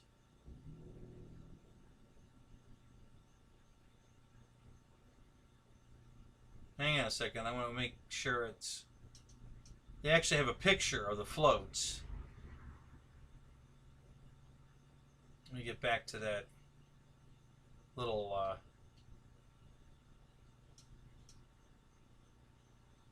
Oh, wrong one. Yeah. Oh, without servo. I'm sorry. $69.90.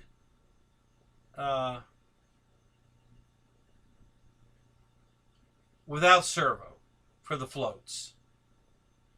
So yeah, that's how much the floats are. $69.90 without the servo.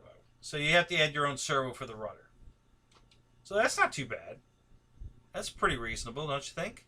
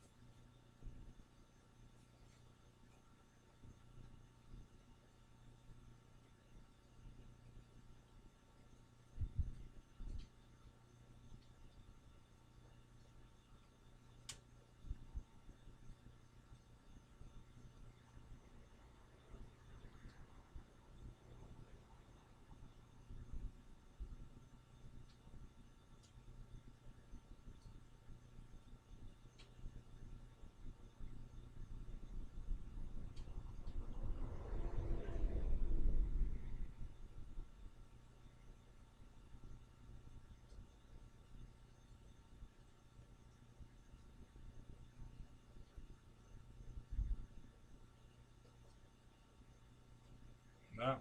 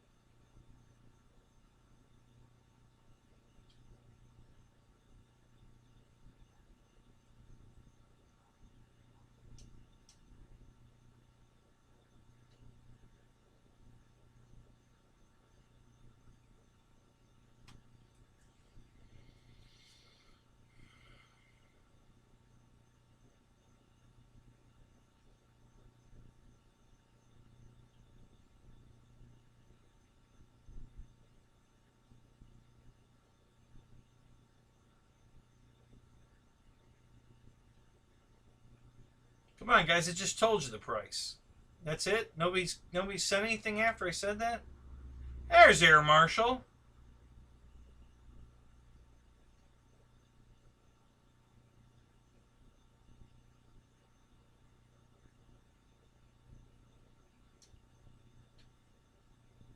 No, we thought you passed out.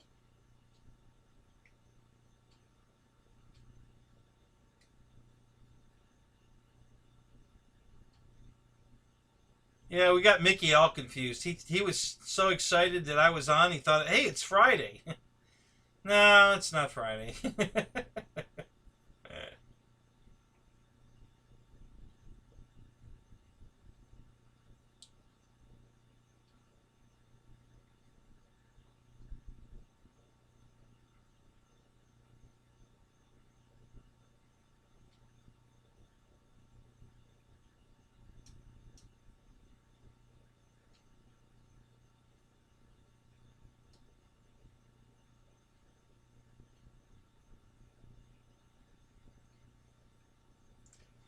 Yeah, Dana, that's that. Isn't that a bottom loader?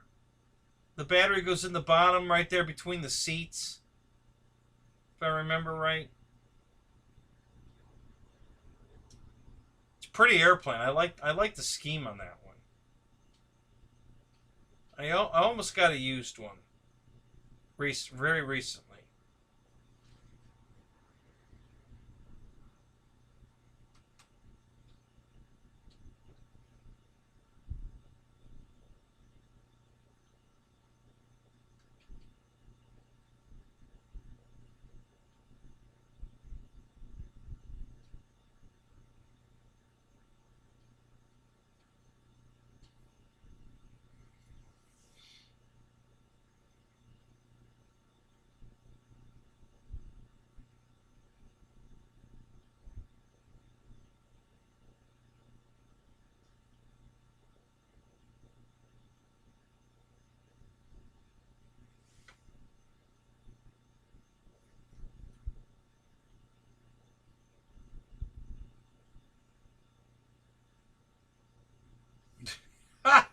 Mickey. A massive disappointment.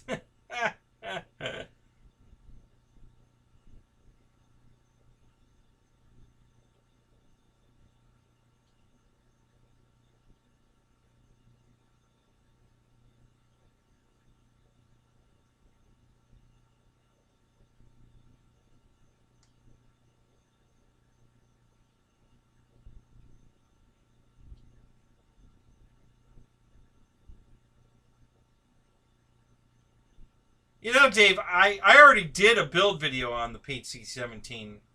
You know that, right? I take it you didn't watch it. For the same reason, because the instructions that it came with are incredible.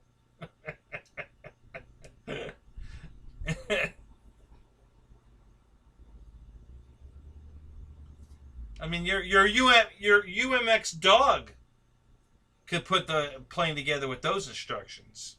That's how great those things are.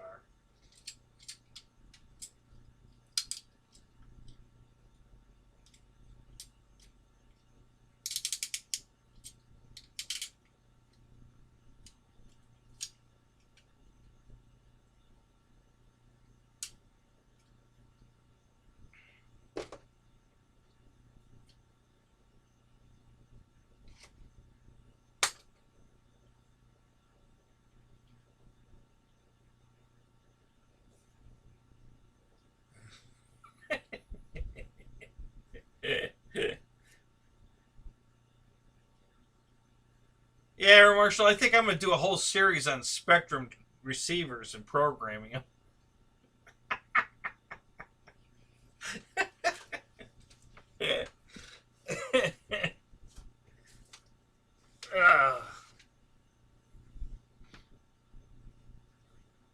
That plane looks broken. I assume you're talking about my Avanti fuselage. Yeah. She's a broken, for sure. Yeah, she's definitely broken.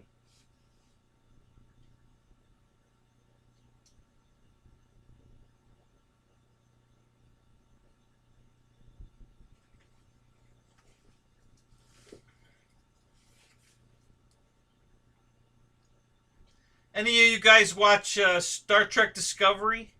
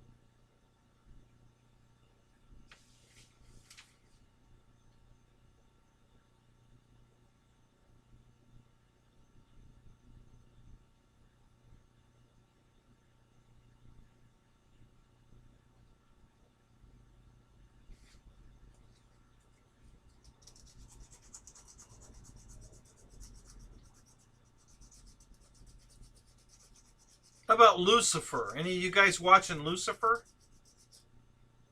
I originally didn't watch that show, but then I was turned on to it, and it is freaking hilarious. That is a really good show. Funny? Oh my god.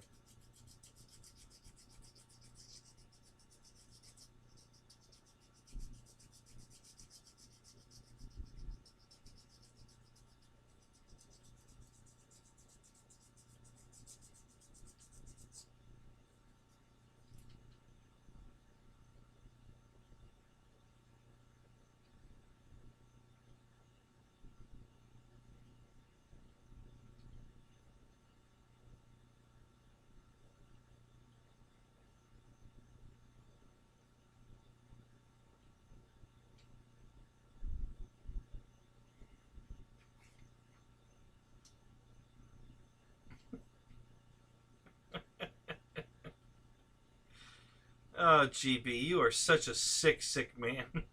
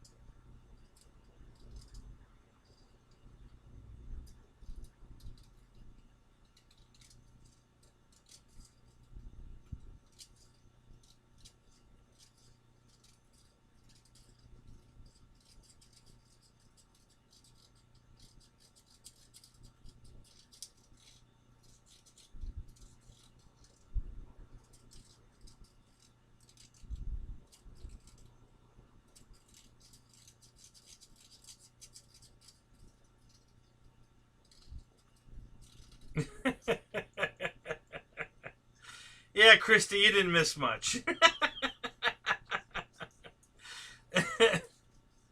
Oh my god.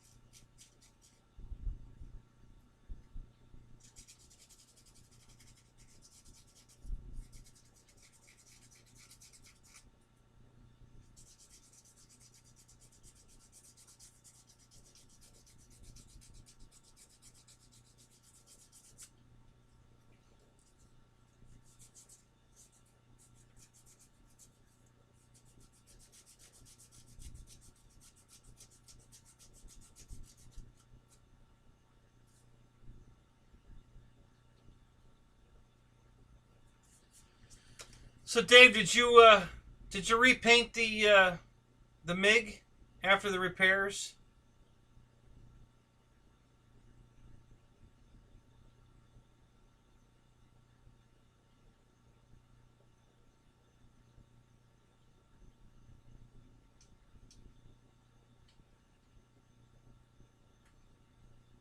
Oh, really, Mickey?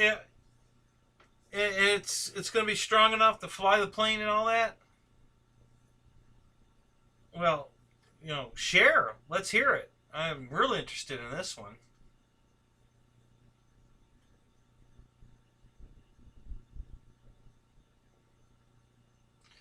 All right, Brian, I will. Thank you, man. I'll take a look at that for sure.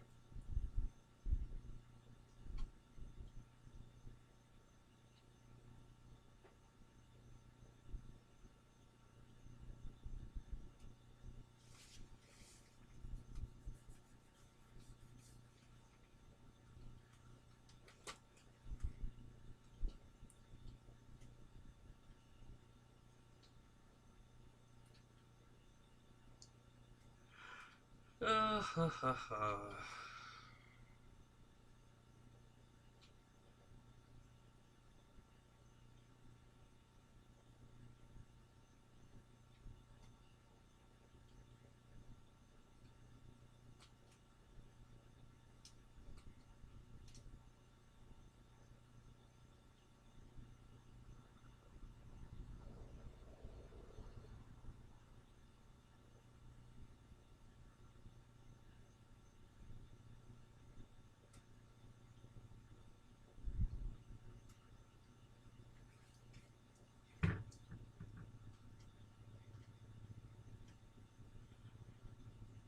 Ha, ha, ha, ha, ha.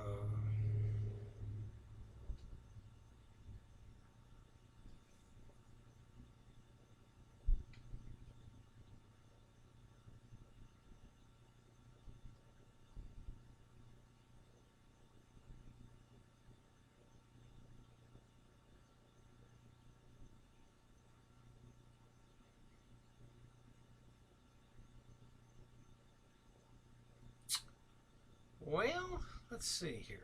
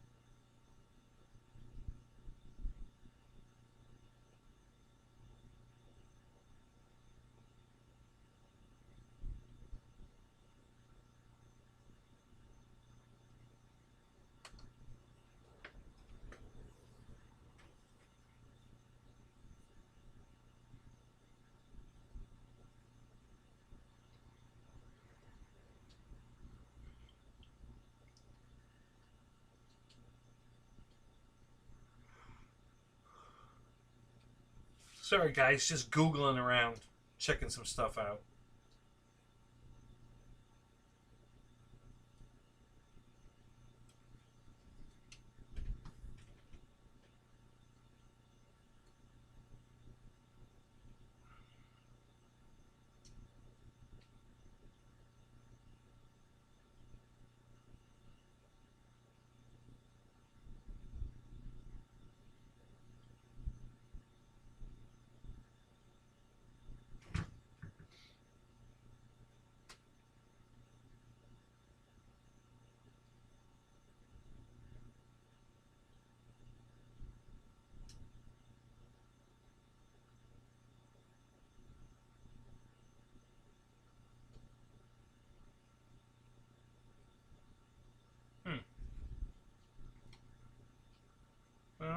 That's weird.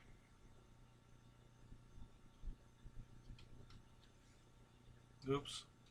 That's the wrong place. Go back there. No, come on. Thank you.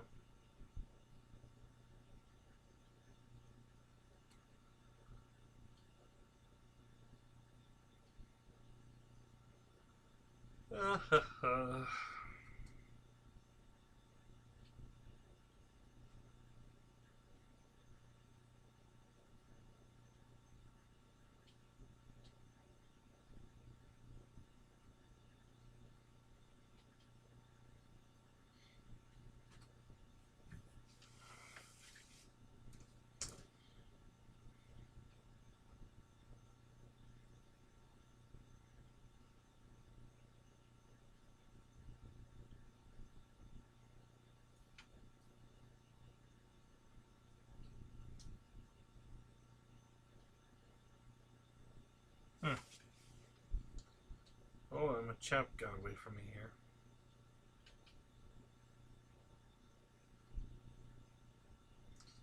No, I wasn't really drifting. I was looking at. I did a Google for Taft Hobbies Viper again to see if Banggood or anybody came out. You know that they have them back in stock. So I was reading that.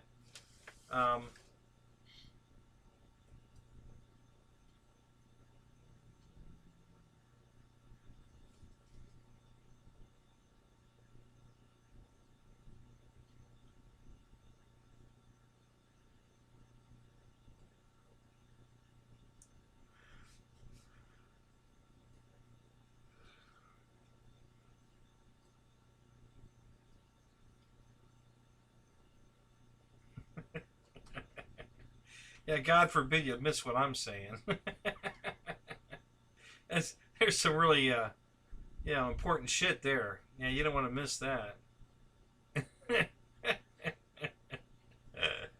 That's hilarious.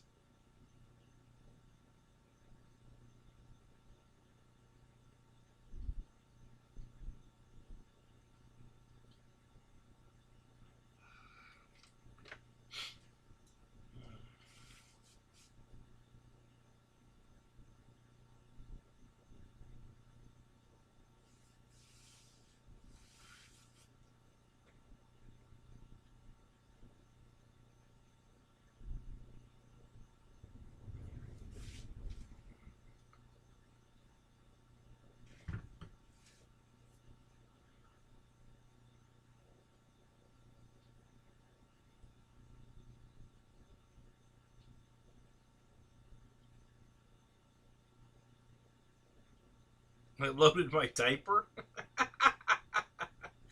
No, my diaper's empty.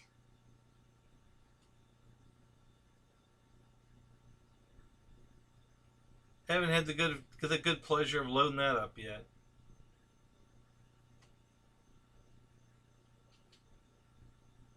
So, guys, I don't know if you call it a superpower or not, but my sense of smell has definitely gone away. I can barely smell anything. You know, flowers or farts or pretty much anything. I just don't have that sense of smell anymore. I can't smell anything. You know.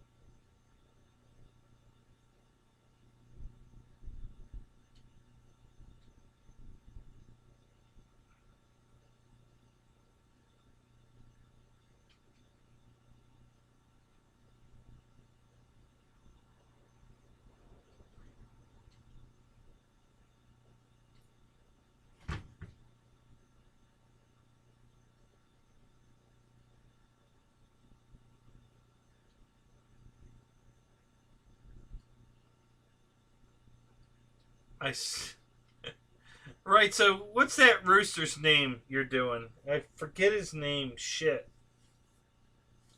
I was just thinking of it the other day, too.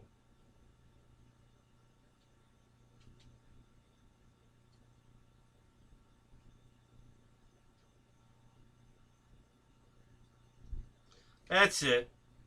Foghorn Leghorn. Yeah, that's oh my god, that's hilarious. That was pretty good. I liked it. That's funny.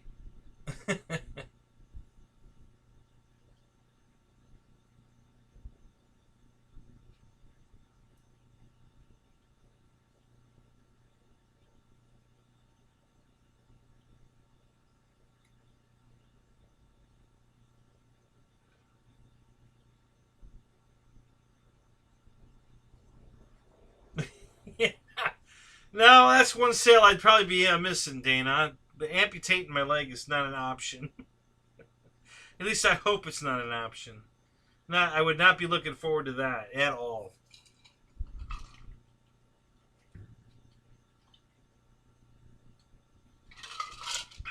So, yeah.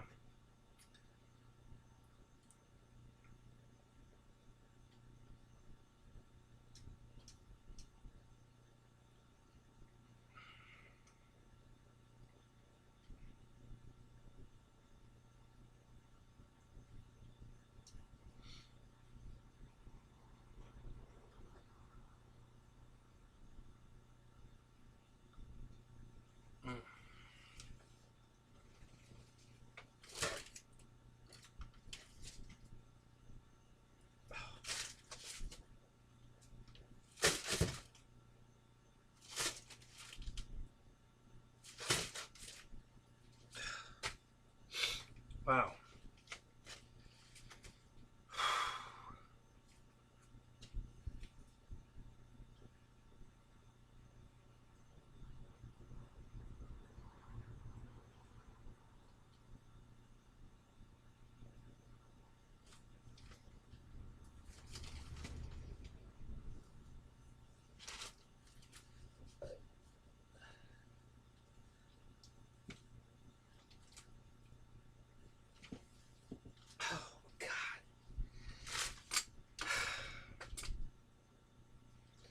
No, Mickey, my leg is killing me. I don't know if it's from the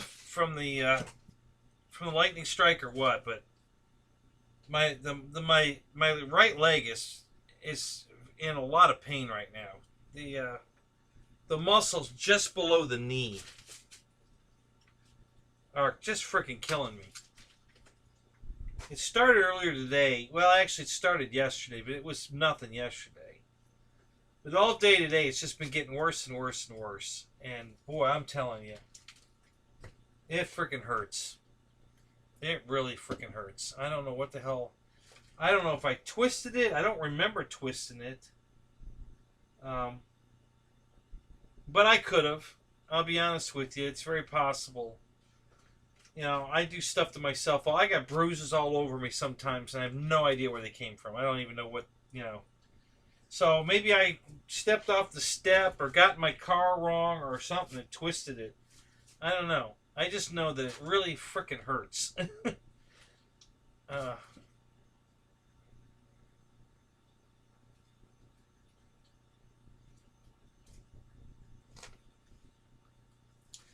No, not yet, Victor. It just started today, and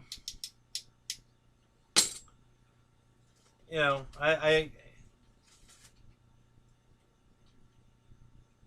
but I'm probably gonna go see one tomorrow, or at least call and find out.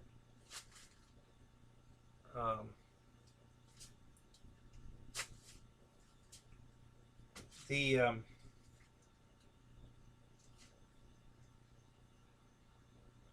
If it wasn't for the lightning strike, I wouldn't even be thinking about it. I'd just wait and it would heal. And but the lightning strike makes me nervous because some of the side effects from that are, you know, joint pain, muscle degradation, all kinds of goofy shit that people, you know, end up having after they've been struck by lightning. So it just makes me a little nervous. And I don't know if there's anything they can do for it anyway. You know, I don't know. My wife could be a good suspect.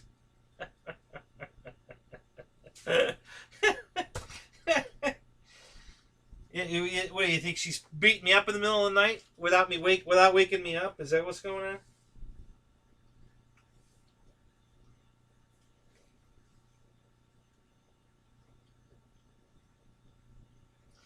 Yeah, it's right below the knee, on the back side, on the calf, and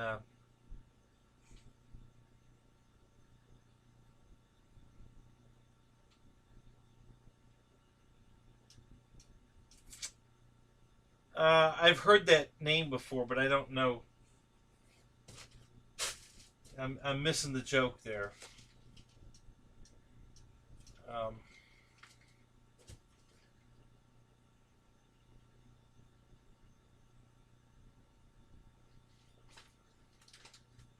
yeah, Victor, I'm not sure. Should I rest it or do I need to exercise it? I'm not sure.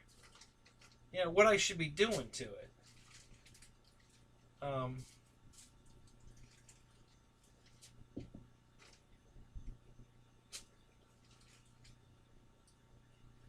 I didn't go see a doctor, Mickey, but I went to the fire station and had an EMT do a EKG on me. Check me out, see what and my heart was fine. Everything checked out there.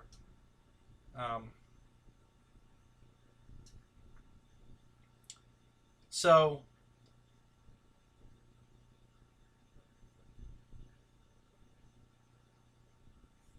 what did you write above, GB? What did I miss? Yeah, I saw that. Foam roll the calf. I saw that.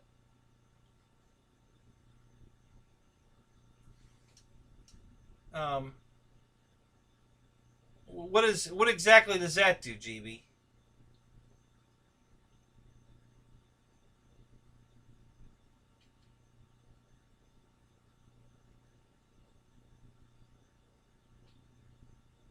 No, I didn't think it was the gout, but Brian said it. Brian said it might be gout.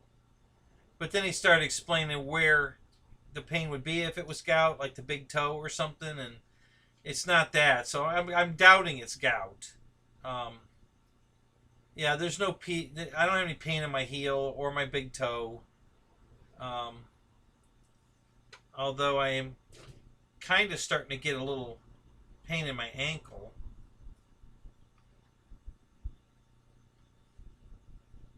Actually, the ankle doesn't really hurt, but when I flex my ankle, the pain runs up my leg.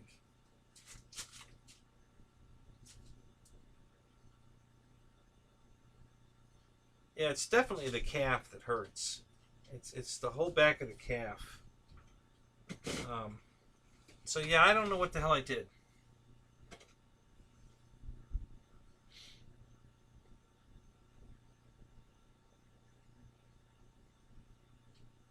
Yeah, Dana, no, they haven't. They're ignoring us as best they can. And it's not me they're talking to. They're talking to Dave. Dave bought the airplane, so Dave's the only one that can talk to him. The fact that they shipped the plane to me doesn't mean anything. Dave's the one that bought it, so that Dave's the one having the fight with him. My hands are tied. I'm out of it. I'm nothing more than a bystander witness.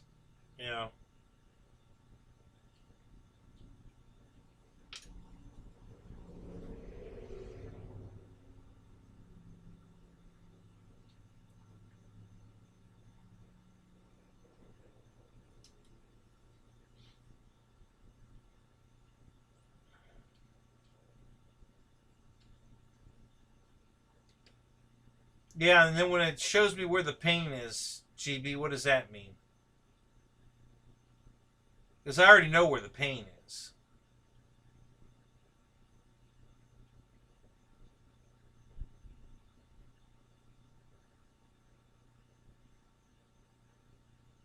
That's a good idea. Yeah, I think I'll just take all my clothes off and run around outside yelling.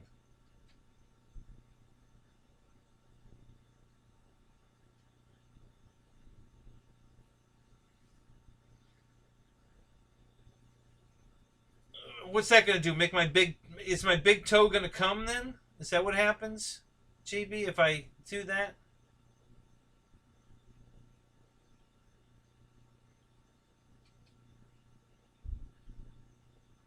Well, there's really no tension in the leg. If I'm off the leg, like laying in a chair, you know, recliner or sitting or whatever, even sitting on this bar stool, it doesn't hurt. It doesn't hurt till I stand up on it, put pressure on it, walk on it, try to climb the steps on it. That's when it hurts. It doesn't hurt if I'm not doing anything. You know, it's not all tense or anything. It's not like, you know, the muscles are all in you know. It's just,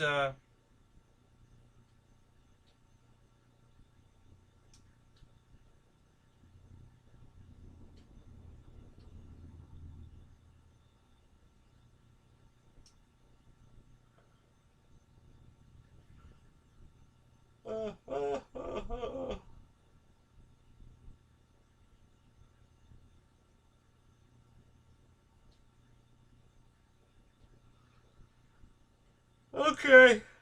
Call a doctor. And get a Logitech camera and call a doctor. Immediately. Do not pass go. Do not collect $200. That about sum it up?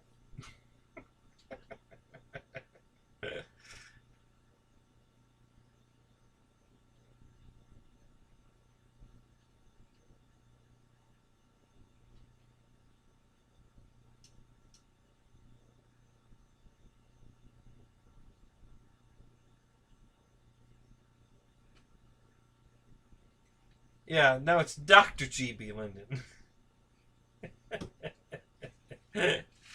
He's got a new show. It comes on right after Dr. Phil.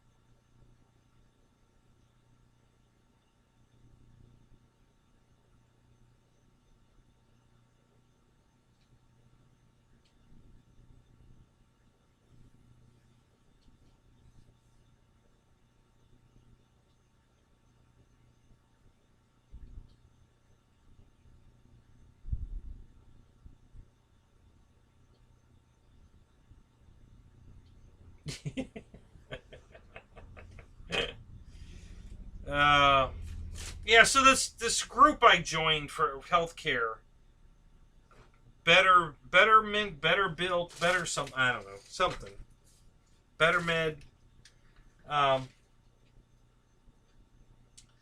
They advertise that they have doctors within 4 miles of anybody, including me. But when I looked up the doctors in the area, the closest doctor that's on their plan is like 46 miles away. So I could go to the ER, but that's just going to cost a bigger chunk of deductible for me.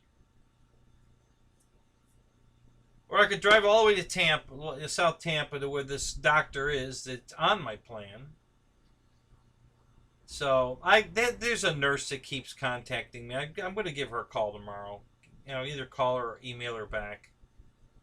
And because I really need a complete workup. They need to do every kind of blood work possible. They need to do a lot of. I haven't been to a doctor in so long, and I got so much wrong with me that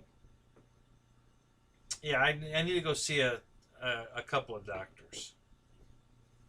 So I just got to schedule it, make it happen.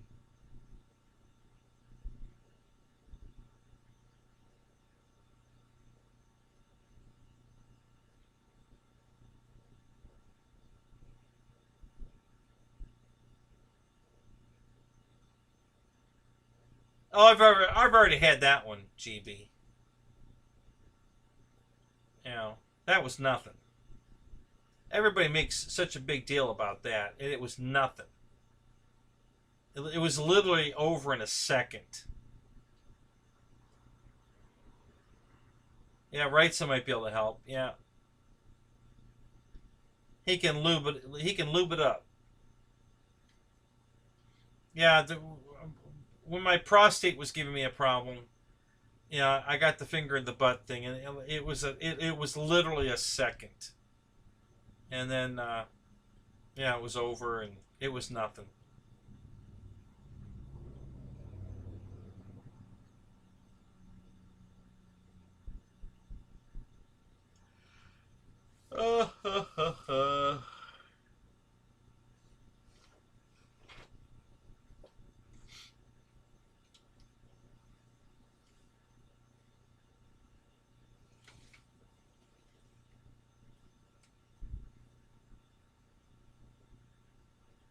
Oh yes, what surgery did you have go bad, GB? Lobotomy?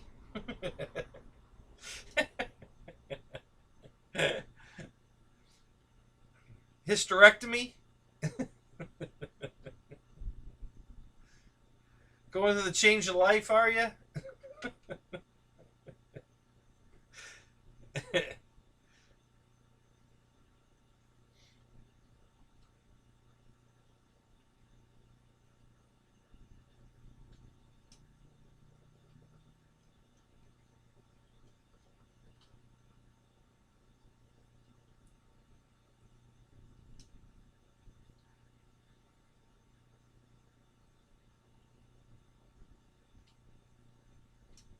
Scrotum tuck?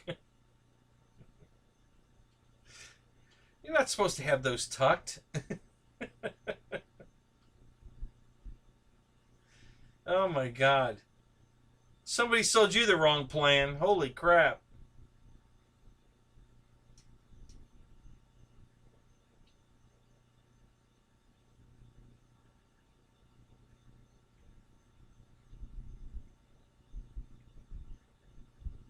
Yeah, tickle, tickle, tickle. Guys, I didn't even feel a thing. It was it was over so fast. I didn't feel a thing. It was, you know, it was nothing. It was absolutely nothing.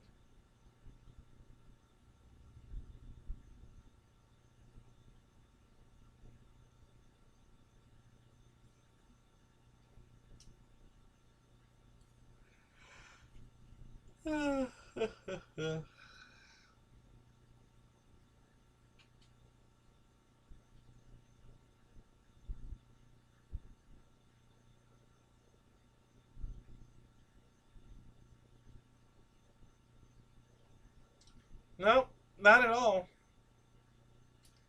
Listen, the lube they use is so freaking slippery. My God, it was like, you know, yeah.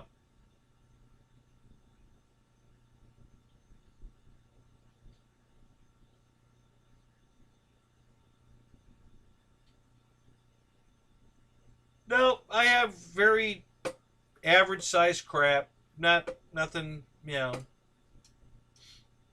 I don't stop up the toilet or anything. So it's not like any big deal.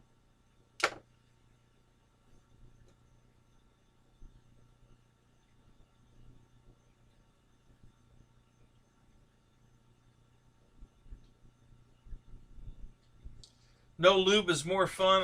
No thanks, Victor. That wouldn't go there.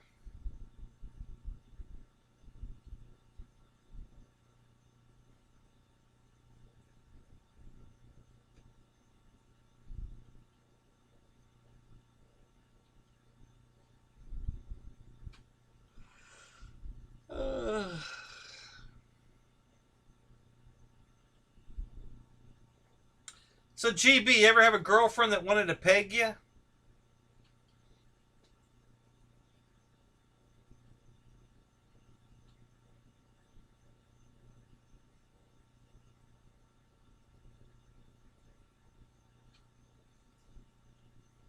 Yeah, yeah. Marshall should be all over that one.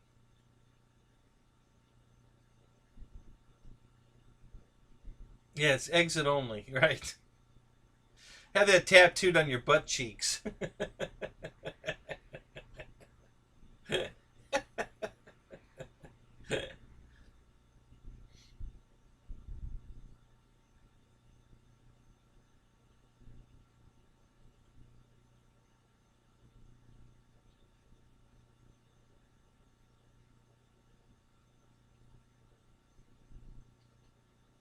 Yeah, he's busy.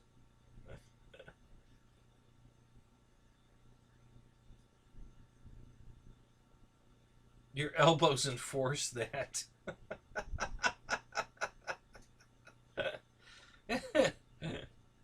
uh,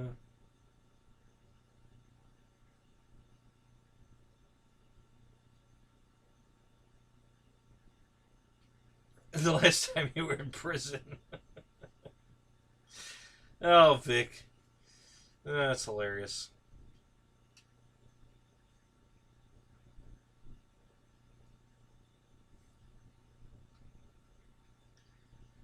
Alright, guys, I'm going to call this one. I'm going to go take some weight off this leg. Give it a rest. Maybe tomorrow will be a better day. So thanks for stopping in, guys. Glad we pulled this off tonight. Didn't want you guys to be without your show. And before you leave, catch that link for Jeff. If you guys can send him anything, that'd be great. Yeah, I'll try that. I got lots of foam around here. So I'll try that. And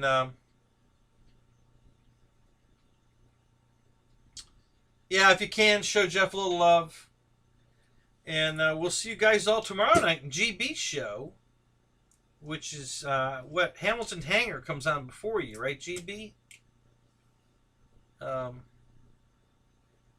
So we'll see you guys there tomorrow, and then we'll be back here for Thursday. So until Thursday, guys.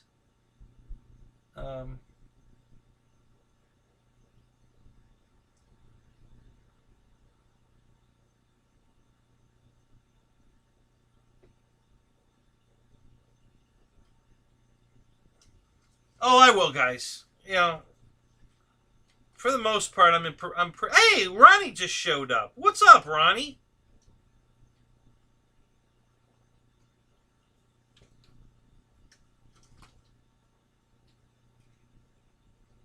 Is that Pussy Galore? Is that what we're talking about?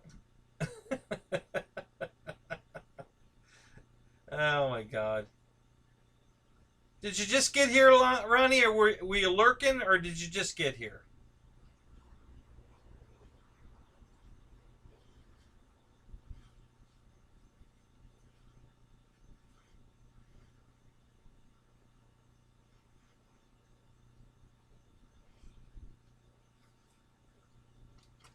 No, I don't have one. Last time I checked.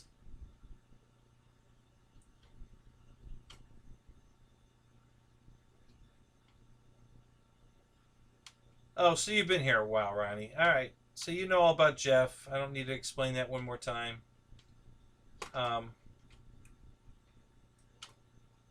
So, all right. Sounds good, guys. We see y'all tomorrow in the other shows. And then back here Thursday. I'll probably have... I know I'll have a plan on the table for certain. It may be one of the other ones, or it may be the new one that I got that I haven't talked about. So we'll see. But thanks, Ronnie. Appreciate the good show. And we're going to catch you guys all later. All right, man. Have a good night.